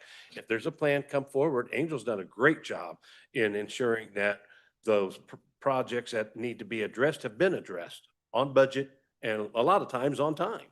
And that's the way it should be done, not just creating a money path that goes through an increase in an agency to have a supplement and then come down and go into the general fund. I mean, all of us commissioners have areas throughout our community that we know could be part of an economic development tour, whether it be a big business and some of the manufacturing facilities we have, the tourists is we have out in Western Wyandotte County. But if we start taking those dollars away from the very entity that has been established to ensure that those dollars are spent properly in partnership with our hoteliers, we're starting down, I'll call it the slippery slope. And it's not something that we should be doing at this time. I can do the 2-year sunset. I can do the 1%, but anything above that, earmarking the dollars and trying to go in and find a way to backfill a budget, I just don't think that's a good way to do business. It's not transparent. It's a shift on how we do budgeting for a department. And I think all departments should have a fair opportunity to be funded. I love our parks. I want to continue to see the success we have, and I want the money there. But if it's a priority, it should be a priority of the entire commission. So that's my comment, Mayor. I won't be supporting the motion, anything above the 1% or anything beyond the 2-year sunset. Thank you. I tend to agree with Commissioner Burrows on that. I'd like to see a direct appropriation. I'd like for the general public to know if we're going to spend this money, what exactly are they going to get for that? What is going to be the end result that our residents can expect as far as investment? I think we deserve to give them that information in a transparent way.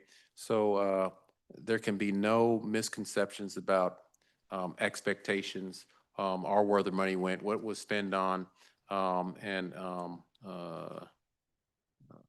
if that was actually achieved. And so I would just recommend this commission to consider that, maybe get some clear direction on really what they would like to see as far as these dollars and how they're being appropriated. Commissioner Bynum. Thank you, Mayor. I would just push back a little bit.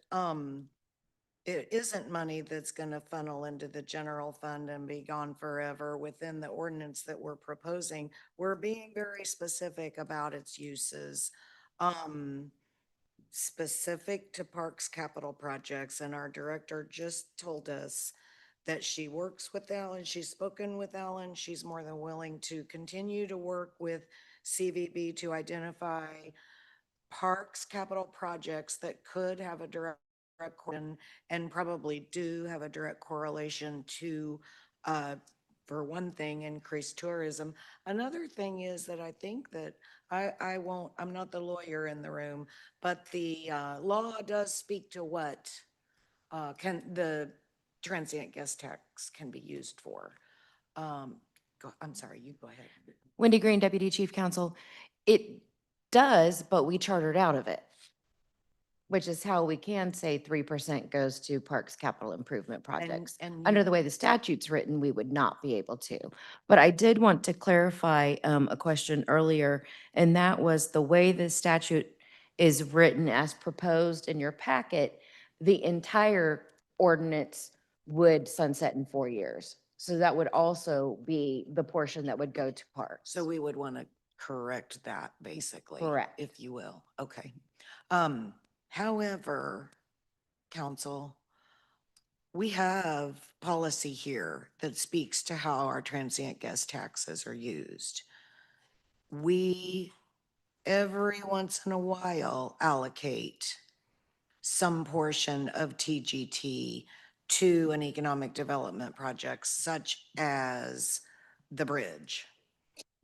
So I feel like if we're being equitable with CVB, with Visit KCK, that's fair. That's a fair request.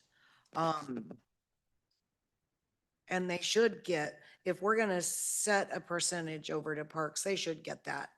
Whatever that amount is, they should get that too.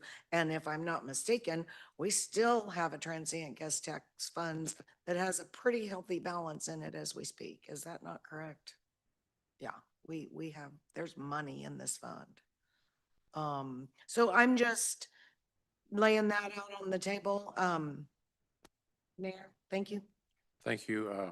Real quick before I go to Commissioner Davis. Council, so we chartered out, basically under home rule, I take it. I guess where I'm going with this, so in the future, irrespective of what we do tonight, the sunsets, future mayors and governing bodies of commissioners can utilize these funds in, are there any limitations is where I'm going with this? So the way the proposed ordinance is written, when it sunsets, it goes back to what we currently do. And what we currently do is charge 8%, and the receipts go to the Convention and Tourism Fund. A minimum of $1,050,000 of those receipts are supposed to be spent on the promotion of tourism on an annual basis. And then the remainder go into that fund for the promotion of conventions, the promotion of tourism, and economic development related to tourism. But that ordinance can be changed by commissions in the future. Correct. It would require another amendment to that particular charter order. I just, and I know I'm getting ahead of myself, but bear with me, commissioners. I won't be here, but I know some commissioners be here, and a lot of staff members will be here long after I'm gone. One recommendation I'd have, if that's the case, based on what our council has interpreted, we have a huge debt problem here in Kansas City, Kansas. And our budget, I just think this may be an opportunity for commissions in the future to think about of retiring our debt in a way that can put us in a clearer path. The Wyandotte County budget is really struggling at this point. This could be an opportunity for consideration for future commissions and mayors to look at as a means to shore some of those costs up as well. So I just threw that out there for consideration for those that will be here. Commissioner Davis? Thank you so much. On the Visit KCK website, we have the following parks: Big 11 Lake, Jersey Creek, Hall Point, St. John Park, Sunflower Golf Course, Rosedale, Eisenhower Community Center, Bethany Park, Pearson Park, City Park, Wyandotte County Lake, Wyandotte County Spray Parks, and then of course soon the Rock Island Bridge. Parks are an integral part of tourism in Wyandotte County. They are, it is not separate, it is on the website. And so I don't necessarily see this as so separate or so loosey-goosey. If it's so loosey-goosey, then let's have a very hard separation between the two. I don't think that's wise. You go to most cities and their park system is a huge part of their tourism apparatus. And so I just wanted to put that up there. Mayor, I'm glad you talked about debt. Dr. Knieven, if you can indulge me, there are a few of these hotels that are on that list that actually are using TGT dollars to pay down debt, to pay down their bonds. I don't know if you have a list or if you know who those folks are, and that's fine. But my point is that by increasing this rate, we will be paying off debt.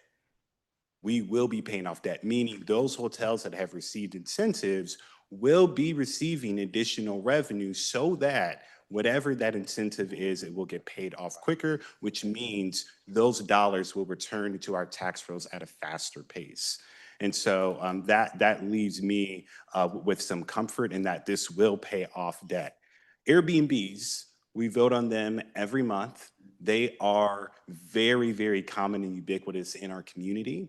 I don't necessarily believe that our community has seen the benefit of Airbnbs. This is one of the few tools we have to say we are trying to use the revenue that's generated from Airbnbs to improve the quality of life here in Wyandotte County.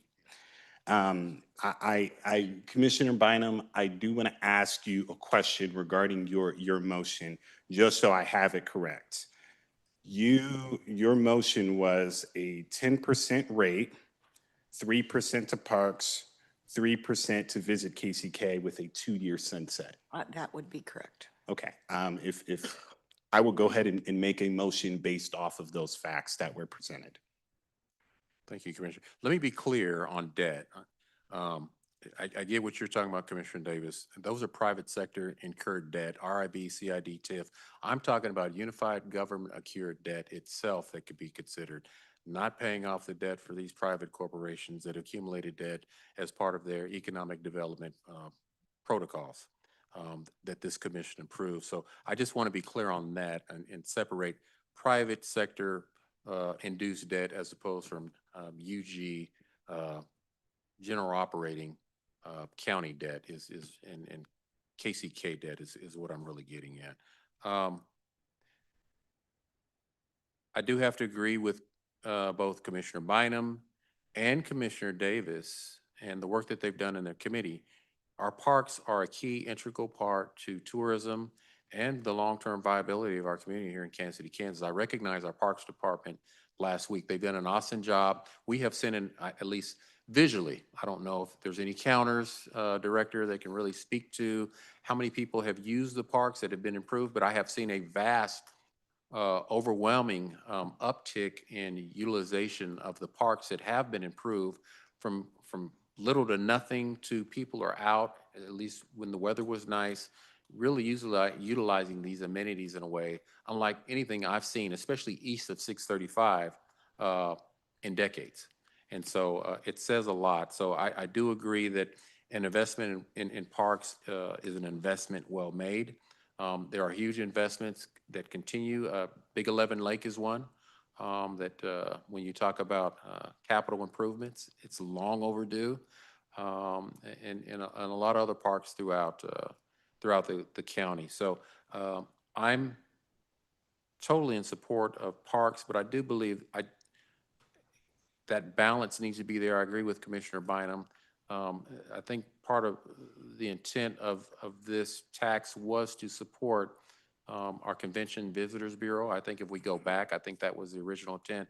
So I just really would ask this commission to find that happy medium, that balance, so we're not taking away from one to give to the other in a way to just maintain that level of positive parity between the two. Commissioner Burrows? I'm sorry, Commissioner Townsend. Thank you, Mayor. I'm not sure I'm clear now, or I want to be clear about something I think Commissioner Bynum had said. What I'm reading here with regard to the 3% of the TGT would be used by Parks and Rec for capital improvements.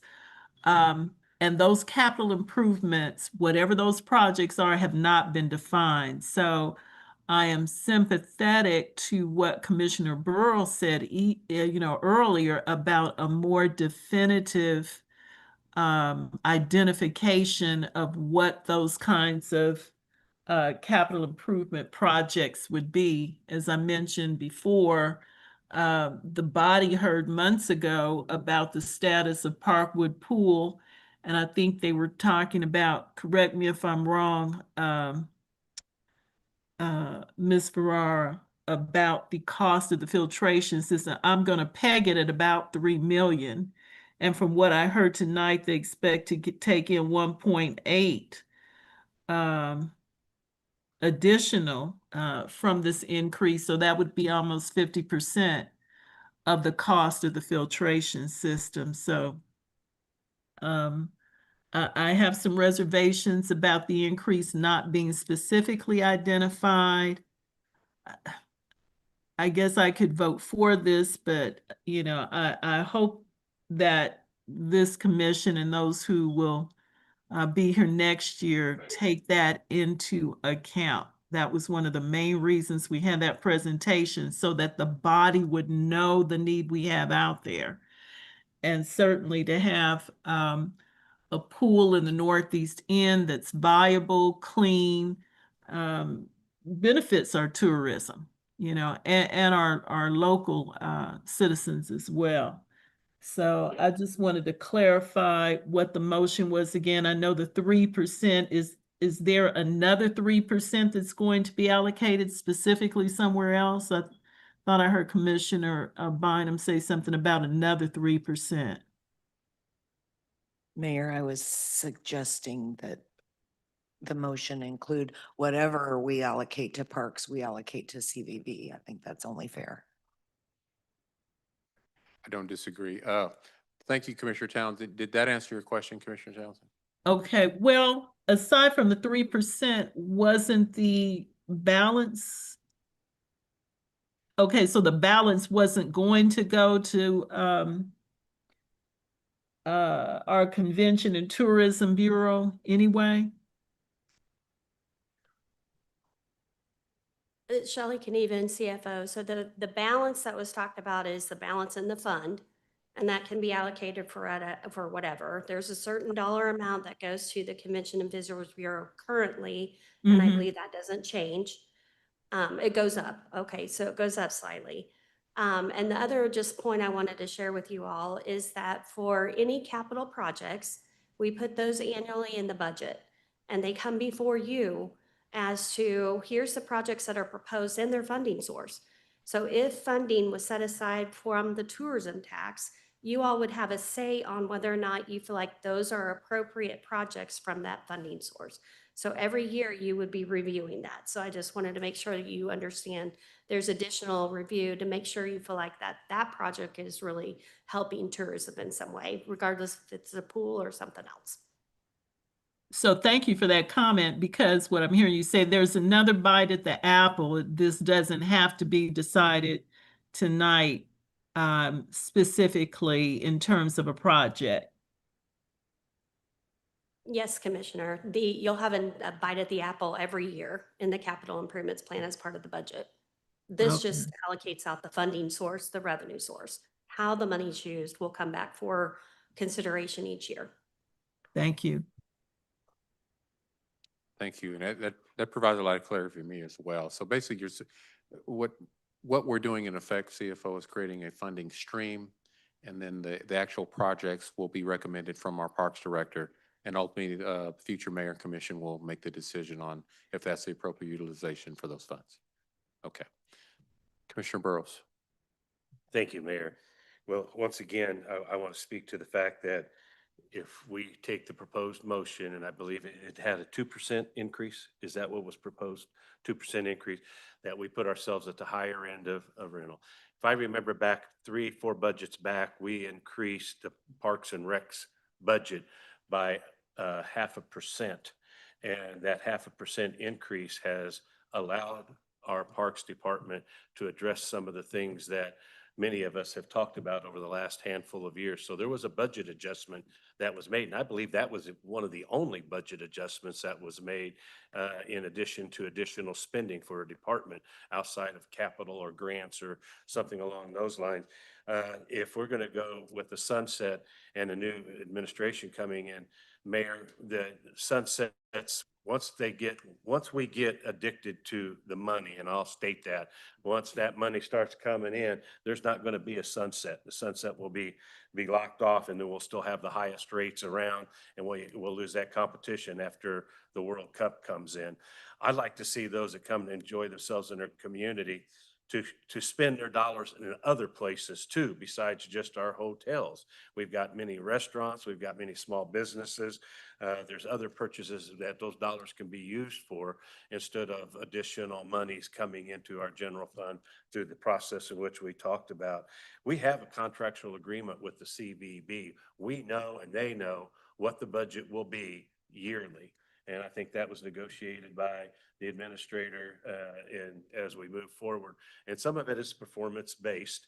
If we don't increase tourism, if we don't increase the fund, the organization sees that in their budget. But the CVB has become successful enough that it is generating the revenue and people see it as a way to spend it. And that's not what we need. We need to be precise and be mindful that those dollars are not always going to be there, especially if we decrease the volume of what we have in revenue coming in because we price ourselves out of the market. And that's my only concern, Mayor. As I stated, I can vote for a 2-year sunset, a 1% increase, but the sales tax that is on top of with the TGT, and no designation as to where the monies will go. And I mean, no harm, no disrespect to our Parks and Rec director. She's done a fabulous job. I just want to ensure that it's transparent. She has additional dollars through the general fund to have the entire commission be able to weigh in on it. Thank you, Mayor. Okay. Commissioner Bynum, I believe you made a motion. I don't think I did, but we had talked about what a motion would look like. Did Commissioner Davis made a motion. Okay, Commissioner Davis. Yeah, so my motion was based off of the what was stated by Commissioner Biden. So Commissioner Biden, please correct me if I'm wrong here, but the motion is for a 10% TGT rate with a minimum of 3% going to parks, 3% going to Visit KCK Visitors Bureau with a 2-year sunset. And I just want to clarify. Because if I'm understanding well, I'll second the motion and then I'll ask a clarifying question. Is that the more appropriate way to tackle that? Because right now, the money that we allocate to Visit KCK, it doesn't fluctuate based on how many rental nights we have, or does it? I do not remember. It's been a long time since I've served on that board. Alan Carr with Visit Kansas City, Kansas. So yeah, we currently have a contract with the unified government. It's a 5-year contract. It's kind of strange the way it's set up. This kind of predated me. It is a set amount at the beginning of the contract, and then each year we get an increase based on the consumer price index. So it's not in any way tied to increase in hotels or tourism. Okay. So it is based on whatever the increase in the CPI, consumer price index, from the previous year. That's the increase we get. So for example, in 2025, our allocation is $1.65 million. In 2026, it's roughly $1.7 million. I think there was about a $47,000 increase in the because of the CPI. And I don't want to be flippant about this, but what I would want to make sure we're proposing is something that's equal. I heard you say that 3% of the total generated by the proposed 2%, 3% of that to parks would be more than your annual allocation. So I guess I just want to make sure that we're fair. And if we tie you to a percentage of the revenue generated by the transient guest tax, there could be a year that's a cut for you. Our contract will be up at the end of 2026. And so I see. I think one of the things we have talked about is move to something that is tied to the increase in the TGT collections. That's how most communities do it. There is risk there, as you said, as during COVID, when the hotel collections go down, most CVBs had to lay off half their staff. So that's something we did not face because we are not tied to that. But it also means that as the tourism increases, we are not seeing those increases, which is typically what you would want to see. This is Wendy Green, Deputy Chief Counsel. If I could also weigh in with this, what that also would theoretically do is have them get paid their contractual amount for 2026 as well as the 3%. Because this ordinance cannot speak to their contractual amount. We have a contract with them right now, which stays in effect until the end of 2026. And this, even though it says it begins January 1, 2026, that's not when this is going to start. Because this is a charter ordinance, so it will not take effect until 61 days after the final date of publication. And then we have to provide our notice to the Kansas Department of Revenue. And they typically do not begin any new tax collections or tax rate collections until the first day of a quarter. So most likely this isn't even going to start now until April 1 of 2026. So that would be my caution on the 3%. If we would also need language about when that would start because of the contractual agreement we already have in place. And then also I would like clarification because the way this charter ordinance is written now, all of it sunsets in 2 years. So if you are wanting the provisions that allocate where the proceeds go to stay in effect, that would need to be told me. That I would need to know that so I could change that as well. Thank you. I guess, Alan, we could put some clarifying language in here that we would renegotiate our contract. Instead of giving you 1 million plus 3%, it will be 3% for your organization only. And that would have to be a renegotiated contract. You willing to do that? Yeah, Alan. I hope you are. I did not come here tonight trying to renegotiate our contract.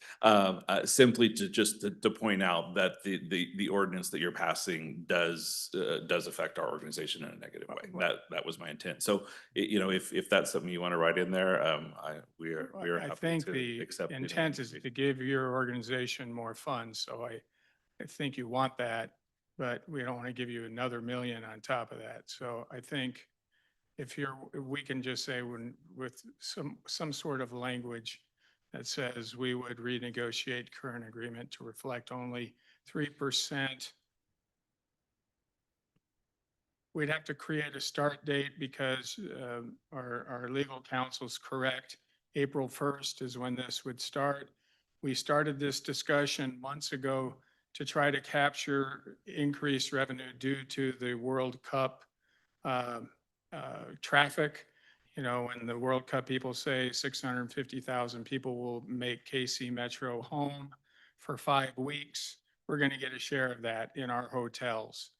And so that's what we wanted to capture. So now we're talking 2-year sunset. And so we'll have to work on the language that a renegotiated contract to reflect only 3% from a date that we'll have to come up with. Because it's only going to be available when the money starts coming in.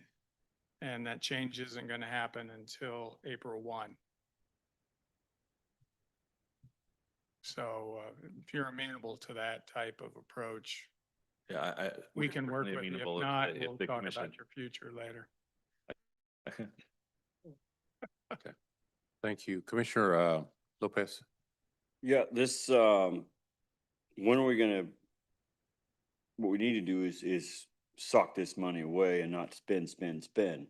FIFA's coming, and they're coming with a storm, and we better be ready.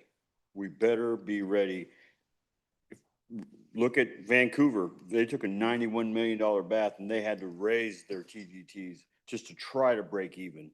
They're coming, there's a storm coming, and I'm telling you, and I hope to God I'm wrong, but as far as what I've been reading, everywhere they go, it's a freaking storm. And we better be ready. We better just sock it away than spend. Thank you, Commissioner Davis. I'd like to rescind my motion and do a substitute motion to table this item for 30 days and let us pick up wherever that next committee meeting is for HS to look at this language and ensure that we have something that makes sense. I'm not comfortable with us doing some armchair negotiation, but I will rescind my motion. There's no need to rescind it. I didn't ask for a motion. I didn't accept the motion. So we will go with that. I will accept that. I believe Commissioner Townsend. Okay, thank you, Mayor. Now I'm not sure where we are. Are we still voting on it? There was a motion to rescind. There's no motion that I asked for that are accepted, but Commissioner Davis did bring forward a motion to, Commissioner Davis, you want to restate that for Commissioner? Well, I understood it. I'm just trying to figure out where we are, because one of the comments I was going to make in reading this was one of the purposes of this to increase what we're paying to Mr. Carr's group, and they do a fantastic job. But I mean, was that one of the intentions of the increase in the TGT? I didn't think that it was when I read this, but it seems like we're going there. So I'm thinking it would be a good option to, do a 30-day and go back and revisit this. So. Thank you, Commissioner. I believe that was the motion that I will accept from Commissioner Davis. Commissioner Davis, can you just restate that for clarity? The motion that was not accepted was that it was a 10% TGT rate, 3% to parks, 3% to visitor bureau, and a 2-year sunset. And what was your last? My other motion that was not accepted was a substitute motion to take this item and table it. I'll accept that motion. Is there a second? Townsend, second. Okay, there's a motion and a second. Clerk, roll call, please. Roll call. Lopez, Aye. Davis, Aye. Bynum, Aye. Burrows, Aye. Townsend, Aye. Burns. Aye. The vote is 6-0. The motion carries. Okay, thank you. That takes us to the administrator's agenda. It's item 9.1. It's an adoption of a resolution approving the interlocal agreement for the administration of the Bonner Springs Neighborhood Revitalization Plan. I'll turn it over to our county administrator. Yes, thank you, Mayor. Been asked to introduce our speaker, and you are from Bonner Springs, right? I am. There you go. The Bonner Springs has a similar program that we have. We call it the NRA. They call it the NRP. Their current NRP expires at the end of December, and they want to have a new program to continue it with slightly changed parameters. Why they're here today, we are a taxing district that is affected by the program, the county side. And therefore, to talk about their changes and their desire, please introduce yourself, where you're from. Good evening, almost morning, commissioners. My name is Megan Gilliland. I am the Economic Development Man for the city of Bonner Springs. Mayor Tom Stevens is in the audience with me tonight. I did provide a presentation. I don't know if you really want to have that. I can go through it very quickly if you'd like me to. Yes or no on the presentation? Okay. But basically, the city of Bonner Springs has had a neighborhood revitalization program since 1997. And our plan does expire at the end of this year. And we are going and doing our tour of all the taxing entities and asking for your permission to participate in memorandums of understanding to continue this program for the next 5 years. Basically, this program is used by homeowners and businesses in our communities as a property tax rebate for improvements that they make to their properties. It's not a maintenance, like you can't paint your house and apply for the NRP. But if you add on a room, or you add on an addition, or you buy a vacant building in downtown and decide to put a building or a business in it, and you do a lot of work for that, then you can apply for our NRP, which gives you a property tax rebate for a period of time as a thank you and an incentive for investing in our community. Over the last few years, over the last 5 years of our current program, we've had 16 residential properties participate and 3 commercial properties, all in our downtown. And the bottom line to you as Wyandotte County is that the way that the neighborhood property tax rebate program works is individuals have to pay their taxes, and then after they've paid their taxes, the city cuts them a check back for a percentage of that. For residential properties, we're not making any changes. We're not suggesting any changes.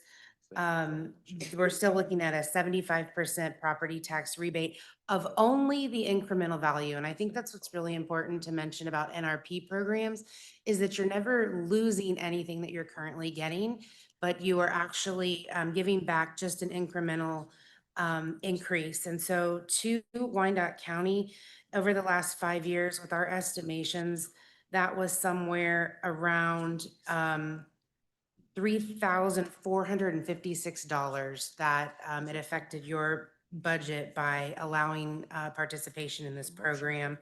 You are 33 mills, Bonner is 38 mills, the USD is 52 mills, and KCKCC is 23 mills.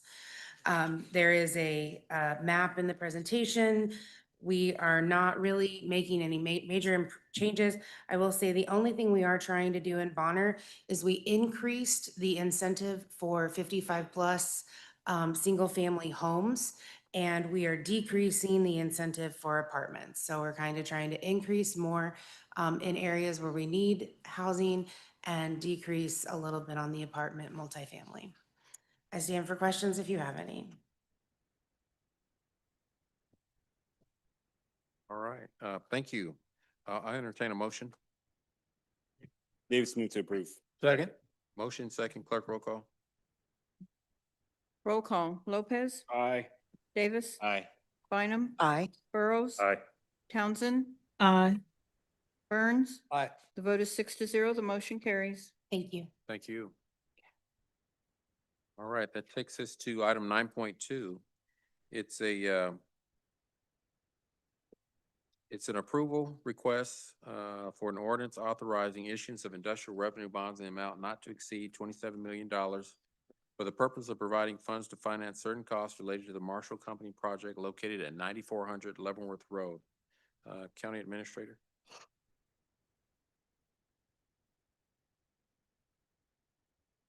Yes, Marshalltown, as you knew, over a year ago, approved a development agreement, and they have opened their plant off of in the industrial park off of Leavenworth Road, and they seem to be extremely happy in our community, and are talking possible future investment. So that's good news for us. But what we are asking for your review and approval is to issue IRBs that were agreed to in the development agreement. So this is more of a formality with the stipulation that the document reflects the new rules that were passed earlier this evening.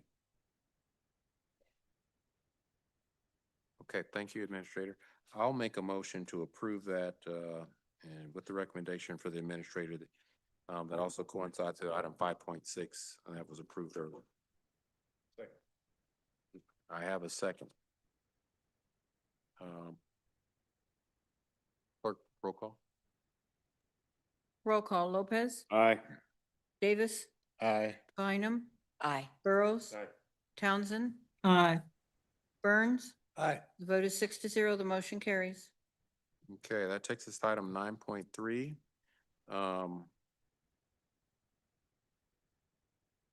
It's a approval request of an ordinance authorizing issuance of industrial revenue bonds in the amount not to exceed $65 million for the purpose of providing funds to finance certain costs related to the Marvin Lumber and Cedar Company LLC project located at 9820 Leavenworth Road. County Administrator. Again, this is a cleanup item that is driven by terms that were agreed to in the development agreement passed by you about just over a year ago. And they just had their ribbon cutting, and again, they're enjoying calling this place home. And so if Dr. Knieven has any additional information. Okay, she says no, but that's what this is. Okay, thank you, Administrator. I'll make a motion for approval, also to coincide with item 5.6 approved earlier in regards to this item. David, second. Okay, there's a motion, there's a second. Clerk, roll call. Roll call, Lopez, Aye. Davis, Aye. Bynum, Aye. Burrows, Townsend, Aye. Burns. Aye. Vote is 6-0. The motion carries. Okay, takes us to item 9.4. It's a approval request for an ordinance removing special assessments from the Homefield Community Improvement District on Margaritaville, Live Nation, and Atlas 9. I'll turn it over to our CFO, Ms. Knieven. Shelley Knieven, CFO. This item is the opposite of some of the other items we've been talking about. Previously, you had adopted an ordinance that would have permitted Homefield to issue a special assessment, like a ticket tax on Margaritaville, Live Nation, and Atlas 9. And they are requesting that they terminate that. They don't plan to implement that. So this is a cleanup just administratively that that's no longer going to be proposed or collected. And they can certainly answer any reasons why, but that's what this ordinance does. I'll make a motion for approval. Second. Okay, clerk, roll call. Roll call, Lopez, Aye. Davis, Aye. Bynum, Aye. Burrows, Townsend. Aye. Thank you. Burns. Aye. The vote is 6-0. The motion carries. Okay, the last item on the administrator's agenda is item 9.5. It's a request for approval of an ordinance rezoning property located at 13000, 12504, and 12340 Parallel Parkway in Kansas City, Kansas. I'll turn the meeting over to our county administrator. Okay, this has been before you over the last 3 months, asking for approval to publicize the land use change for these parcels along Parallel Avenue on the north side. And the petitioner is asking primarily for approval, but it's up to you.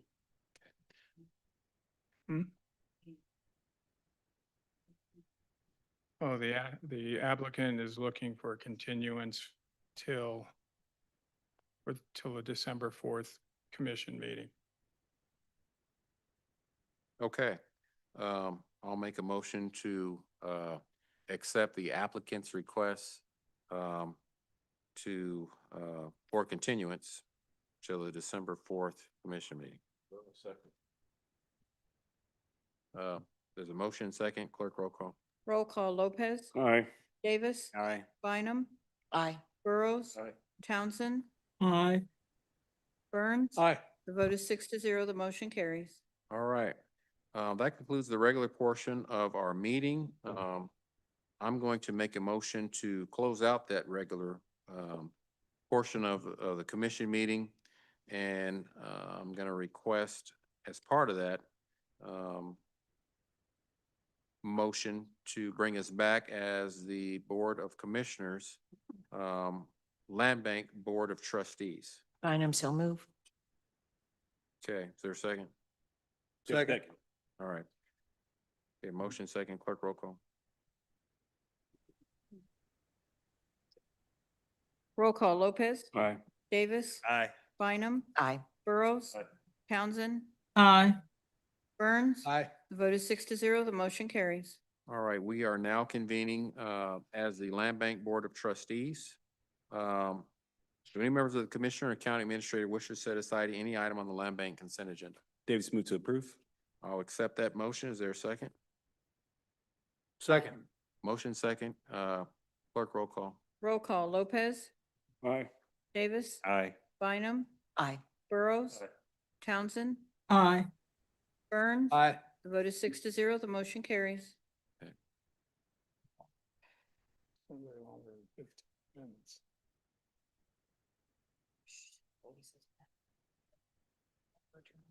Yeah, it's just gonna be. Oh.